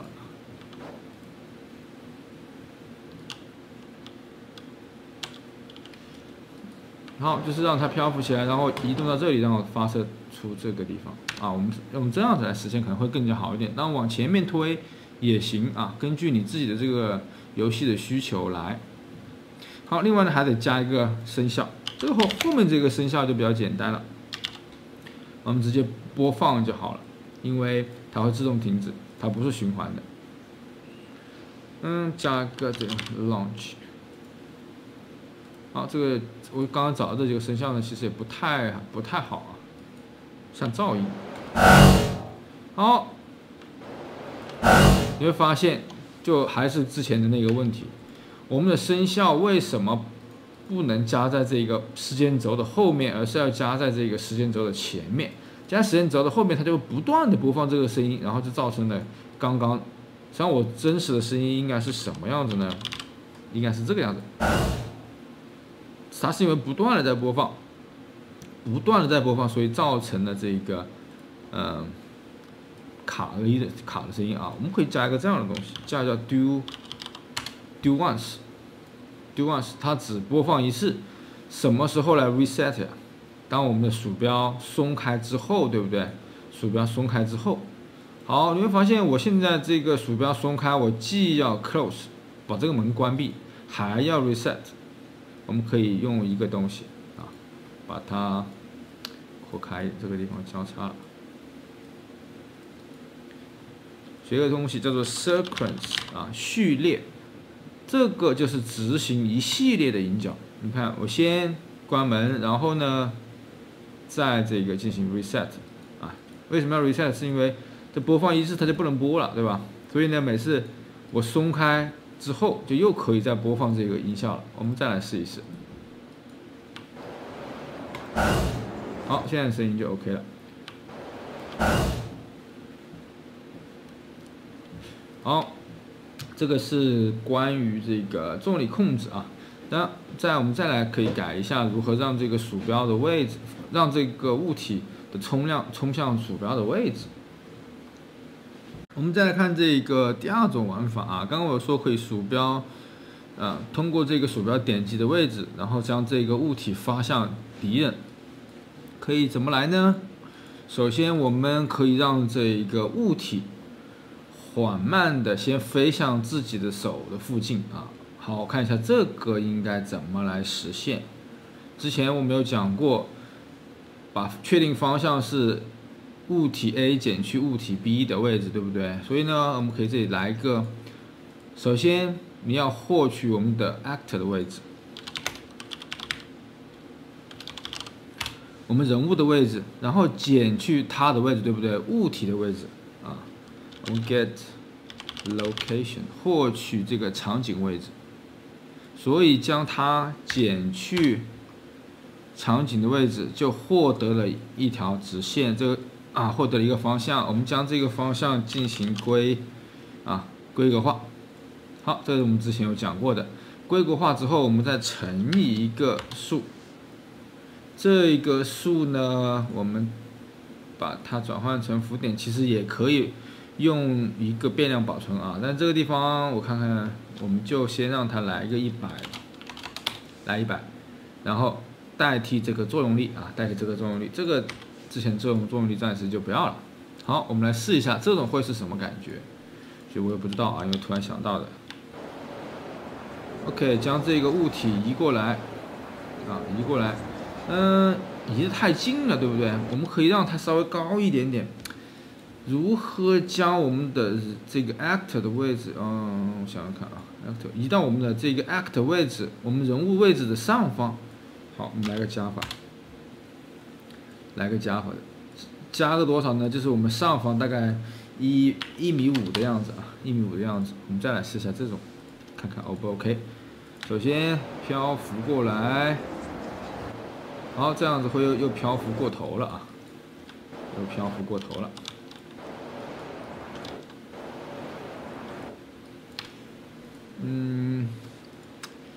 漂浮过头，那我们就让它在这个还是低一点，1米左右啊。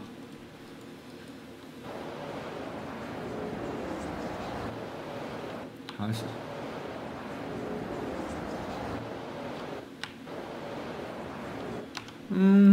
可以加个什么呢？我们在正前方，让它在我们的正前，其实就上面我们再低一点。再低一点，因为它太高了呢，就漂浮过头了。但是哪怕在正前方，它还是会打到自己啊，还是会打到自己。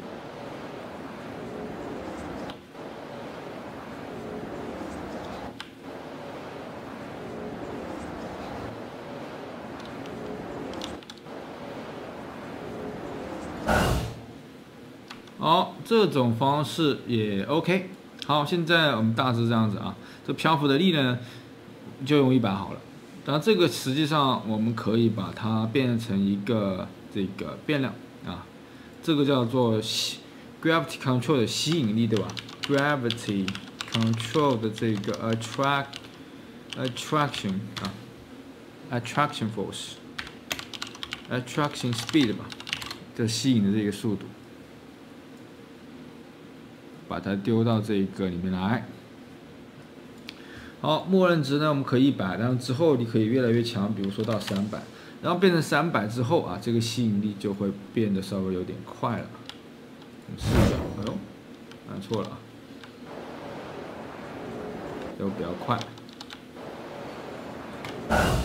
好，然后再看后面，我刚刚说就是可以通过鼠标的点击来发射，我鼠标的那个位置，实际上这个也比较简单了，对不对？因为我们就可以直接后面再加一个这样的射线，啊，再加这个射线，我们把射线部分直接复制粘贴过来，复制粘贴过来之后呢，之前是什么？往前 act 向前的力啊，但是现在我们不需要了，我们需要什么呢？需要鼠标点击的位置的力啊，鼠标点击的位置。我们需要做一个规格化，为什么？我们只需要方向，不需要它的这个力啊。然后呢，因为我们的力想通过这个 launch force， 我们的这个发射力来控制，所以呢，我们把它给规格化一下。好，后面是一样的啊，看看 O 不 OK？ 先运行。首先呢，我们再稍微站远一点，把它给吸引过来，然后，发射不了。为什么发射不了呢？找一下原因。首先，这个点击，然后检测鼠标 hit location 规格化。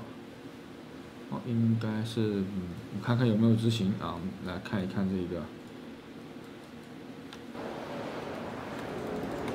好，完全没有执行。上面这一部分完全都没有执行，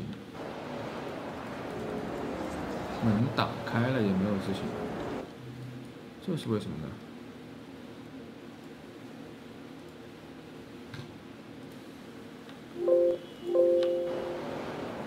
哦，找到原因，就是当我们移开的时候，你看它没有在这个物体之上，它就会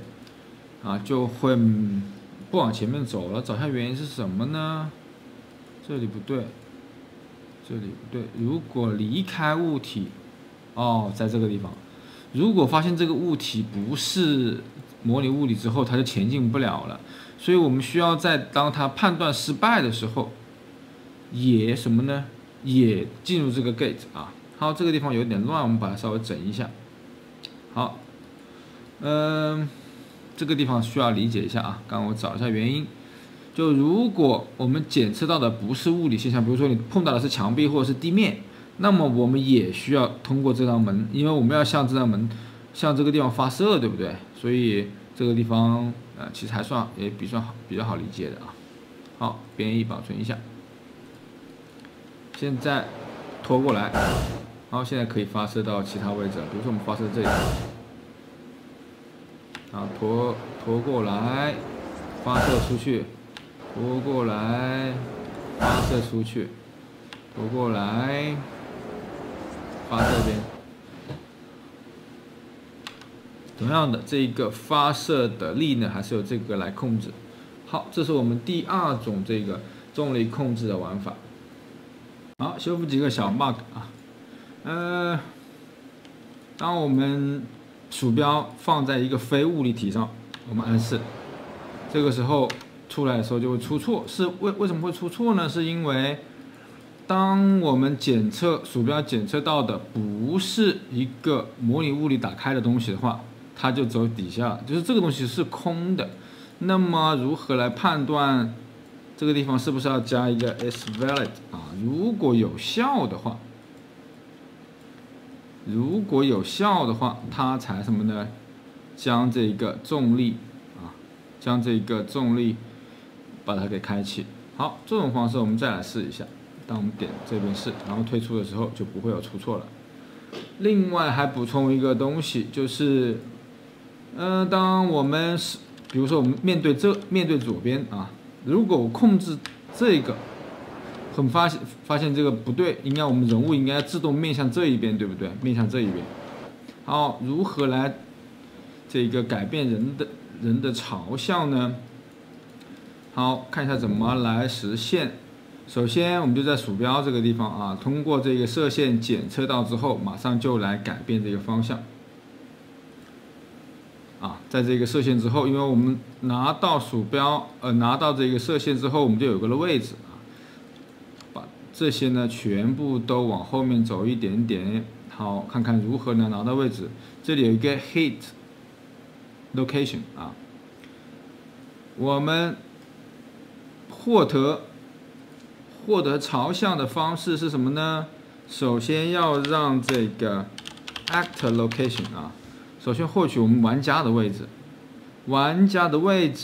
好，有一个叫做 locate 啊，看向，寻找、查看、旋转。看向哪里呢？看到了这个我们 hit location 啊，于是乎就会得到一个旋转体。好，这一个旋转体就是玩家和他的角度。我们需要将玩家 set actor rotation， 对不对？设置它的这个旋转。好，放过来，无论是不是物理体，反正我们都将它旋转过来之后呢，再来判断这个物理体。好，将这一个展开，因为我们只需要转 Z 轴，对不对 ？X 和 Y 轴是不要转的，转了以后人会飘起来啊。我们只要转 Z 轴，我们点保存再试一下。现在我看向这边，当我按一下4，可以看一下它会这边啊，它会自动朝向那一方啊，自动朝向那一方。好，有了这个之后呢，看上去才是自然的。OK， 我们的这样子的这一个重力控制的所有问题都解决了啊。内容比较复杂，你得稍微多看几遍，多自己创作几遍，从头到尾。接下来我们看一个比较特殊的技能，叫做枪械或者叫射击啊。你首先需要准备一个素材包，叫做 FPS Weapon Bundle。这里面呢包含了一些武器，像这个枪、手榴弹，还有像刀或者是这个子弹，包括一些附件啊，这个消声器之类的，瞄准镜之类的。好，如何来玩这个东西呢？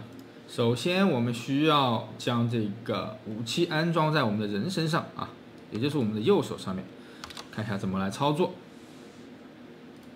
进入到人物的蓝图，在网格体底下，我们新添加一个谷歌网格体组件，然后在这个换一个名字啊，我们称为这个叫做 weapon 武器。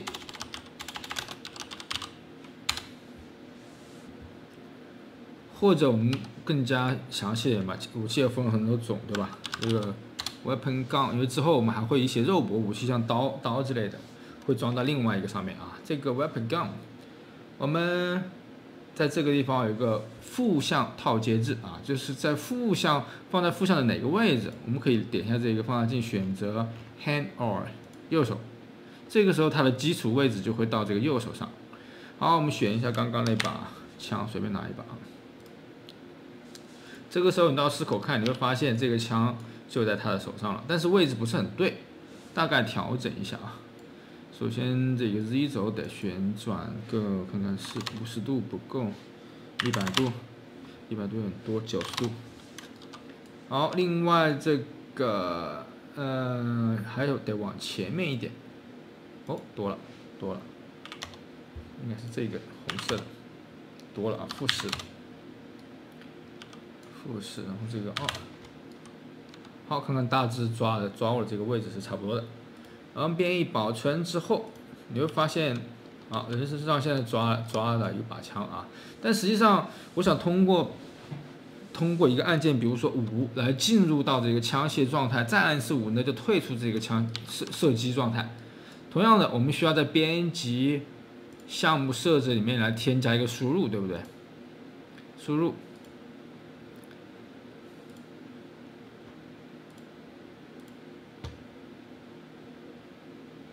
接下来看添加输入，加了一个 file 杠，然后它的这个输入为5啊，按键盘上的5键，这个部分简单了。在做什么呢？再看一下动画。现在我们先解决的部分啊，先需要解决的问题是在这个 Anime Starter Pack 里面，动画初学者包里面找到几个动画。首先是拿枪出来，它的名字呢叫做这个 Equip。在这里，这是拿枪的这一个动作 ，equip 啊。然后另外拿好枪以后待机的状态，这个是射击 shoot gun，idle rifle hip。好，我们先解决这2个问题啊，一个是待机，一个是拿枪。我们把它重定向过去，重定向到这个我们的 Libra 上面。加一个前缀吧，因为它没有名字啊，就加一个 Libra 开头啊 ，Libra 开头，把它重定向到Character Libra Animation 里面。好，重定向。这样子呢，我们在这一边就可以看到有这个 Equip by Standing 啊，有了这2个东西，我们看一下再添加状态机啊，我们在我们的动画蓝图里面，然后找到 Animation Default 这个动画，好，删掉那个东西，然后加一个新的状态，这个状态的名字呢叫做 Equip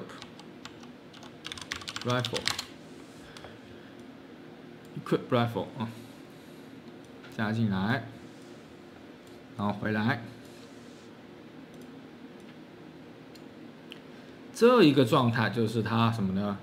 装配这个枪械。好，所以呢，我们这里加一个 is equipping rifle， 是否正在拿枪出来？把这一个值设对，放过来。然后这些呢都是大家挺熟悉的啦，所以我们可以稍微快速一点。然后这个为 not。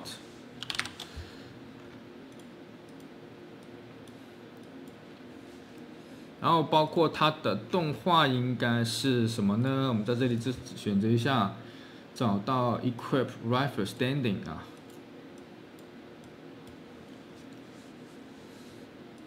好，编译一下，这个时候我们可以用来预览，如果是 Equip Rifle， 好，它就可以拿枪出来。然后退出的时候。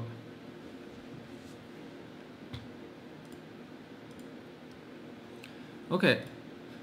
另外呢，拿完枪之后还有一个步骤，就是什么？进入到待机状态，拿枪的待机状态。所以我们在这个上面是不是还得加一个东西？这里拿出来添加另外一个状态啊，这个叫做 equipped， 或者叫做什么呢？叫做 idle rifle。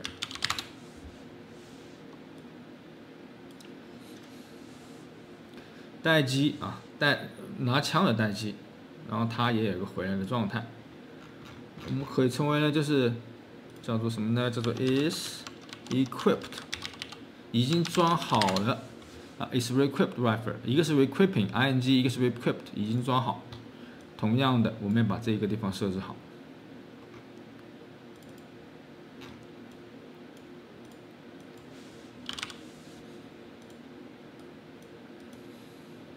然后到 idle 这边选择资产，然后找到这个待机，编译保存一下。我们来预览，首先是装配，装配完以后进入待机，将这两个都去的话，你就进入待机状态。好，有了这两个东西以后，我们再看这一边怎么来设定啊。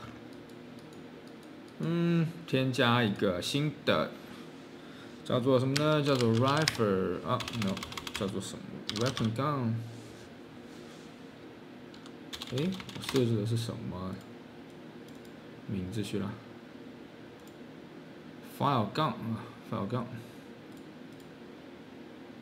所以在这边呢，添加一个 file gun 的事件。好，这个地方我得这么来一下，按一下，它就装配，再按一下就收回枪。所以这个地方我们会用到一个这样的啊，叫做 flip flop， 每按一次就输出，按一次输出 A， 再按一次输出 B， 再按一次输出 A， 这样子来交替的来执行。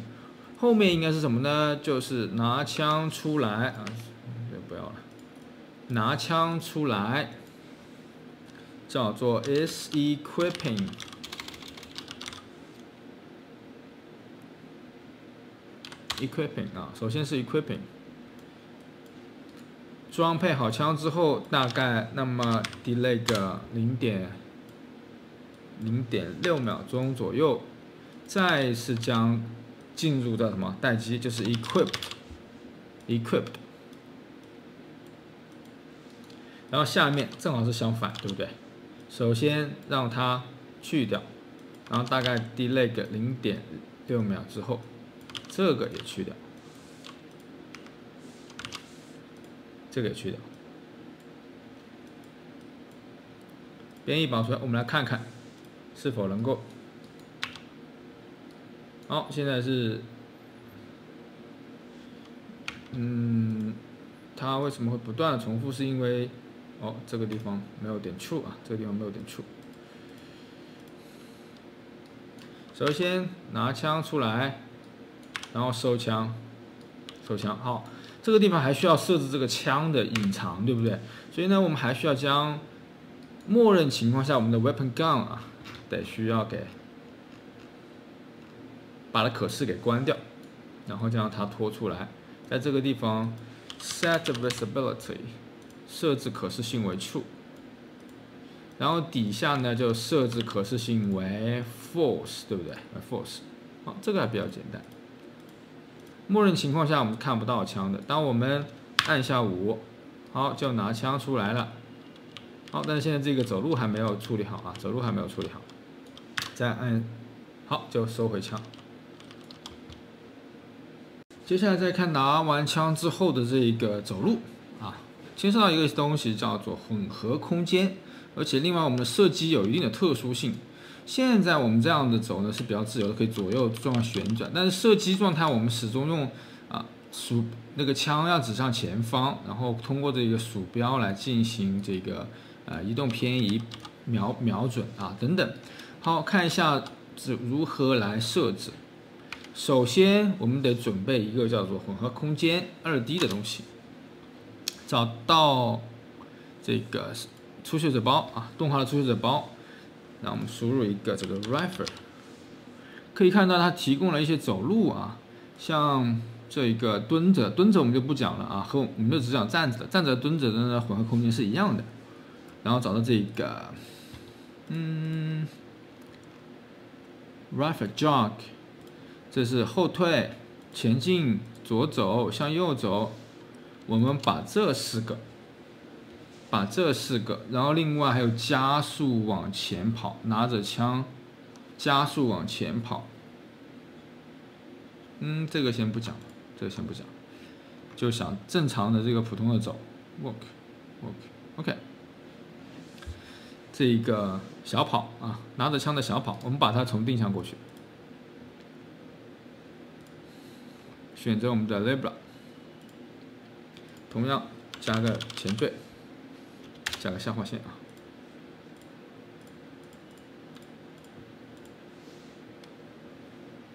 但是呢，这次我给它放在另外一个地方。之前我们讲了那个混合空间，我们把这几个动画放在混合空间里面啊，因为它是混合空间的动画。再过来看，这个时候啊，就有了这4个动作，好。有了这4个以后呢，我们来创建一个新的东西，叫做混合空间。之前我们已经讲了混合空间ED，比如说我们的走路啊，然后蹲着走啊，根据这个速度来。然后这个混合空间是什么呢？进来以后 ，animation blank space， 改下名字，这个叫做 idle rifle， 拿着枪的这个待机状态的这个混合空间。好，怎么来？首先，我们可以把它的，首先是往前走，对不对？放在这个位置，然后往后走，放在这个位置。好，你这个地方你就可以马上识别出这一根垂直线是什么呢？就是它的速度，所以我们把这个垂直坐标换成 speed， 然后这个 speed 呢，可以是一个负值。比如说-200，然后到这个600啊，-600到600之间，往后走，然后往前走。好，那么左右两边就是什么 ？X 轴就是什么呢？就是 the direction 方向，由-180度到180度，-180到80度。这个怎么来呢？你想想看，180度实际上就是转了一圈，我们这个地方是 forward 啊，往前面走，然后转了一圈，到了这一边就什么？就反过来了，就变成 backward， 然后这一边也是 backward， 然后下面这个是 backward， 你转了一个180度就是什么？就是 forward， 就是往前走，往后走转180度往前走，但是中间这两个90度是转弯，对不对？我们可以左右。左右，好，我们就可以看这样子来看，往左往右倒退，好，等等这样的一个混合空间，你稍微理解一下啊。左右代表着方向，上下代表着这个速度。我们有了这个混合空间以后，看一下怎么来创建一个新的状态。这个状态实际上就是在 default 里面再加一个新的状态，在 rifle idle 以后啊，待机状态以后。进入到一个叫什么呢？叫做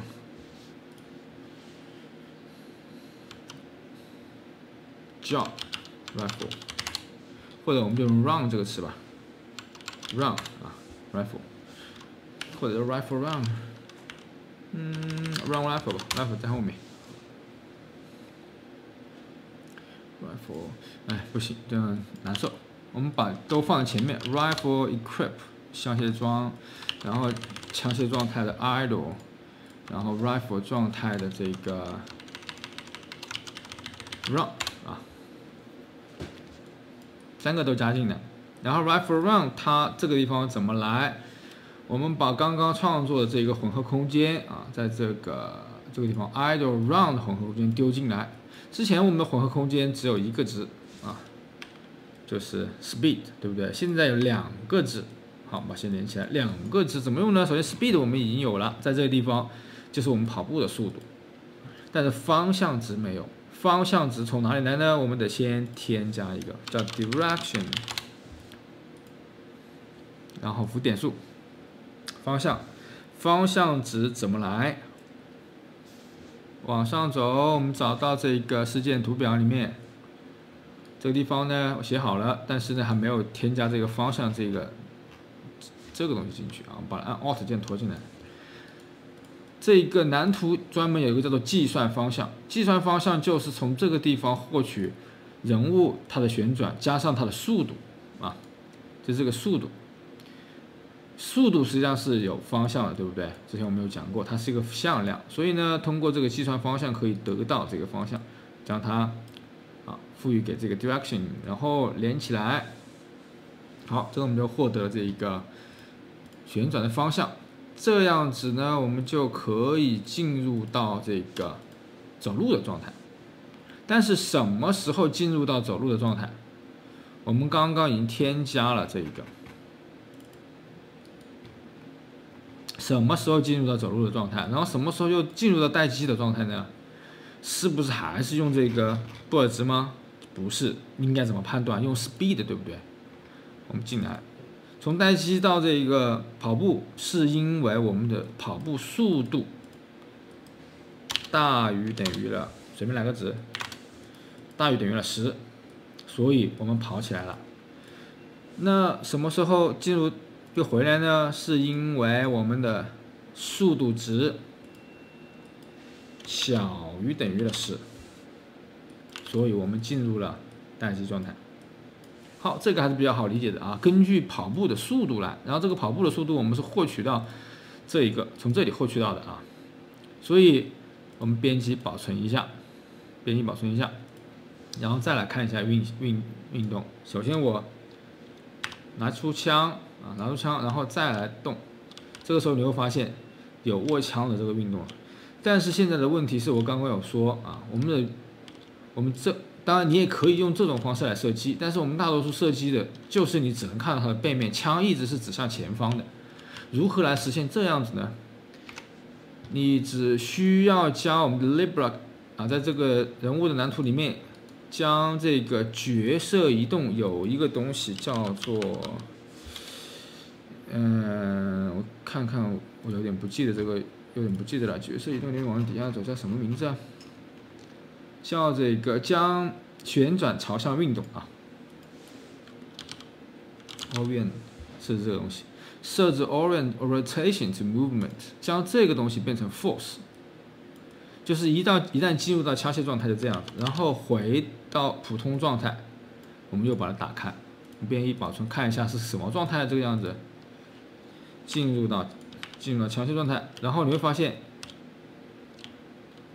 我们的这个方向有问题啊，现在就是你只能往前面走，看吧，我是看不到它的前方的，如果这样子转动。它永远都是在前方射击。好，还得修改问题的是，我们现在在左右两边它没有旋转，对不对？找一下原因。首先，我们的这个 director 的这一边应该是有了 ，director 应该是有了，负180度这个也 OK。好，但是为什么没有呢？没有的原因是我们的 director 刚刚做了这一个变量，但是这个变量我们没有跟它连起来。所以呢，就出问题了。将 direction 连过来啊，就在这个 rifle round 这个状态啊，忘记连了。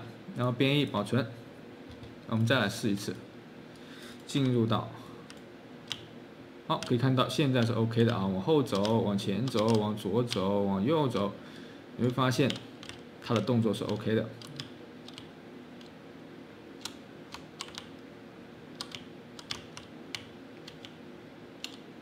好 ，OK， 好，有了这一个跑步的这个和待机，然后再看一下如何来准备一下这个射击的子弹，然后包括如何射击。射击的子弹你应该能够马上想得到，之前我们在这个skills 里面做了一个火球，对不对？子弹和火球几乎是一样的，只是它的速度不同而已，对不对？那我们就把火球直接复制一份，来一个这个叫做 ammo。当然，子弹有很多种，所以我们给它取个名字叫4毫米子弹。4毫米子弹，因为我们可能有其他的枪使用的是不同的子弹，但实际上一点点区别啊，这个区别可能看不太出。好，可以看到呢，这是我们之前火球的，几乎都不用改什么东西。首先，我们需要在4口里面看到这个火的这一部分啊，看看我们要不要火，就是射出去的子弹你要不要能够看得见，或者我们不要这个火啊，不要这个火，我们加一个新的，添加一个静态网格体 ，ammo 子弹，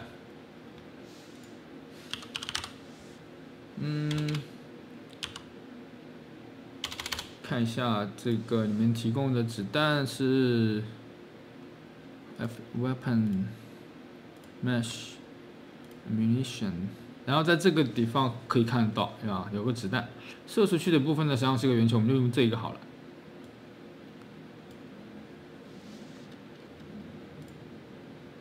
好，这样子呢就准备了一个，但是现在这一个触发的这个球太大了，对不对？我们知道可能12就够了。12都大了，只要10。好，这个球底碰撞啊，可以稍微的小一点，但是呢，还是得好，大概这个样子 ，OK。然后声音，或者我们暂时用这个 file 的吧，用 file 的，我们先不改声音，声音呢你可以找一个这个枪的射击的声音。好，再到事件里面来看一下重叠部分。首先转换成 character， 然后 damage 伤害在我们在那个地方控制就好了。这一边模拟物理对象，然后是否添加，然后添加一个爆炸。好，这个爆炸枪打出去呢，通常是没有爆炸，而是在这一个碰撞的地方加一个弹孔，对不对？先不着急加弹孔，我们把这个爆炸给去了，不要。但是音效呢？看一下音效还是要不要呢？好，这个音效暂时也不需要，不过我们先留在这里吧。这一个我们也留在这里吧，都留着。然后最后0.1秒销毁，射出去之后 lifetime 销毁。好 ，OK， 这些都没有问题。就这样好，就准备好了子弹。然后在这一边。在人物蓝图里面，我们需要做一个这个叫做什么呢？还是添加一个输入，项目式的输入。这个输入就是 file 发射 ，file 杠的杠 launch 或者 trigger 吧 ，trigger 好，这个是发射。发射我们用鼠标的左键，啊，这两个来配合的，怎么来配合呢？我的想法就是进入到枪械状态以后，然后我点鼠标左键就是可以来进行射击啊，就可以射击。把 trigger 加进来，刚刚我们添加的事件，杠 trigger， 好，把它稍微往下挪一点。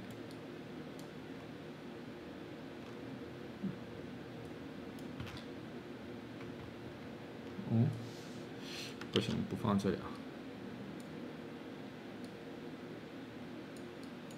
放在最下面。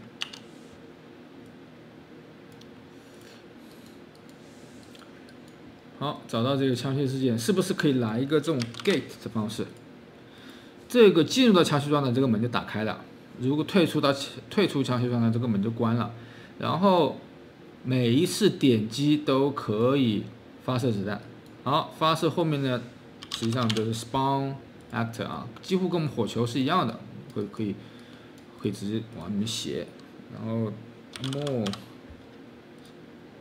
然后它发射的位置在哪里呢？我们可以获取到这个枪，然后枪的哪个位置？我们进到这个枪的骨骼看一下，这个枪的枪口啊 ，muzzle flash， 这个是枪的这个火花，就前面标出来的火花。我们就用这个位置来发射，看好 ，Jet Mag Fire Mode，OK， 这是 Muzzle Flash， 把那个记一下，获取它的插槽的位置，刚刚那个枪，又不记得了，再看一下。Muzzle Flash 啊，我们把它复制一下，这一个插槽啊，将这一个位置来产生我们的子弹，对不对？另外一样的，获取它的获取它的这个移动发射物，来设置它的 velocity。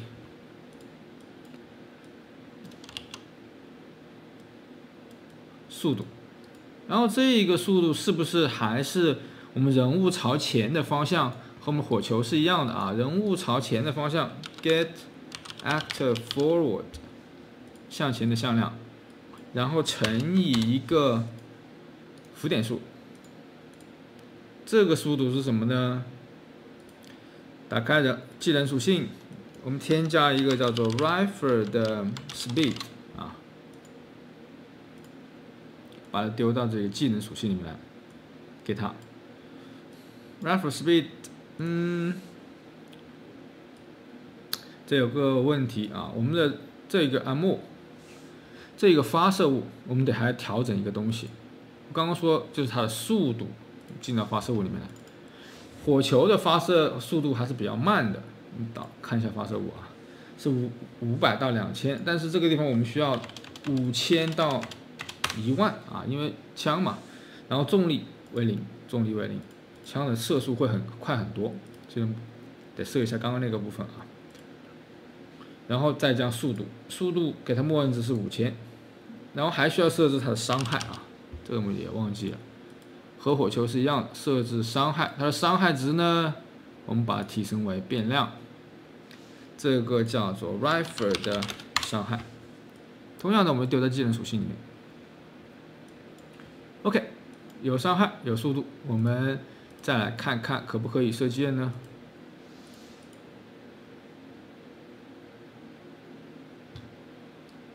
进入到这个模式。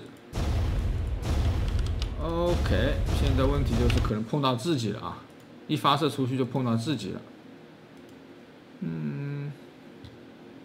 所以得看一下，我们得改一下发射物的碰撞。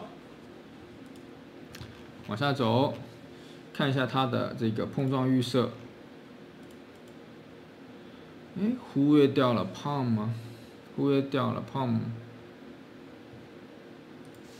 枪械，它的位置得要稍微变化一点点，就是这个插槽的位置还要往前面，往我们人物的前面走一点点，对不对？要不然它这枪管里面没有发射出来，所以呢，我们还得获取一次向前的向量，它加上向前的向量，我们乘以一个，比如说10左右啊，乘一个10，就是往前面来个10厘米，然后再给它，这样子呢就不会碰到枪管了。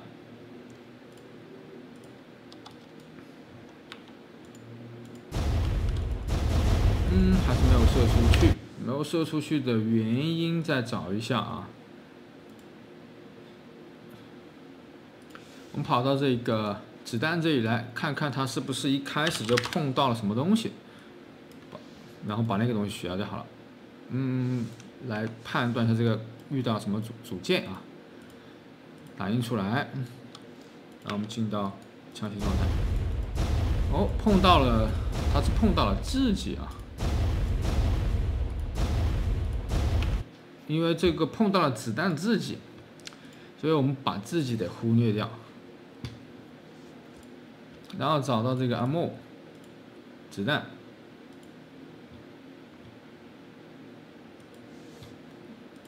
将子弹的这个重叠事件把它给关了啊，关了。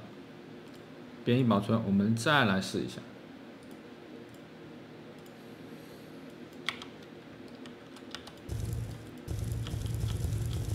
好，可以看到现在能够发射了啊，能够发射了。但是还是有一点点问题。我们可以将它的这一个子弹让它发一点点光，这样子看上去会更加的这个真实一点。再来优化一下这个子弹啊。首先，我们让这个子弹的后半部分后面加一个小火焰发光，所以呢，我们可以添加一个不用添加粒子系统啊，因为它很小，加粒子系统没有必要，所以我们加个静态加一个球体，球体放在这个子弹的后面。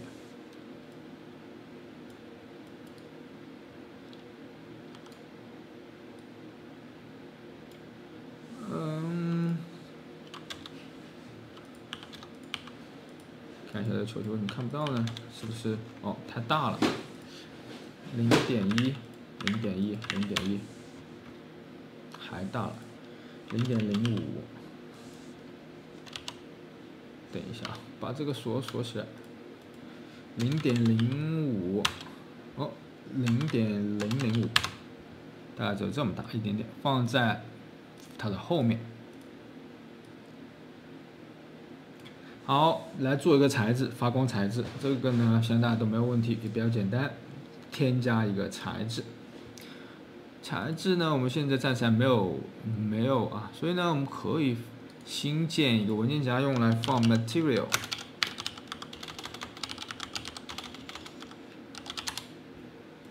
然后 M 开头叫做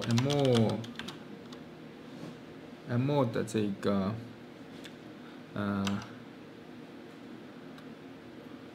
的 file 啊，它的后面的这个火焰，好进去，把自发光颜色提升为参数，加一个偏红点的颜色。另外呢，把这个值扩大100倍吧，97314，啊，点确定，可能有一点点多啊，我们这样再重新来一下，先000，然后选择一个颜色，选择一个稍微偏红一点的颜色，然后乘以一个值，打个乘号，乘以一个值，这个值呢我们乘以大概个30左右，好，它就能够发光了。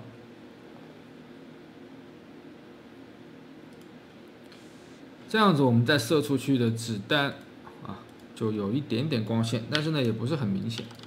哎，怎么又这样子了？哦，我的这一个球体也需要什么一样的，要把这个生成重叠事件给关了，不能生成重叠事件，要不然它会自己跟自己爆了。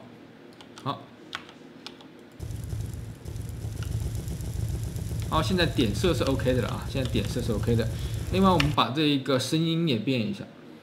声音呢，我这里找到了一个声音是 M 是 AE 的声音啊，在这个地方换一下，换成 SFX M 是 AE 啊，这个声音好编译保存。我们再来试一下带火呢有声音的这个枪。哎，哦，忘记了，这个声音是它接触后产生的爆炸的这个声音，对不对？所以呢，刚刚搞错了啊，暂时先把它给换成刚刚我们的 file explosion 小的 explosion。枪打击到物体上，每一个物体可能都发出不同的声音，所以这个地方我们暂时先不要。然后包括它会产生什么样的粒子。打在金属上可能是火花，对不对？打在木头上可能就是一点灰尘，所以这个呢也是根据打的不同的东西来进行判断。所以呢之后我们再讲这个啊，先把它这样连起来，然后把这个声音换成这个 MC1，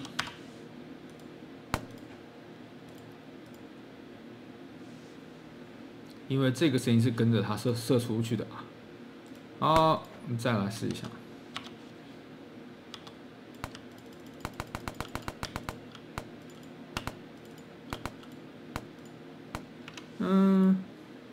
声音有点弱啊。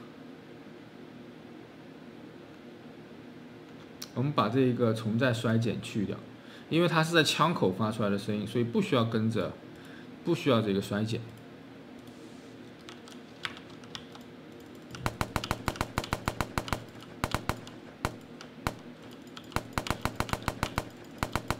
OK， 我们就加了一点这个火花和这个声音。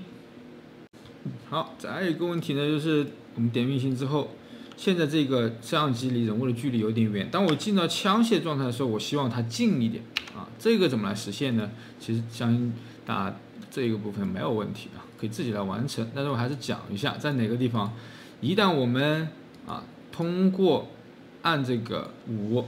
就进入到射击状态之后，我们需要将这个 camera boom， 对不对？它的叫做什么呢？叫做它的什么长度啊？ target arm length， 目标臂长度啊，现在目标臂长度是多少呢？现在是500，我希望把它变成300。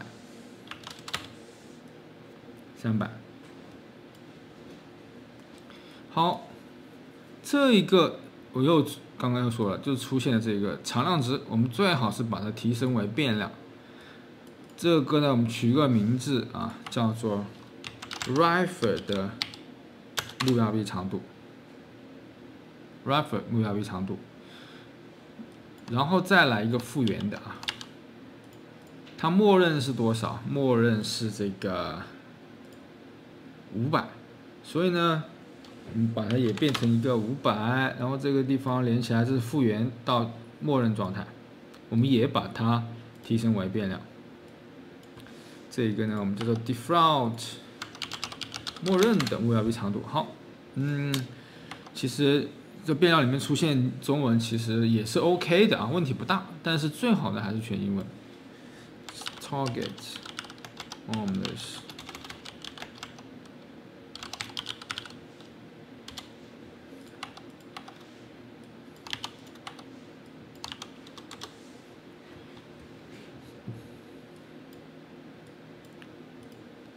好，这样子，当我们运行之后，你会发现它靠近，然后再又缩远。好，但这个过程有一点硬啊，它就突然进去，突然回来的。实际上我们可以加一个什么？加一个时间轴，通过时间轴的方式让它慢慢的加到这个目标臂长度，然后慢慢收回到目标臂长度。好，看一下怎么来实现这个呢？空出一段位置，也就是说，我这个地方需要快速的来添加一个时间轴，然后这一个是，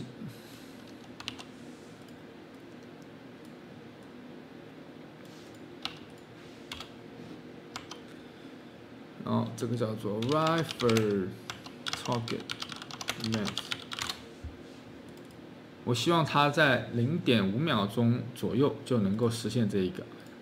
添加关键帧，然后由0到0，然后这个地方0.5秒钟到1啊，把这个使用最后一个关键帧打开。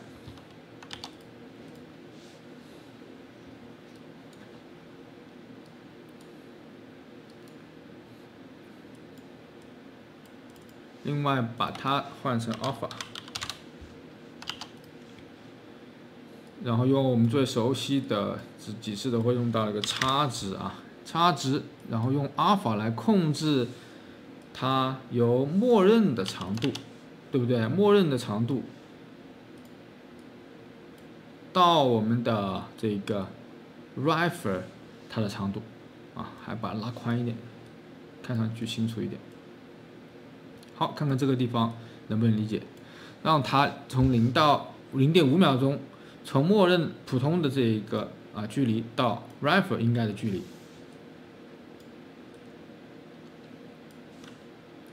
然后设置为它的目标臂长度，对吧？好，我们接下来看，这样子看看会不会更加好一点。OK， 这个呢还慢了啊，还慢了，我们可以用个，其实只要0.2秒钟就够了。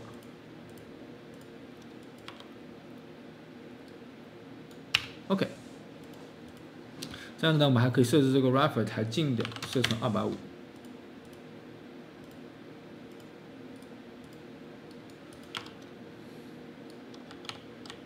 对，这样设计好一些。250还是太近了，300吧。同样的方式，你也可以将回来啊，也是这样子，对不对？那你会说，哎，是不是可以用 reverse？如果把它放到这个后面呢，是可以 reverse 的，但是因为它有2个不同的结果出来，对不对？所以呢，我们这个地方又得来一个啊，你复制一下，复制粘贴一下就好了。Play from start 啊，这个地方也要选择 play from start。Play from start， 然后后面的目标臂长度和这个只是一模一样啊，就反过来而已。把这个。蓝图没有这个C++代码优秀的地方就是蓝图东西特别多，而且需要很多空间。但代码呢就会更加清晰一点。不过代码对于这个咱们美术学院或者是就是做艺术这一块的同学们呢，可能就没有那么的友好。但我个人呢还是会比较偏好这个用代码的方式来写这些东西。OK， 但是这个需要反过来，对吧？我们把它再连接一下啊。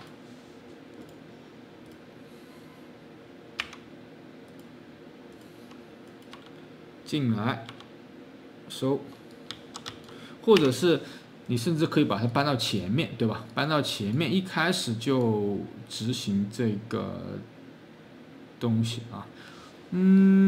什么意思呢？就是时间轴和动画同时一起来往前面走。我们再来修改一下啊，这个地方稍微看清楚一点。我首先把这个空间打开，然后在这个地方加一个叫做 sequence 序列，序列就是同时执行。一方面我们执行动画拿枪，另一方面我们执行这个目标币长度的更改。这个我们还是连在后面，还是作为 open。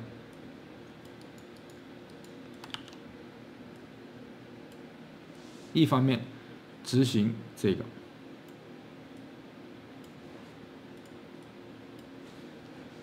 这个两个就是同时执行的了。然后下面也是一样的，我们也把它作为这个同时执行。我们在这个地方加一个 sequence 序列。好，编译保存。好，看这个地方啊，看没有看懂？同时执行两个，一方面缩放这个摄像头、摄像机，一方面呢就是开启动画。我们再来看一下，现在这个地方反了吗？掉了一个值啊！你看这个地方少了一个东西。refer 我们还需要一个 default 这个值，复制过来时候丢了啊，在这里。好，这个时候我们就可以同时按5的时候既拿枪又那个，然后又回来，这样会更加好一点。我们继续再来看一个问题啊，当我们运行，你来试射一下，发现这个人物它只能向前方来射击，我向前上方可以吗？或者前下方可以吗？你会发现它变不了，因为枪口一直是对着那一边。然后包括人物的这个枪口的位置啊，按理来说我瞄着上面的时候啊，瞄着上面的时候按右键这样拖，瞄上面的时候，枪口应该对着上面，或者是对着下面，枪口应该对着下面，对不对？好，看一下如何来实现这个功能，我们称为叫做什么呢？叫做瞄准偏移。进到动画里面来，这个先关一下，进到我们的动画蓝图里面。看一下如何来实现这个功能。我们把动画蓝图把它丢到这个 Libra 的外面去吧，因为它经常会要用到。放在这里，人物和蓝图。然后进到蓝图里面，我们创建一个新的东西，叫做什么呢？叫做瞄准偏移。这个东西和我们的混合空间很像啊。新建一个文件夹，叫做 aim offset。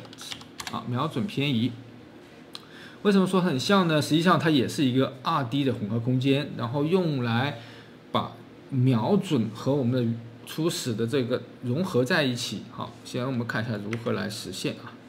这个我们称为叫做 Libra 的 Rifle 的瞄准偏移枪的瞄准偏移2D。你可以发现它几乎和这个混合空间是一样的啊，一样的。如何来用呢？这里需要准备这样东西。我们进到动画里面来，看到这个 Anime Starter Pack 里面有一个叫做 Aim Space Hip 啊，你会发现它有上下左右，然后右边的上下，就是每个方向的上下它都有。如何用这个东西来做一个瞄准偏移的空间？首先我们把它重定向过去。重定向过去，给我们的 Libra 加一个前缀，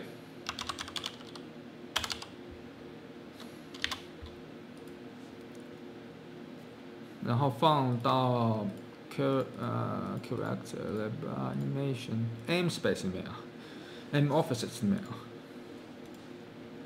因为它会有一点点不同，所以我单独把它起一个目录。好，有了这个之后，如何来创造这几个点呢？也就是中间的上下、左边的上下和右边的上下啊。因为我们瞄准嘛，无非就是这几个角度，在这个几个角度里面来进行混合。我们首先将我们刚刚复制过来的这个动画，再来一份 ，Ctrl 加 W， 再来一份。把这个后面加一个叫什么呢？叫做 center 中间 center 中间的这个中间，然后再复制一个，这个叫做中间的 up 中间的上面，然后中间的 down 中间的下面，所以中间就有3个方向啊，上中下。但是这3个不是一样的吗？我们看一下如何来截取它。如何来截取？我只要其中的某一部分。现在我们要动画编辑这一部分，然后让它暂停播放啊，我按了空格键。第一帧动画它就是什么？就是一个中间的，所以我们可以把后面你可以看到移到我们移到第5帧吧，第4帧3帧左右够了，移除5到87帧。好，你就发现这个动画改了，这么多，这个就是我们 CC， 然后保存一下，保存一下。所以我们相同的方法可以来做这个，往下和往上的，对不对？但是还有另外一种方法来做，更加方便一点啊。我们刚刚通过这个移除帧的方式来做这个一个方向，还有另外用什么方法呢？我们来看一下，更加方便一点。我们把 CD 和 CU 暂时先删掉，不要了。然后进入到这个 Space Heap 啊，找到这一帧画面，比如说向上，现在是第10帧啊，第10帧是向上。我们点这个地方创建资产、创建动画，然后当前知识，用这个知识也可以来创建一个，换一下名字，叫 Libra。注意啊，这个名字很重要，要不然会很混淆。Libra Aim Space 的 Heap，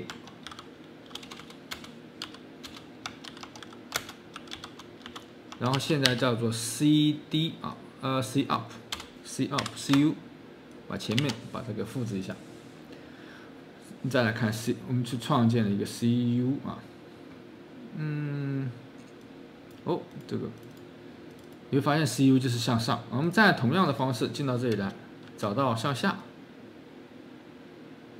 啊，用这一帧画面，我们又来创建一个当前知识，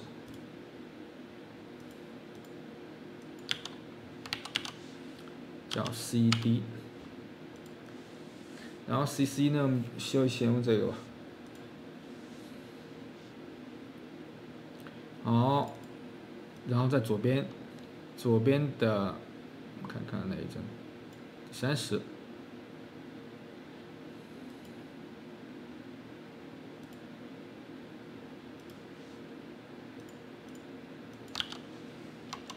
LC LC。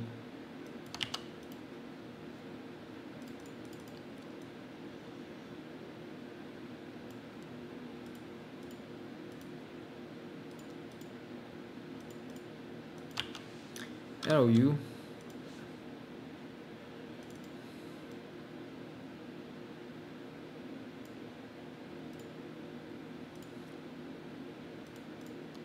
然后 LD，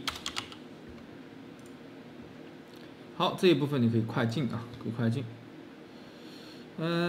还有呢，还有左边还有右边的中间。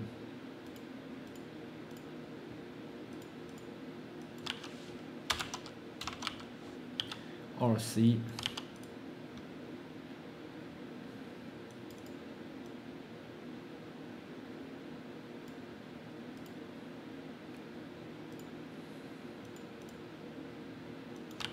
U。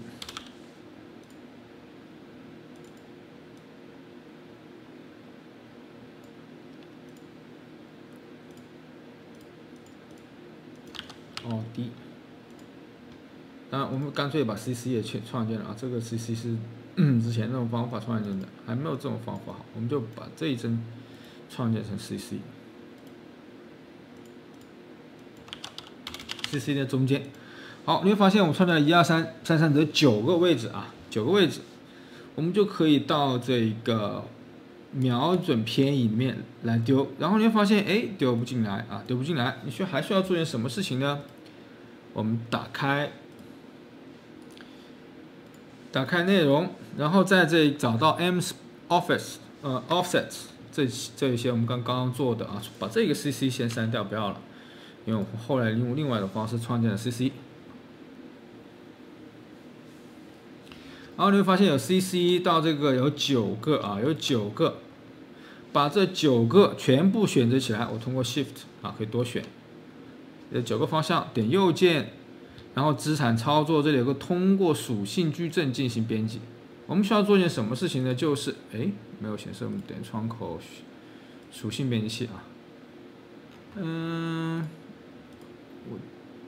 网格显示我们都得打开，把这里全部都打开。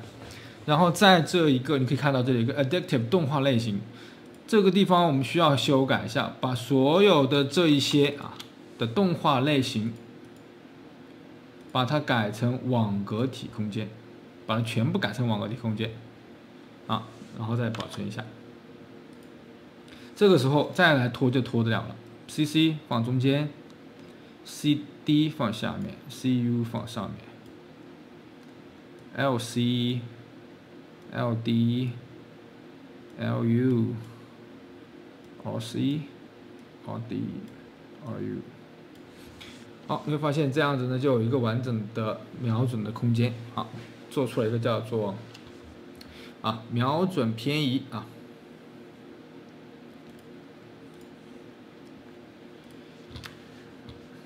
然后这个瞄准偏移呢，还有一点都没做完。首先，它的水平坐标啊，这个好理解，叫右啊，就是 Z 轴的旋转，负90度到90度，然后上下就是 pitch， 负90度到90度，这个可以把它完成，很好理解，在这个瞄准偏移里面。另外还需要补充一个东西，就是我们刚刚做的那9个动画9个方向，全部选择起来。还需要做一个资产操作，在这个矩阵编辑里面，将什么呢？将这9个要选择一个叫做基础姿势，用哪个？用我们的待机用我们的待机，因为它是基于待机状态来进行瞄准的所以这个地方选择哪一个呢？就是回到上一个步骤，在这个地方用这个 Libra Idle， 就端着枪待机的这一个。我们用它来作为基础用它来作为基础。好，保存一下，所有的都保存一下，然后回到这个地方，你会发现，这个时候变了它动作变了，这个状态是 OK 的，因为我们要选择一个正确的预览姿势，选择我们刚刚那个 Libra 的 Rifle Idle 待机选这个，它就正常了可以正常了。好，保存一下。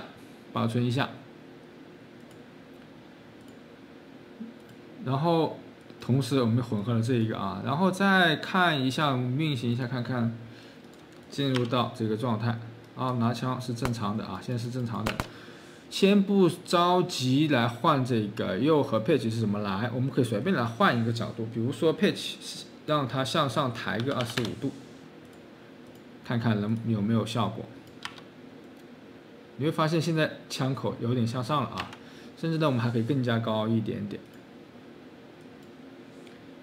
，50度，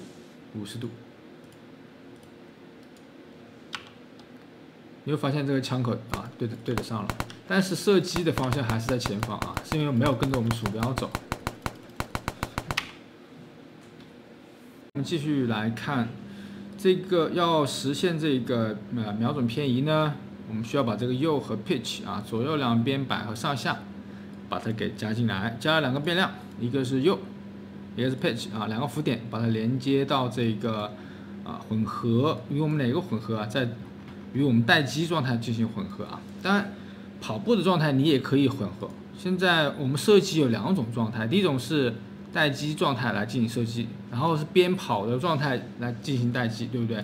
所以这2种你都可以混合。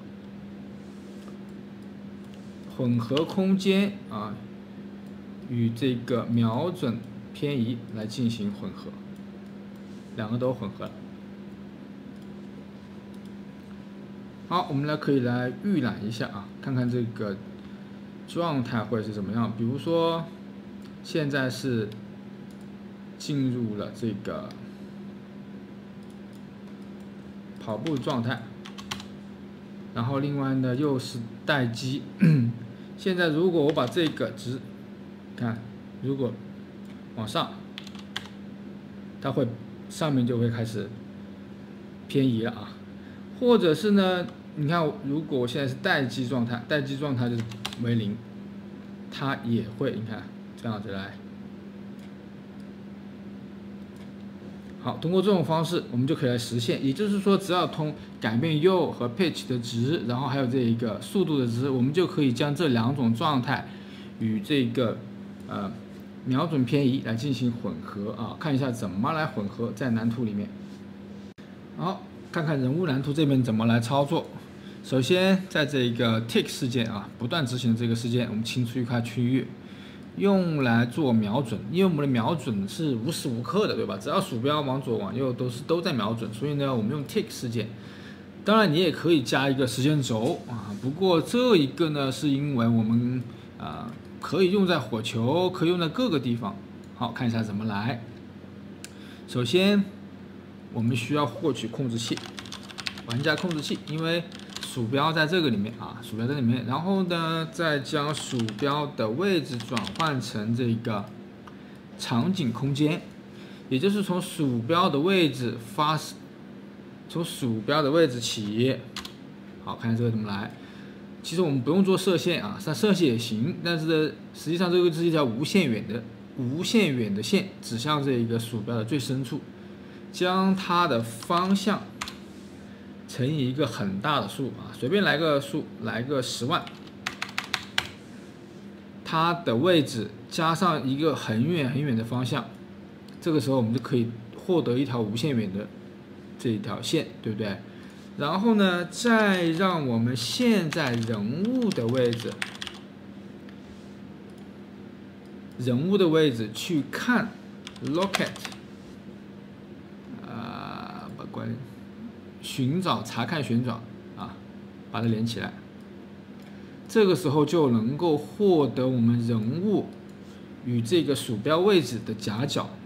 但是现在还有一个问题，就是控制器啊，什么意思呢？我人物本身还有个旋转，因为人物的位置还不够，因为我人物可能向左转了多少度，向右转了多少度，所以还需要做一个事情，就是将人物的旋转的角度减去，或者我们叫德尔塔啊，差量，因为这样可以得出一个标准化的这个值。将人物的旋转减去我与这个鼠标最远处这个夹角的旋转，就能够得到我的脸应该朝向何方。好。因为我们这个脸是只是一个-185，是一个相对值啊，不是一个绝对值，所以这个地方有一点点数学知识啊，你脑子里需要非常清晰，脑子里很清晰，才能知道这些运算是怎么得来的。好，得到这一个值，我是不是就可以说它是 NMBP 的第一个是 pitch， 然后第二个只是右。我们将它拿过来，然后再好将 pitch 给它，将右给它。这个时候我们再来编译试一下，看看是不是正确的。好，现在我们进入这个状态，然后当我鼠标，哦，反了啊，应该是什么？应该是目标减去这个，目标减去我们人现在的这个旋转角度啊，才是正确的。这里减反了。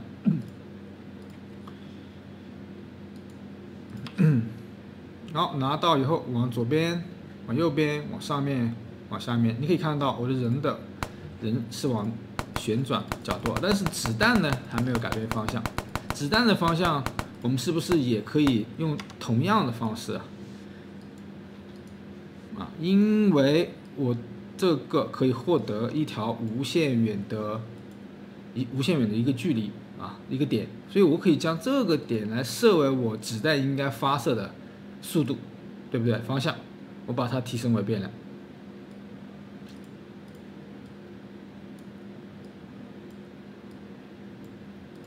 把它提升为变量，然后它的名称叫做什么呢？叫做这个 aim target 啊，这个鼠标瞄准的这一个目标，所以我们就可以拿这一个目标放在哪里啊？放在我们射击之前，我们只能向前方射，然后乘以一个这个速度，对不对？来射子弹的速度。现在子弹的速度应该是什么呢？我们瞄准的目标来做一个规格化，为什么要规格化？因为这个很远，所以我们只需要这个方向乘以，这已经有了一个规格化了。OK， 规格化之后乘以这个我们枪的速度，就等于这个子弹发出去的速度。好，这一段呢牵涉到许多数学的知识，大家一定得跟着来多来几遍。可以看到现在方向我们往下射、往上射、往左射、往右射，来大致做了一个这个鼠标指哪打哪的一个东西啊。当然这个不是精确射击，精确射击呢，你还需要做到这个中间有一个点啊。这个待会看看我们要不要讲一下。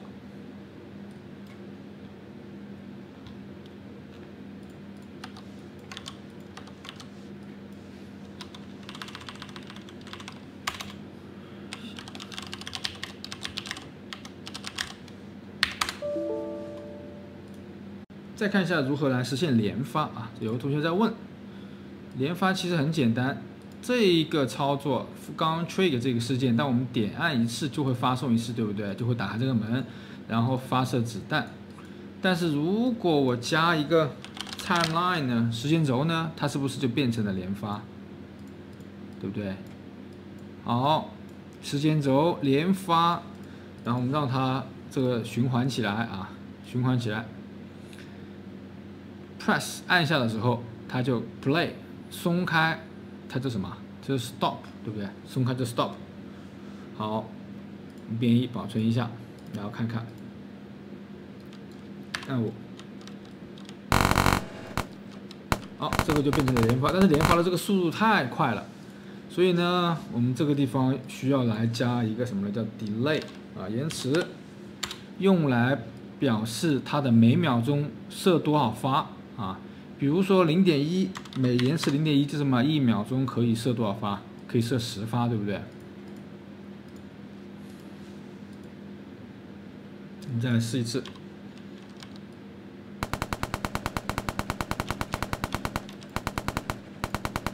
好，这样子呢就可以来，或者把这个延迟的值，你也可以设为一个等级啊。比如说我们把它提升为变量，因为你的等级越高，你的枪械操作方式越高，它的这个连发数啊就越高。我们可以称为叫做，就换一个名字叫做这个 RPM 呢，实际上是这个射速啊，每分钟的射速，但是我们这里是每秒钟，所以我们叫 RPS per second， 每1秒钟。好，它的默认值每秒钟是不是就得要加个1除以数啊？我们除以1个，然后这里添加一个no， 来一个这个 make float， 创建好。我们把它先连起来啊，就是1除以这个数呢，就等于出来了。1除以它每秒钟的色数，比如说我现在要求是10，啊10，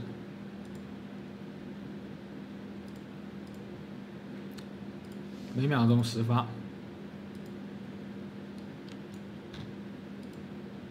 或者是呢快一点，1秒钟30发啊，也就是相当这个色数1秒钟30发是非常快的速度了啊。这速度很快了。好，这样我们就把它设为默认为5发好了，5发，然后让它再慢慢升级。好，这个是关于这个机枪的射速，我们把它丢在技能属性里面，然后加一个 rifle 的 RPS 啊 ，RPS。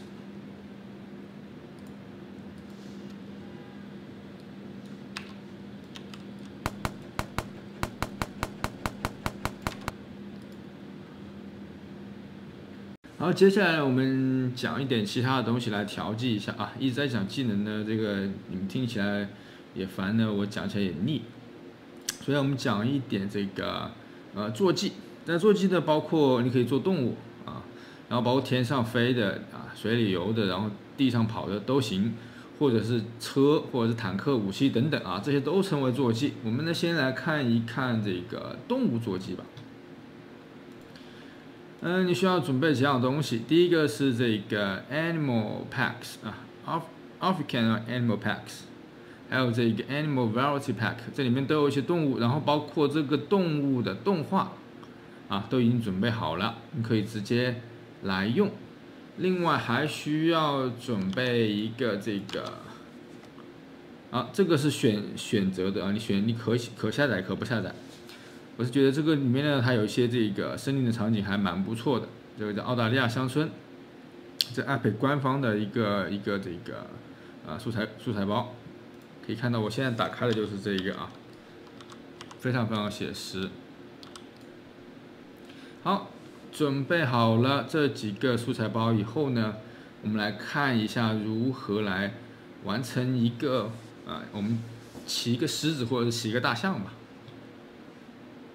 好，下载好资源以后呢，我们到这个 character 上面来，因为我们的坐骑也是一个 character 啊，所以呢，我们可以新建一个文件夹。如果你有很多个这个坐骑的话通常情况下都会有很多，所以呢，我们可以用 ride 开头，或者是你就干脆先建一个文件夹叫 ride， 然后里面来存放各种坐骑，再衔接一个文件夹。第一个呢，我想这个用大象吧，所以呢，给大象取个名字叫 Elephant， 然后取前面这个 Ella， 然后另外新建2个目录，第一个 Mesh 用来存放它的骨骼网格体，还有骨骼，然后呢再建一个 Animations 存放动画，这几个步骤相信大家都很熟悉了啊。然后在这个 African Animal Packs 里面找到 Elephant， 然后找到我们的 Meshes， 将大象的骨骼然后包括这个物理资产可以先可以不管它，然后先网格体，然后骨骼，另外这个大象的象牙部分可以都复制到 Mesh 里面。好，改下名字，就叫 SK 加个 ride 吧，好识别一些 ride Ella。然后这也是 ride Ella，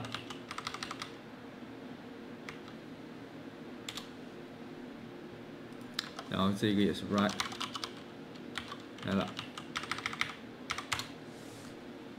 好，改好之后呢，我们就重定向动画可以看到这里面提供了非常非常多的动画，各种状态都有，我们可以把它全部呢重定向过去。我看一下前缀Animal Elephant，OK。首先把这个前缀改一下，把它改成 Animal Elephant， 改成这个 Ride Ella。好，选择骨骼，Ella，Ride Ella。选择好之后呢，修改文件夹 ，Write Ella Animations。哎，这里怎么没有预览？重叠。OK， 他说需要设置预览网格体，以便转换动画。好，这个可能是有点问题啊。这个问题还是比较好修改的。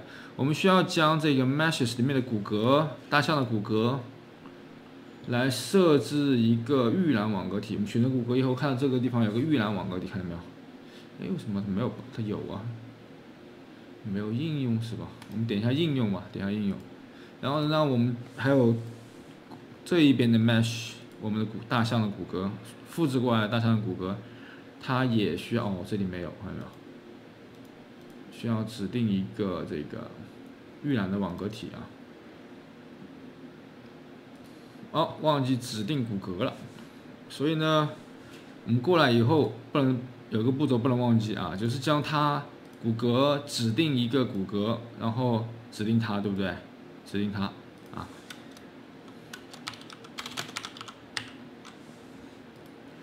好，可能是因为这个步骤，然后我们再进到骨骼里面看一下这个 ，OK， 有预览网格体了，点应用。好，因为没有做这一个步骤啊，所以呢就造成了这个刚刚动画从定向过来出问题了。所以你也可以检查一下，这个骨骼里面是否有这个预览网格体。好，我们再来从定向。从定向动画到 Ella，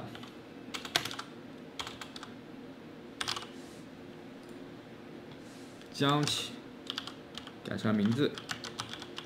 好，可以看到现在就有预览啊，有预览就是对的，这两边。Write Ella。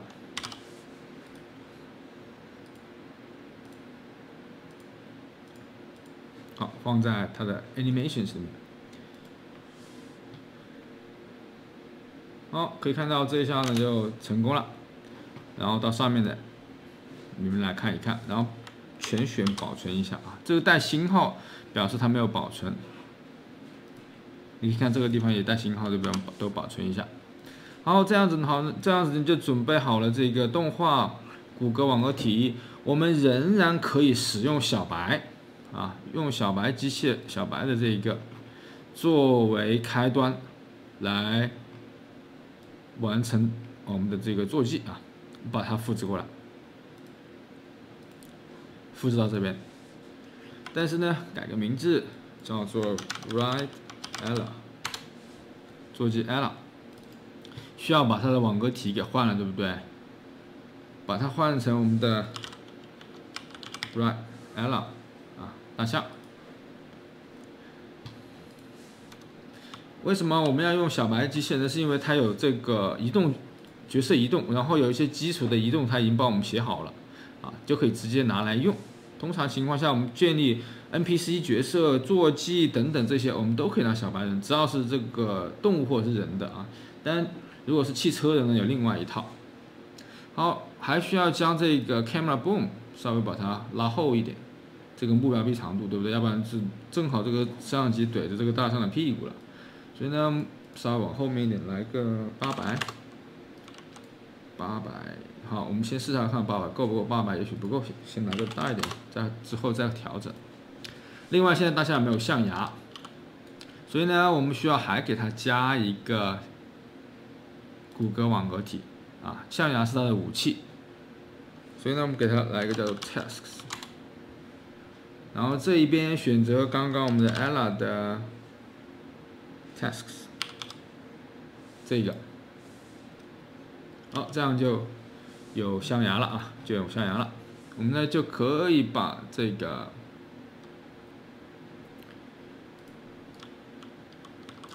再准备一个东西啊，干脆都准备完。准备什么呢？我们当然也可以拿小白的这个动画蓝图啊，直接拿过来。但是因为小白的动画和这个实在区别太大了，对不对？跟大象的动画，所以呢，我们就新建一个动画蓝图啊。新建一个动画蓝图，然后给它指定骨骼，给它指定骨骼。好，改个名字 ，write Ella 的 AnimBP。好，这我们就这样的新建了一个空白的这个动画蓝图啊。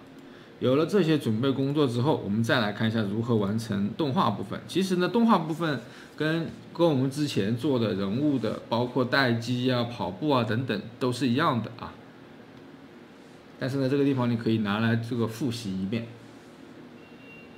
看，我把这个大象拖到场景里面，另外呢，把这个自动控制玩家啊，控制玩家0打开，你可以试运行一下啊。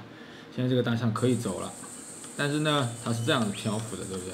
是因为动画蓝图还是个空的。那如何来完成动画蓝图呢？一个空的动画蓝图啊，我们来看一看。首先进来之后，就在我们这个 Anim Graph 动画图表里面，需要给它添加一个叫什么呢？叫做状态机。之前我们一直是说是状态啊。但是这一步一直都没有完成，是因为我们从小白人的这个动画蓝图重定向给我们新的人物里面，所以呢，状态机给它来个名字叫做 default 啊，默认的状态机，然后给它，好，这个时候呢就有个 default 加一个新的状态，这个状态呢叫做 idle run， 不用点啊，这个看不清啊。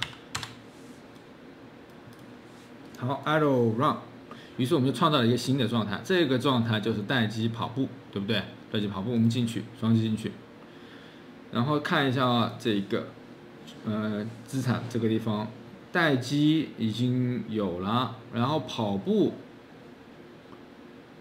还有走路，是不是我们可以创造一个混合空间？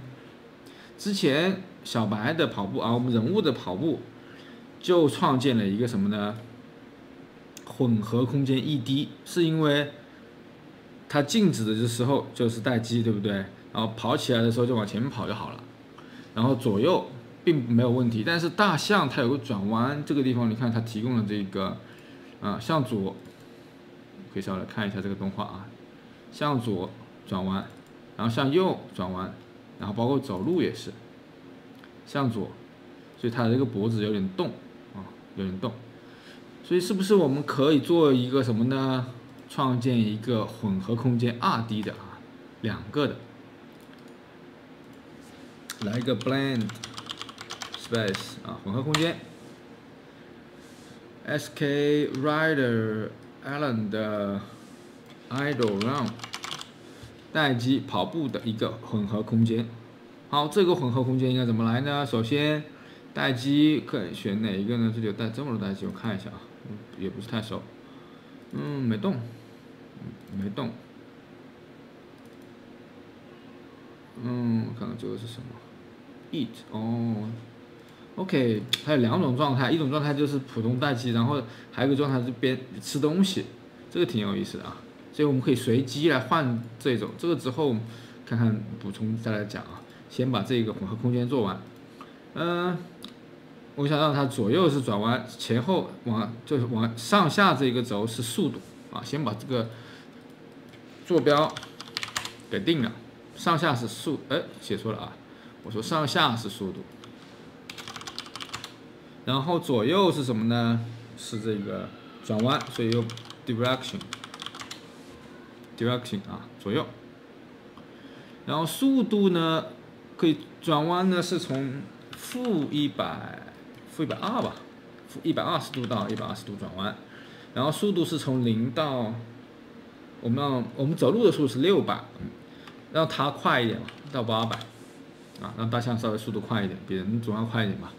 所以呢，有一个这样的混合空间之后，我们再来一个什么呢？之前我们在设计里面是讲到了一点混合空间啊，所以呢这个地方不做详细解释了，这个你得自己去理解一下。跑步静止状态是在哪里啊？是在这个地方，对不对？这是静止状态。然后走路就是稍微快一点 ，speed 嘛，往上面走一点点，所以就走路 walk。中间 walk turn left turn L turn R 就 turn right 往右边走，然后再到跑步，然后往左跑，往右跑。好，这样子的一个混合空间可以看到。好，这个混合横截还是比较好理解的啊，就是大象有左有右，然后有前后，有没有后退啊。好，保存一下这个混合空间，我们再到动画蓝图这边来。所以决定我混合空间的2个东西啊，把它拖出来，一个是 direction， 它现在走的这个方向，第2个是走路的这个速度。如何来确定这2个东西？我们先把变量给加了。direction 它是浮点，然后再来一个 speed， 也是浮点啊。速度这个我们之前有讲过，我们在这个世界蓝图表里面已经提供了一个速度，我们可以从哪里呢？从我们人物里面去截取啊。之前的人物里面 ，Libra 里面，Libra 哈这个蓝图里面，我们看看能不能截取一些东西。因为之前这一部分呢我们有写过，所以呢可以直接拿来用。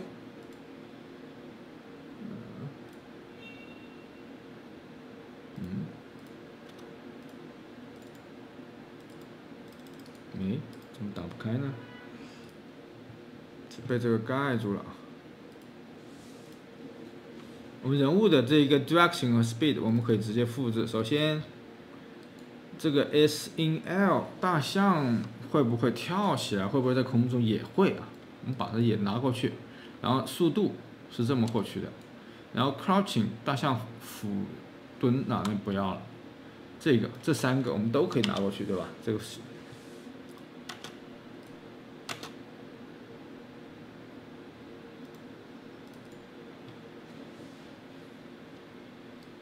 所以呢，我们可以在这一边啊，直接粘贴，就拿过来了，然后连一下，这边第一个是获得 is in L， 但是没有这个 L， 我们把它提升为变量，这样子这个底下就有了啊，把空格得去掉。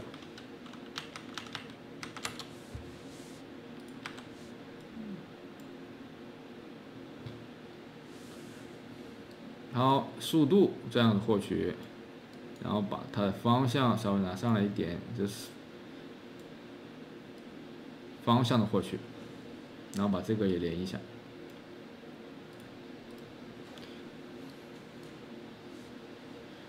好，我们呢就来试试看，看看这个地方我们有加 speed 啊，没有，把这个 direction 和 speed 都加进来，编译保存。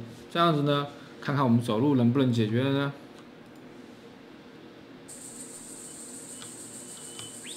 没有用那个蓝图啊，进到大象的网格体，然后使用动画蓝图，选择我们刚刚新建的那个蓝图，叫做 Red L。好，编译保存，这样子就可以走路了啊。可以看到现在呢有待机。走路有点飘啊，速度慢了。我们把大象的最快的速度得要调整一下。角色移动，往底下走。现在大象速度是600，刚刚我们说800，对不对？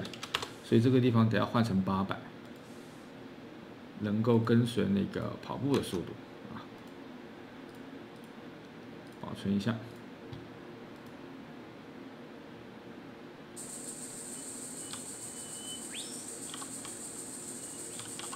可以看到现在左右的头，它转弯的速度也有点快啊。好，看一下如何来调整这个左右旋转的速度呢？现在这个大象有点太快了，进到里面来，角色移动，往底下走，这个地方有一个旋转速率，看到没有？我们把它，因为大象嘛有点缓慢，所以呢，把它稍微变低一点点。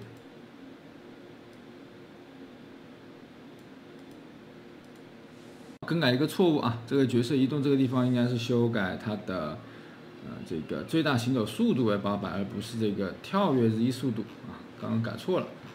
另外呢，就是旋转速率100啊。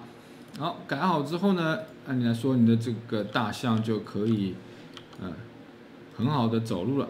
好，但是呢，你会发现一个问题，这个象牙呀，这个象牙虽然是放在了大象身体的指脊啊，但是呢，因为它没有蒙皮啊，所以呢，它没有跟动画在一起。因为我们的这个带肌肉它头是会左右两边摆的。好，那怎么办呢？什么叫蒙皮呢？蒙皮就是将两个物体啊，外面蒙长皮就粘在一起了，对不对？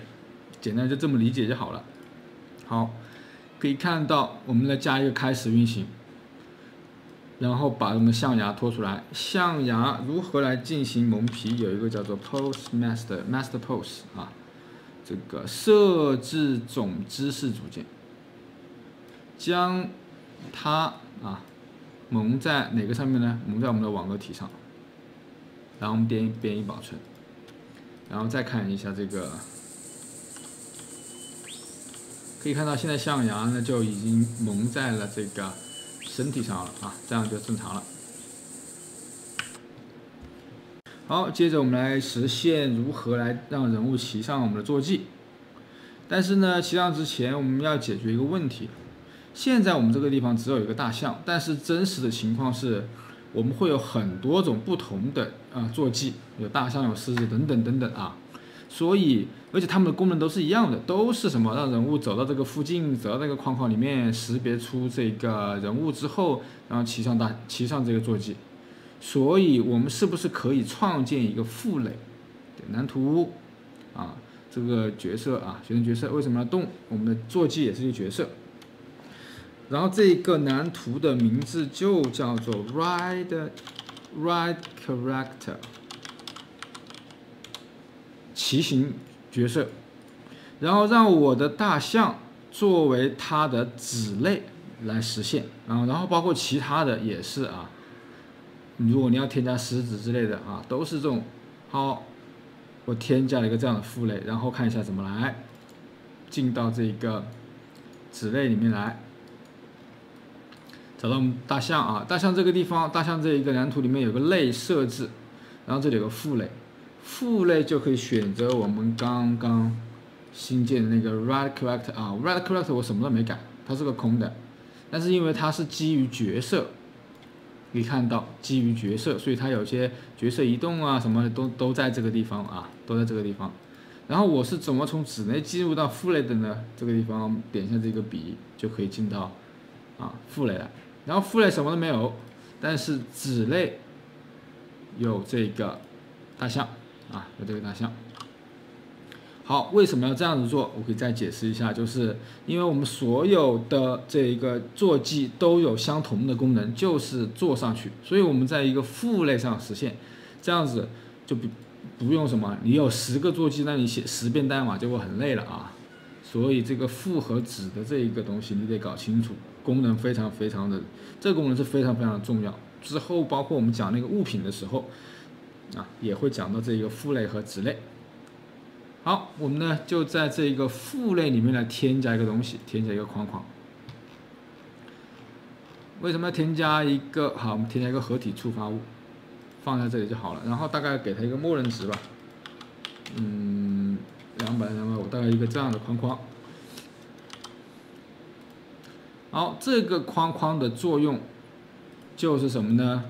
当我们我在副类里面，我看副类里面加了一个框框，你看子类里面自然就有了，对不对？而且它后面写了一个继承它是继承父亲的，也就是说，人只要进入到这一个框框里面，按一下，比如说 T 键按一下这个一个什么键，然后呢就骑上去了，就上去了。好，有了这样子呢。我们再来看一下这个事件怎么来写。我们在这个副类里面来实现这个 box， 添加个事件，开始重叠，然后还有这个结束重叠这2个事件。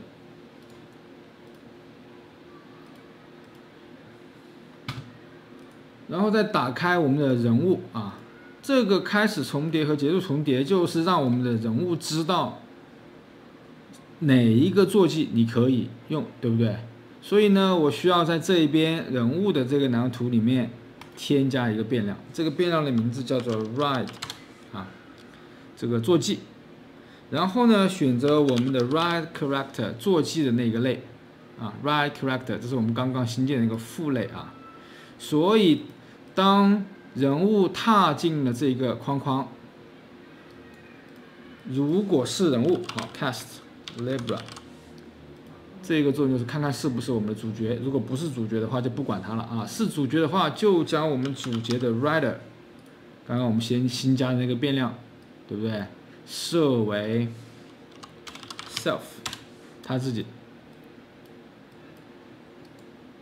好，底下复制粘贴就好了。底下就是什么？离开了后就是，如果是我们的主角，啊，这个 other actor 就是进来的那个 actor， 如果是我们的主角的话，就将它清空啊，就将它的 rider 清空。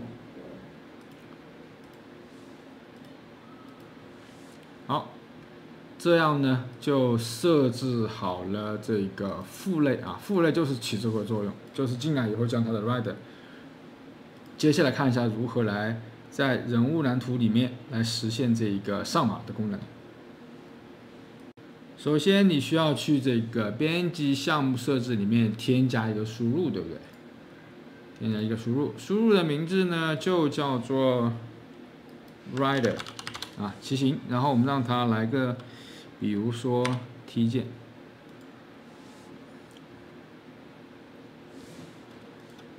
为什么不用二键？二键通常是 reload 啊，就是那个枪的上子弹，我们就用踢键就好了。然后再跑到这个地方来实现 ride 这个事件，对吧？然后这个事件怎么来呢？首先我们得判断 ride 这一个ride 这一个我们这个坐骑是否为空。好，我打了一个惊叹号，打了一个等于号。为什么要做这个判断？就是如果它不为空，不等于空，所以这个里面证明有东西，对不对？证明什么？我靠近了一个坐骑，这个时候我才能坐上去，要不然如果是空的话呢，它就不能执行啊。所以呢，打个 if， 如果它不为空的话，证明我旁边就有了一个坐骑。好，于是乎呢，我们就要再将这一个坐骑。然后呢，打一个东西叫 get player control， 获取玩家控制器，让这个玩家控制器控制谁呀？控制我的坐骑，控制坐骑。好，变异保存一下，我们来看一下运行。当我走进来按下 T， 可以看到我现在就可以控制我的坐骑了啊。但是人还没有坐上来啊，先不着急，这样就可以控制我的坐骑了。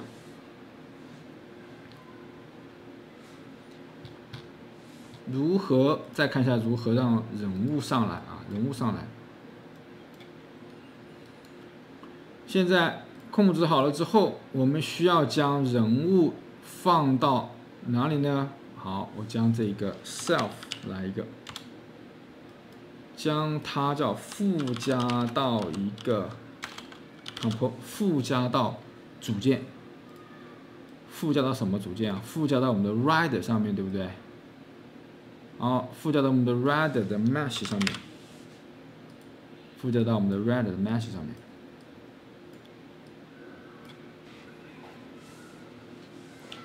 好，连起来。这个时候呢，我们的人物就会跟着像跑啊，但是位置还不太正确，是因为我们需要让它有个插槽。OK， 这个插槽呢，这个插槽应该是什么呢？先不着急，我们先来运行来看一看。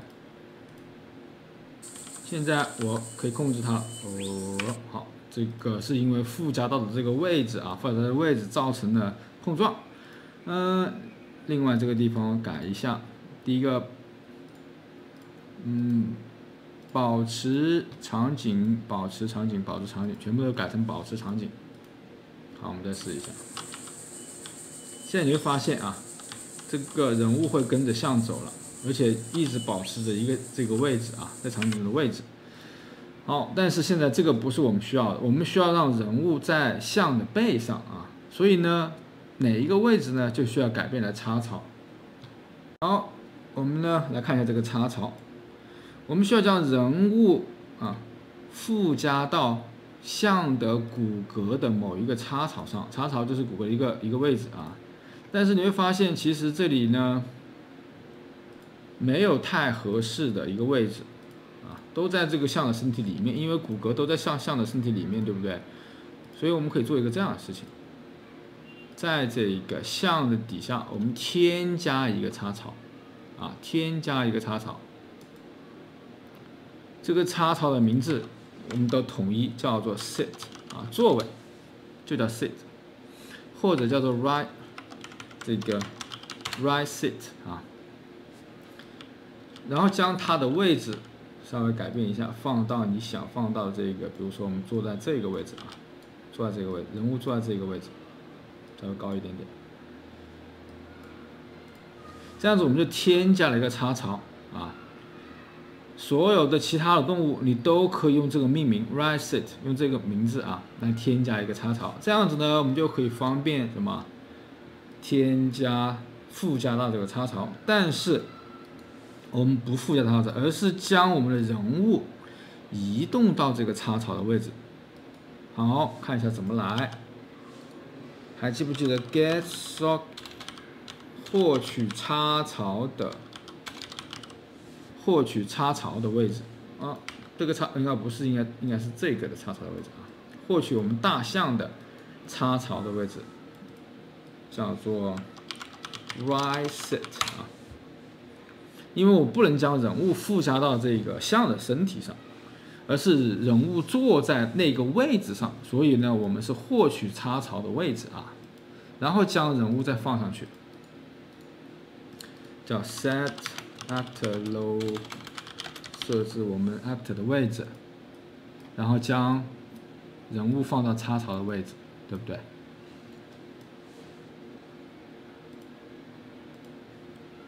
好，我们这样子再来看一看，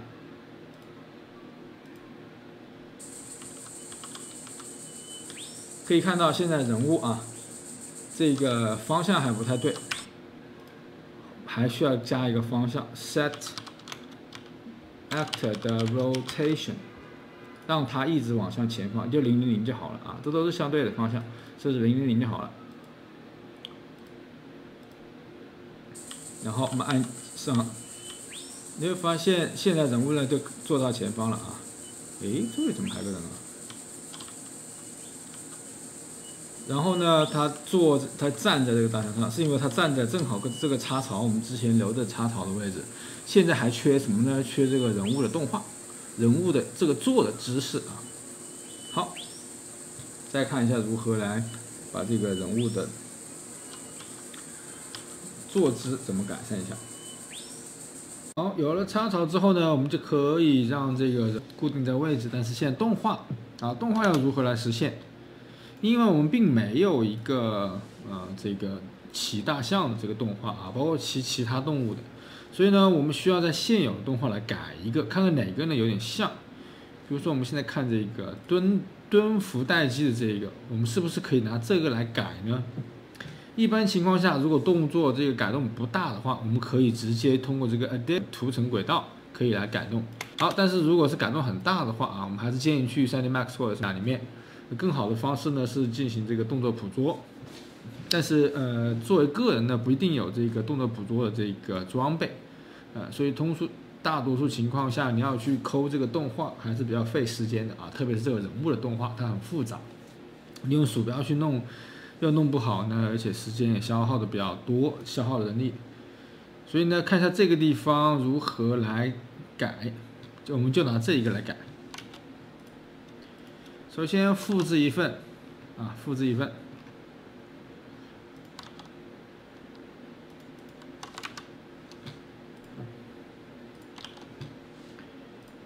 换一个名字叫做 Libra Ride， 这个叫做 In。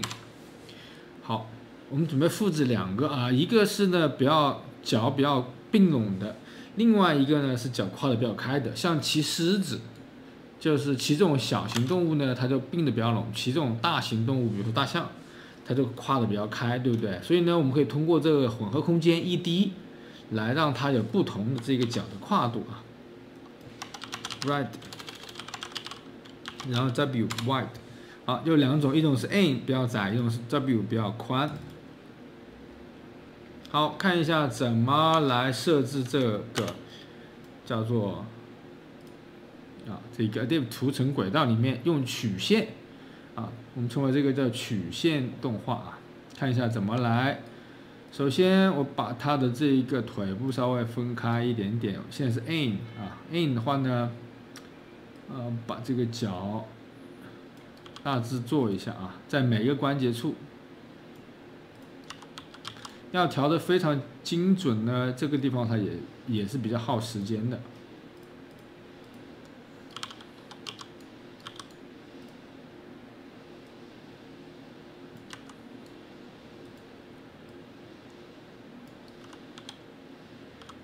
好，把它的手部也可以往上面一点点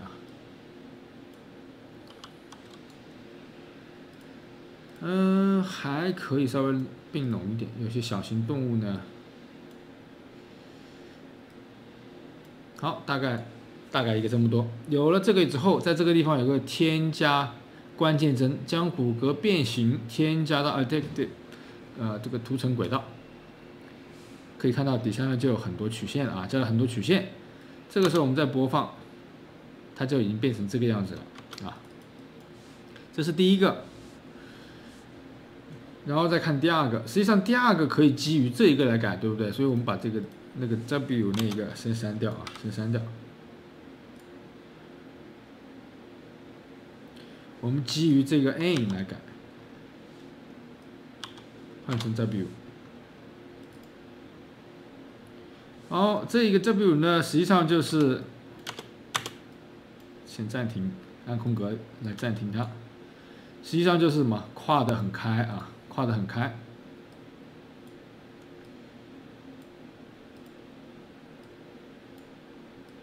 再跨开一点，然后这个角呢也稍微跨开一点，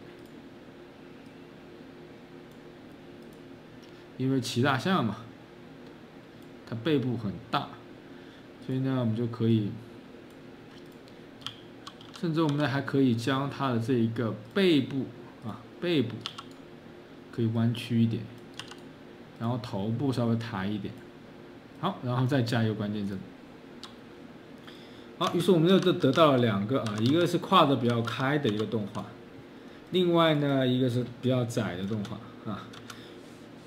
都保存一下。于是乎我们就可以来创建一个叫做混合空间1D这个跟我们跑步是一样的，用来控制什么？用来控制这个骑行的骑这个动物的宽度，对不对？最窄的丢在最左边，最宽的丢在最右边。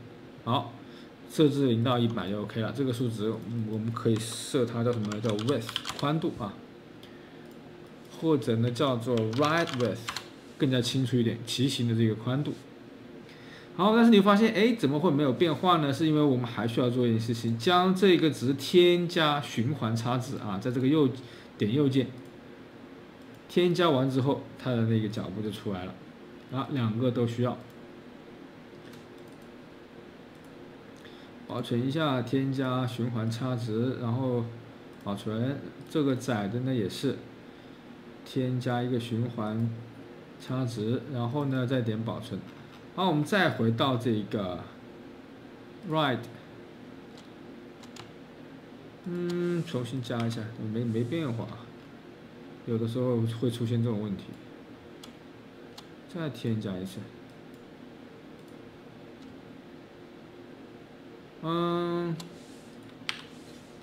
现在再重新来添加一次首先添加窄的，这个窄怎么这么宽？我们再可能刚刚关键帧我们多保存几次先添加窄的，这个窄怎么这么宽？然后再添加宽的，重新来添加一次，添加一个窄的，再添加宽的。好，现在 OK 了刚这个问题呢，就是我之前也碰到过几次这样的问题，你得多添加循环差值多搞几次，然后多保存几次就 OK 了。具体什么原因不太清楚，有时候就好，有时候又不好。啊，这样子呢，我们就有一个这个可以适用不同的这个动物的这个跨度啊。准备好了这个东西呢，我们就可以来添加动画蓝图里面的内容了啊。进到动画蓝图，得添加几个值了啊。第一个呢，添加一个变量 ，is riding， 对不对 ？is riding。另外还跟它配对的，需要添加一个浮点数。这个浮点数用来说明它的这一个骑行的宽度啊。大象就宽一点，大象就是100。然后普通的动物可能就是30、40左右啊，这0到100。OK， 然后再到这个地方，大家熟悉的这个地方啊，添加一个状态，状态的名字叫 ride， 然后再回来。首先我们来看 ride 是不是就是这个混合空间的输出 ？ride 混合空间的输出，然后根据这个值，对不对？根据这个值。好，回到上一步，如何进入 ride 呢？就是 is riding， 然后再回到上一步，回来呢就是 is riding not。好，这几个步骤没有问题。保存。好，这样子呢，我们就可以来设置当附加到之后啊，我们再将这个 NMBP 设置2个值，这一次啊，首先 is riding， 注意啊，我在人物的蓝图里面添加好得到控制之后呢，最后将这个动画开始播放啊 ，is riding。另外还需要设一个值，就是这个riding width。啊，就是它的宽度，这个宽度呢是根据这个动物来的，所以我们还需要来判断一下现在这个 ride 是什么动物啊？是什么动物？所以呢，这个我们暂时先聊到这里啊，暂时先把第一个问题解决，就是这个动画的问题。这个地方我先设个100，先设个100。然后再试一次。现在，我这个场景中有2个人物啊，把这个人物先删掉，然后看这一个人物。这个人物好，靠近以后按 T， 可以看到现在坐在上面了啊，这个坐姿有点奇怪，但是，行，我们先这么着啊。还需要进一步调整，但大家做的过程中可以再细调一下。好，我们来实现一下这个宽度，根据不同的坐骑来调整。比如说大象呢就是100，如果骑食指的就是50。好，如何来实现呢？首先你来到这个父类啊，所有坐骑的父类，加一个东西，加什么呢？加个 type。把它变成字符串，这样子啊，我们编译保存之下，好，这什么意思呢？就是给它一个类型 type 类型的意思啊，就是表示它是大象呢还是狮子，然后再到这个子类里面去，比如说我们大象啊，这个地方点一下这个就会有了 type， 看到没有？就有了 type 啊，然后给它来个名字 elephant 啊，编译保存。我们就可以在这个地方来判断了。什么判断呢？将这个 ride 拖出来，然后选择获取 type。这个时候 type， 如果我是大象的话，这个 type 就是什么？就是 elephant， 对不对？好，我们就可以对它来进行这样的判断，叫做 switch 流程控制。这是个什么意思呢？我来解释一下。我们添加一个引脚，再添加一个引脚，把这个 default 先去掉啊，先不管它是什么。这就有2种可能性。第一种可能性，我们把它称为叫做 elephant 啊，在右边你可以把它输出叫 elephant。如果你骑的是个狮子啊，你在你旁边的是个狮子，它就是 lion， 你就可以这样子啊。大象就是100，那么狮子呢就是连起来，狮子呢就是50的宽度，这样子就可以通过不同的这一个动物啊来实现了。编译保存一下，我们先试一下。没有跨开，没有跨开。他说无法访问到这一个 ride 的开启字符串。我估计是什么问题呢？是这个 ride 这个值现在为空了，因为人到了上面去了之后，它脱离这个框框了啊。只要脱离这个框框呢，那个 ride 就不见了。我们看，要不然就把这个框框调大一点。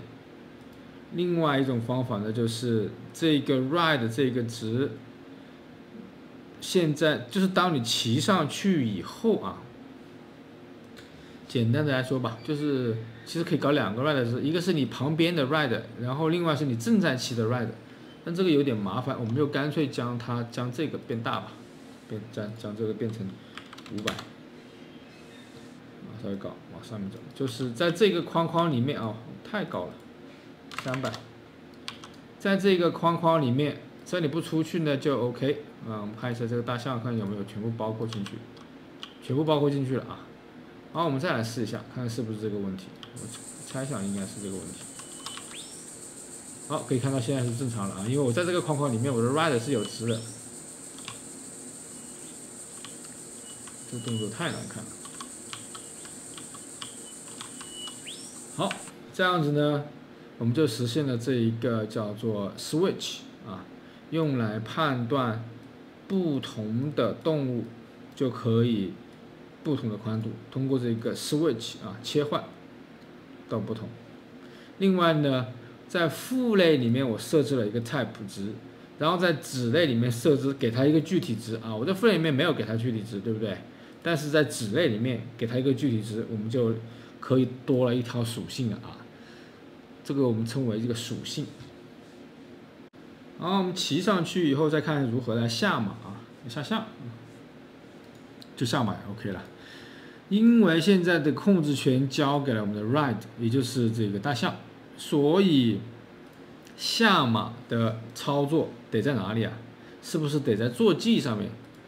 当然，你可以在大象里面，不过更好的我们在大象这个蓝图里面可以实现，但是更好的是什么？在大象的父类里面实现，对不对？因为所有的坐骑都有这一个，所以呢，我们找到父类啊，坐骑的父类，在这个地方，之前我们有2个已经实现了的，然后再加一个 ride， 同样也是按 T 键啊。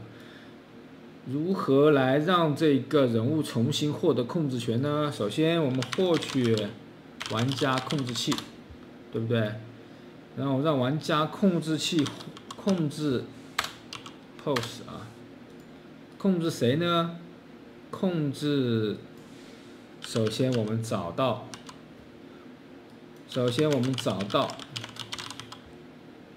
好，这里有一个啊，叫做获取类的 actor。获取什么类的 actor 呢？就是我们 Libra 啊，我们的这一个主角的类，获取到主角啊，这个就是获取到主角。因为我现在我也搞不清楚主角在哪，当然你也可以在这个地方加个变量，不过没有必要了。主角只有一个，我们就可以通过这种方式来获取主角啊 ，Libra character， 将主角重新获取到控制。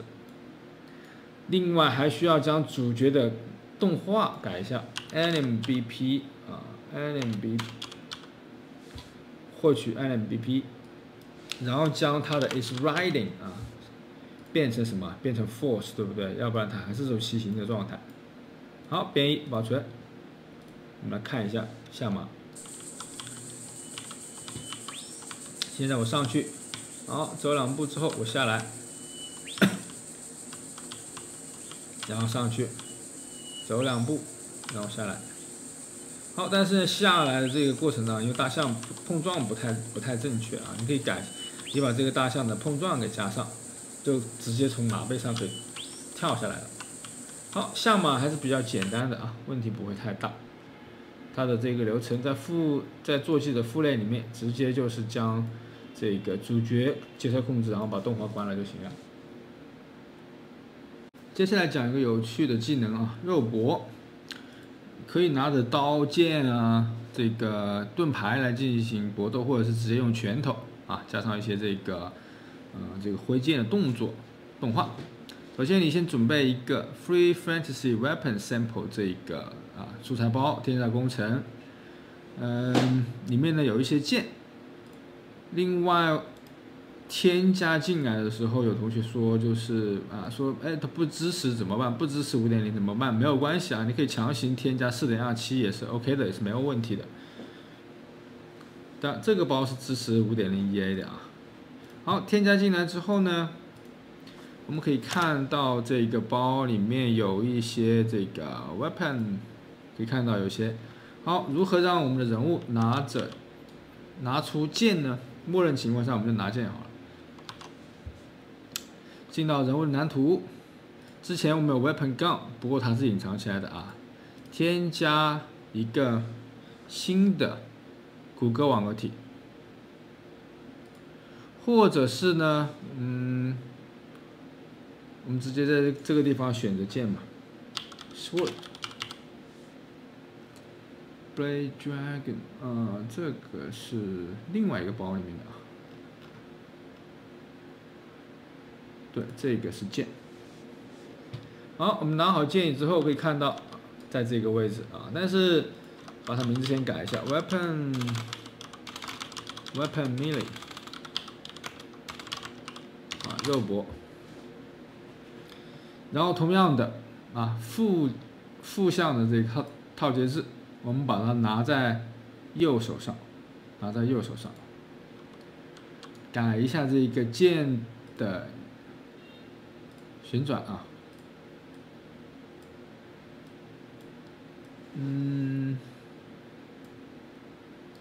还得多一点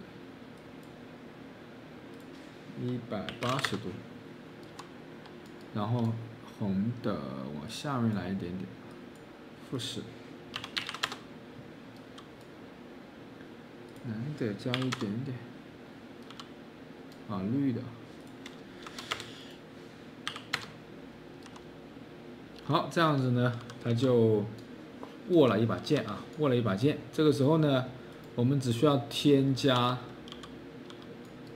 动画，就可以让它挥动起来了。我们来添加一个动画，在这个3583 Anime Pack 里面啊，有许多这个跟剑相关的动画 ，SWORD 里面，我们可以随便来看几个。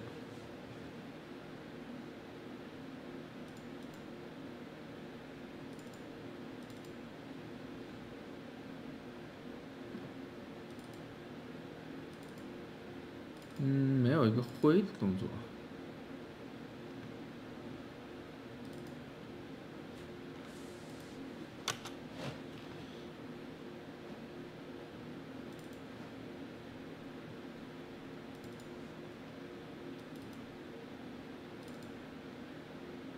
这是出剑，这个动作还挺好的。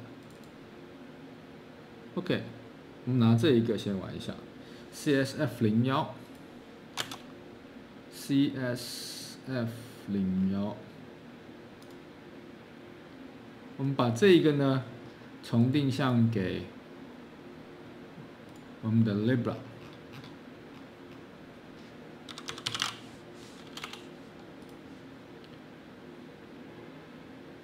我们暂时先不加了，只是加一个，因为只有一个动画，我们在那边改吧。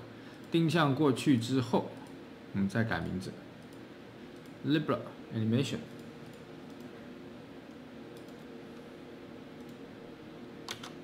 好，从定向到这边来以后，我们改一下名字啊，叫做 Libra 的 Sword。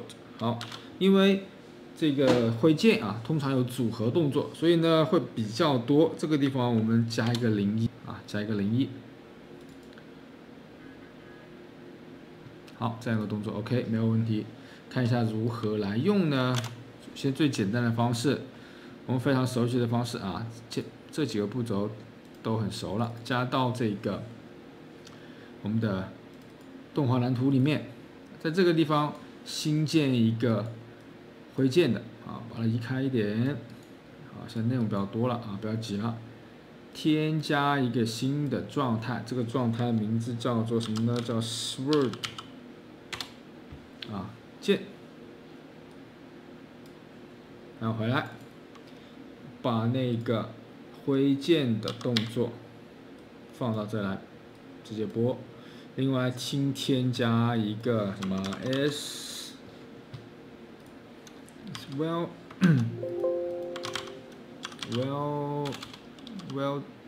welding 啊，这是挥剑的啊，后面加一个 welding sword， 是否正在挥剑？好，回到这个地方来，它挥的方式是 true， 再回一个，回来的方式是 not。好，这一些步骤呢都很熟，所以我讲的快一点。这样子呢，我们就可以让人物啊来一个挥剑，我们直接用鼠标左键吧。所以编辑项目设置里面输入，我们加一个新的操作映射，这个叫做 sword 啊，用鼠标的左键。所以在这一边的事件图表里面，我们又加了一个新的技能，新的事件叫 sword 事件。它呢就直接让这个 NMBP 的什么 s welding sword 为 true， 然后大概 delay 个0.6秒啊，这个不太确定是多少秒，我们先试一试，然后让它变为 false 啊，编译保存，我们来试一下，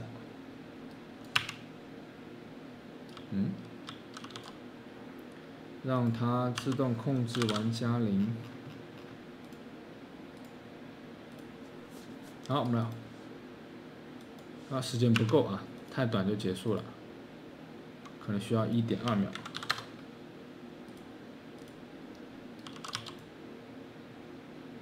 还是不够，这是一个重击，所以我们需要2秒钟的时间。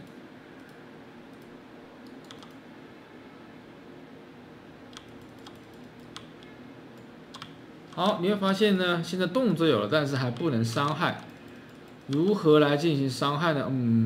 可能这个动作比较慢啊，我们可能得需要换一个稍微快一点的这个挥剑的动作。那你可以另外再找一个啊，那方法是一样的。找一个稍微快一点的，我这里呢也换一下，但我不录制了。然后接下来看一下如何来进行这个伤害。好，拿到剑之后，我们再做一个事情，添加一个粒子系统。注意啊，是在这个剑的底下 ，weapon melee， 然后在它的底下呢加一个什么样子的呢？我先把它这个变换区的。找到一个什么？我们看看有什么合适的没有啊？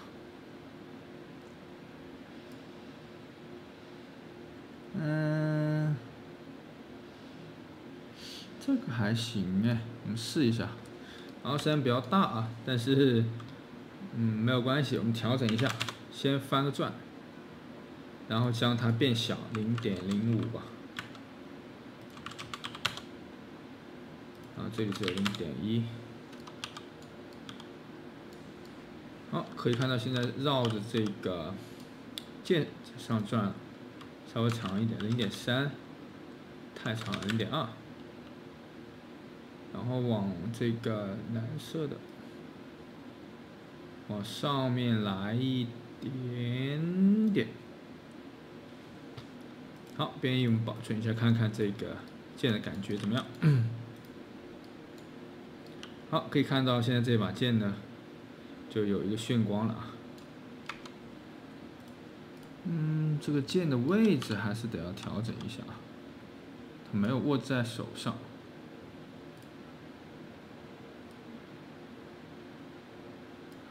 这样差不多。好，这样子呢，我们就完成了一把这个附魔的剑啊。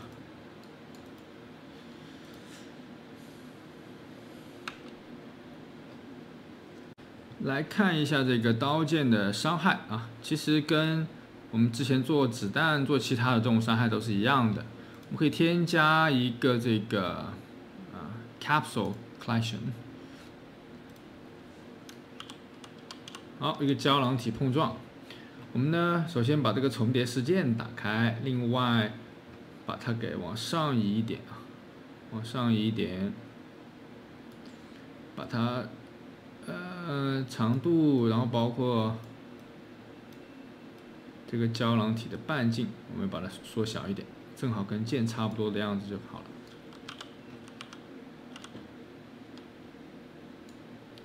还可以往上一点。好，大概做一个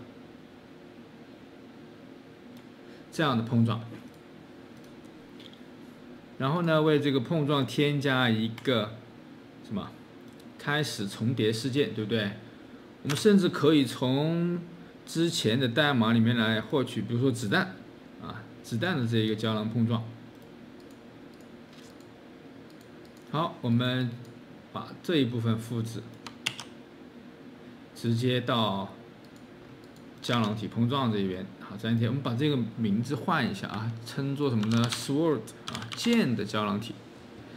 当我们的剑的胶囊体如果碰到的是 NPC， 啊，首先还是判断一下它是不是 NPC 或者是其他人物，就产生一个伤害。然后这一个伤害是不是就是提升为变量，换成叫做我们叫做什么呢 ？Sword damage 啊，技能属性里面的 Sword damage。然后有了这个伤害之后，我们再来判断，它如果是 valid 啊，就另外呢，它如果是开启了这个模拟物理，我们就添加冲量；如果没有开启模拟物理呢，这个地方也要延迟之后将它销毁。不需要销毁啊，我们这个不需要销毁，要把人物给销毁了，等一下。就直接添加一个冲量，之后我是不是可以来加一个，比如说碰撞的例子呢？然后我们来看一下这个，我们可以加在前面啊，加在最前面，就是这个剑挥过去的时候产生一个这个刀光剑影的例子。Attach， no， 生成在位置处生成发射器。好，拖过来一点点，在位置处哪个位置呢？是不是我们这个胶囊体的位置呀？获取它的位置，对不对？获取场景位置，然后给它。我们选用那个 hit 啊，看一下 hit 有用这个火花，另外把它稍微变小一点，0.6。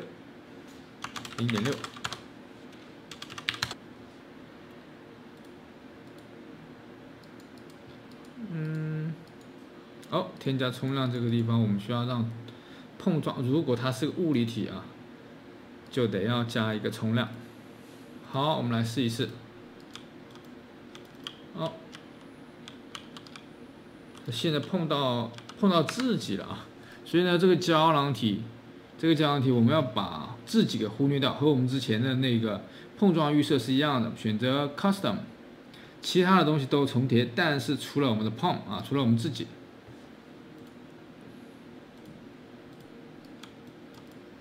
好，现在穿进去了，哎，这个可以。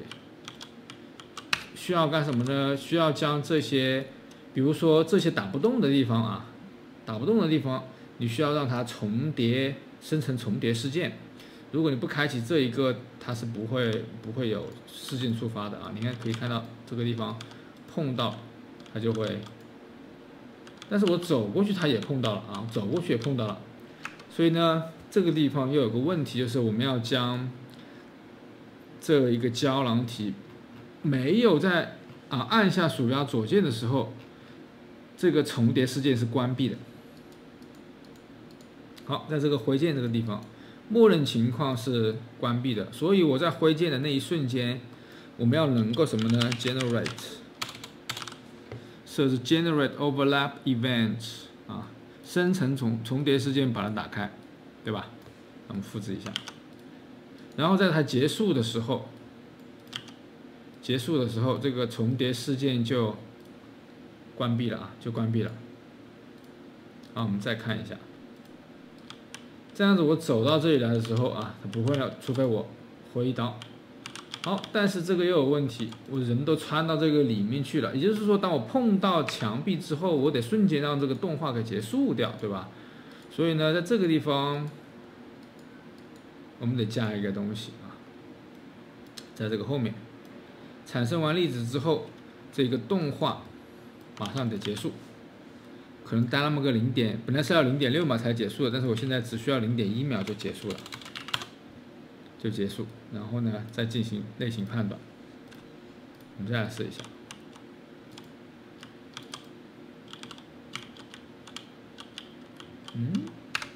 没关闭呢。生成重叠事件，默认情况下是这个关闭的。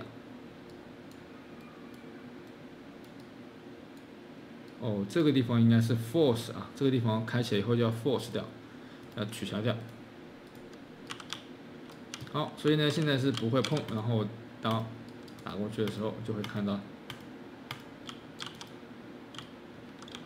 好，那这一个呢，我们可以把它设为，如果是有物理体的话，也要生成重叠事件，然后你还可以把它的这一个物理的开关，模拟物理开关给打开。我这里锁定了这个。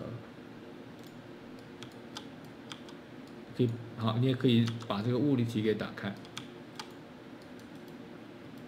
好，像这个物体呢，之前这是我们的 NPC 可以去掉血的，在30滴血。你也需要将它的这一个什么生成重叠事件也要打开。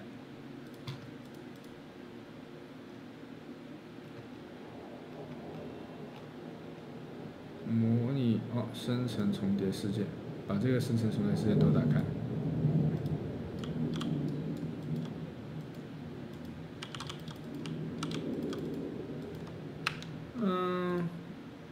我们的这个没有伤害是0难怪。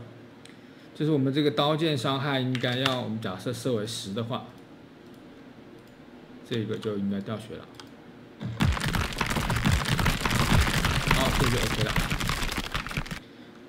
好，我们就加了一个这个伤害，但是目前我们所有的伤害之前这个枪什么各种技能伤害，我们都没有添加一个 UI， 我们加一个简单的 UI 吧。看一下如何来加一个 UI。现在呢，如果比如说这个石头它受到了伤害，它的头上就会冒出一个数值，然后这个数值就是这个伤害的值。如何来做一个这样的 UI 呢？好，这一个只是一个简单的 UI 释放之后我们会详细来讲更加复杂的 UI。在这个蓝图部分，我们可以添加一个文件夹，成为 UI。UI 文件夹，然后呢，来一个蓝图 actor， 取名字叫做这个叫什么呢？这个 text 文本，然后 damage 显示这个伤害的这个值。好，进来以后我们添加一个文本组件，我们稍微下面一点点文本渲染组件，它的默认情况下可以显示10。可以看到，另外数字可以稍微大一点点，比如说35，把它的对齐放在居中，文本也居中，好，这样子呢就在中间了这样子比较好控制一点。另外，我们得添加一个变量，这个变量就是这一个值，我们因为10是一个固定的数字我们不能固定，每次伤害它是不同的，所以我们把这一个变成这个。文本变成文本，另外呢叫 damage value damage value， 或者我们就叫做 text 吧，旧的 text 文本。好，放在哪个地方来给这个文本渲染组件来？我们把它放在这个地方啊 ，construction script 我们之前有讲过啊。当我们这个蓝图，当然你也可以写在这个事件开始运行里面，随便你自己啊。我写在这个地方吧 ，set text 啊，把它拖出来，然后设置文本，设置谁呢？将它设置成，对不对？将这个变量设置成我们这个文本渲染器的文本，但是这个只得把它眼睛打开。另外，好，有一个新的东西叫做生成时公开，把这个勾选起来，会出现什么样呢？就是当我们使用那个 Splunk 生成 actor 的时候，我们就能够看到这个值，并且给这个值赋值啊。OK， 先做在这里啊，待会就马上理解了。好，另外再加个东西，我想让这个值，这个数字啊，先给它一个默认值，让这个数字慢慢变大，慢慢往上走啊。所以呢，我们需要一个时间轴，对不对？来个时间轴。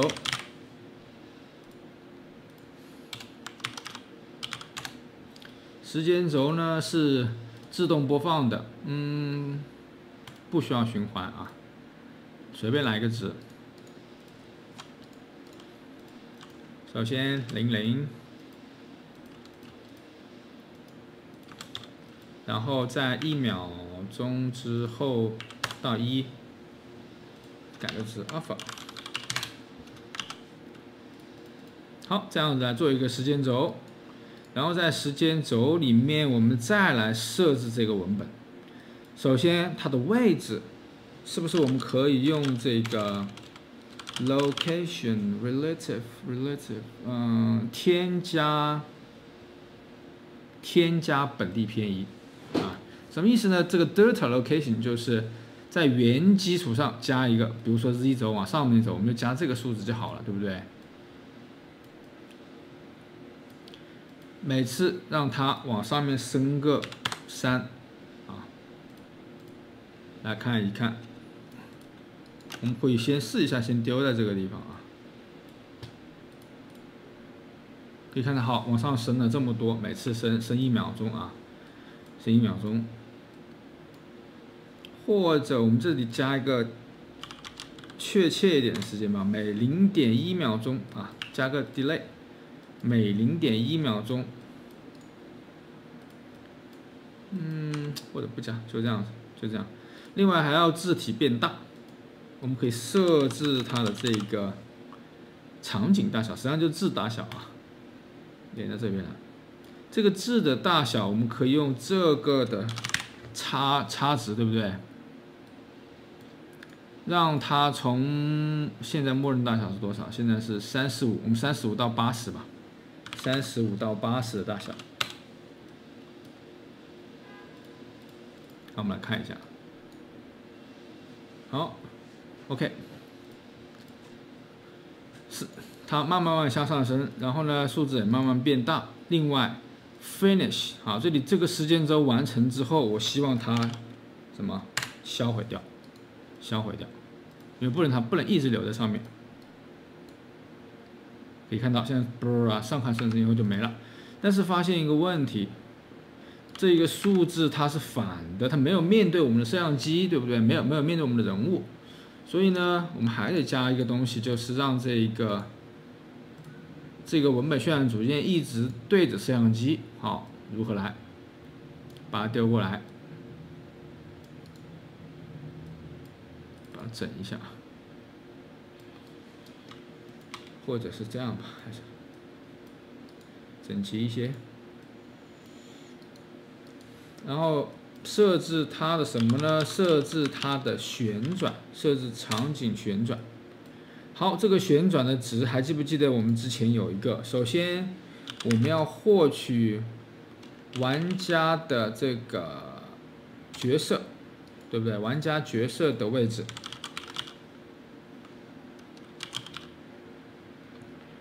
玩家在哪个地方，然后再获取我们自己的位置啊，这个文本渲染器的位置，让它看向 look at 啊，这个之前我们有讲过，查找寻找查看旋转啊，这翻译有点奇怪，就是它望向我们人之后的旋转，然后给它，这样子它就会一直看，一直旋转。好，可以看到刚刚那个式是对的啊。好，这样子呢，我们就创建了这样一个 UI 啊，创建一个这样的 UI。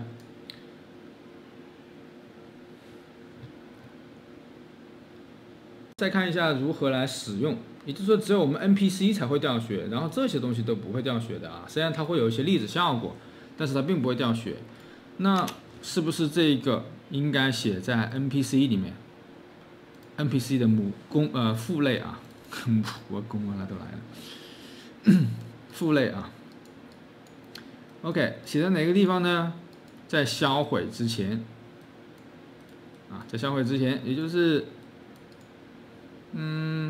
伤害之后啊，伤害在起的这个地方，这是我们之前的这个伤害 NPC 的伤害事件。然后在这个地方 spawn 从类生成 actor， 然后选择我们刚刚做的那个 UI， 叫做 text damage。然后你会发现这里就有个 text， 看见没有？这里就有个 text， 就可以把这个伤害传给它，用来显示啊。这个就是直接传给了我们这个值。我们不是刚刚生成时公开把它给勾选了吗？这个地方就会有了啊。好，生成的位置呢，应该就是这一个伤害的上面啊。我们呢就获取它的位置，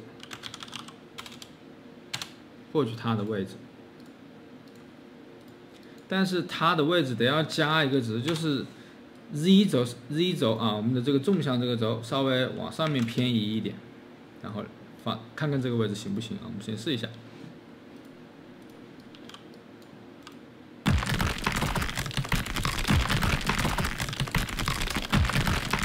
好，现在有这个10出来，但是这个啊是没有的，因为它不是 NPC 出来，但是它并没有直接在它头顶上啊。这个时候呢，就有个问题，我们呢并不知道这个它的高度，有几种办法。我们用的最简单的办法，添加一个什么东西呢？添加一个虚拟的，我们叫做这个公告板组件。公告板的组件，然后我们把公告板上面写的这个 text damage， 好，它就会出来一个这样子的音头啊，我就可以随意调整位置。之后我的这个文本呢，就会从这个地方来生成。好，我就把这个地方先去掉了，把它拖出来，然后获取它的位置。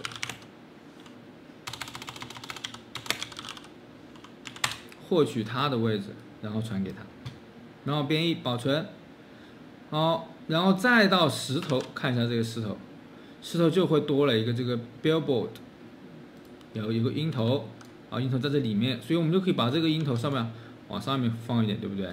往上面放一点，然后每一个 NPC 它出来这一个掉血的 UI 的地方它都不同，所以呢，我们用一个这样的值在父类里面加一个这个公告板组件啊。好，再到这里面来看一看，可以看到现在这个10就往上走。好，这个是使用这个伤害的 UI。好，前面呢我们学了人物的这个许多技能，大多数技能都是有破坏性的啊，所以呢，接下来我们讲的内容叫做 Chaos 物理系统啊，在这个地方啊 Shift 5可以进入这一个激活破裂编辑模式。然后什么是 Chaos 啊？它的英文中文意思呢叫做混沌，类似于数学这个反义词啊，也是有2个英文单词我超级喜欢，一个叫 random 随机，另外一个叫 chaos 啊，它是整个宇宙运行的最神秘之处那我们看一下 Chaos 能够为我们带来什么样的效果呢？比如说这一个柱子啊，我们 Chaos 系统做出来之后，你可以对它进行破坏，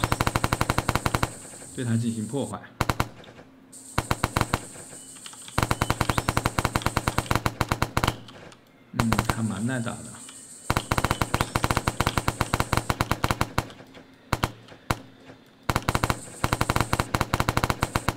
OK， 这不打完了吗？好，这个就是用 Chaos 系统来完成的。所以接下来的课程呢，我们就会新开一个这个内容啊，来专门讲这一个混沌 Chaos 物理系统。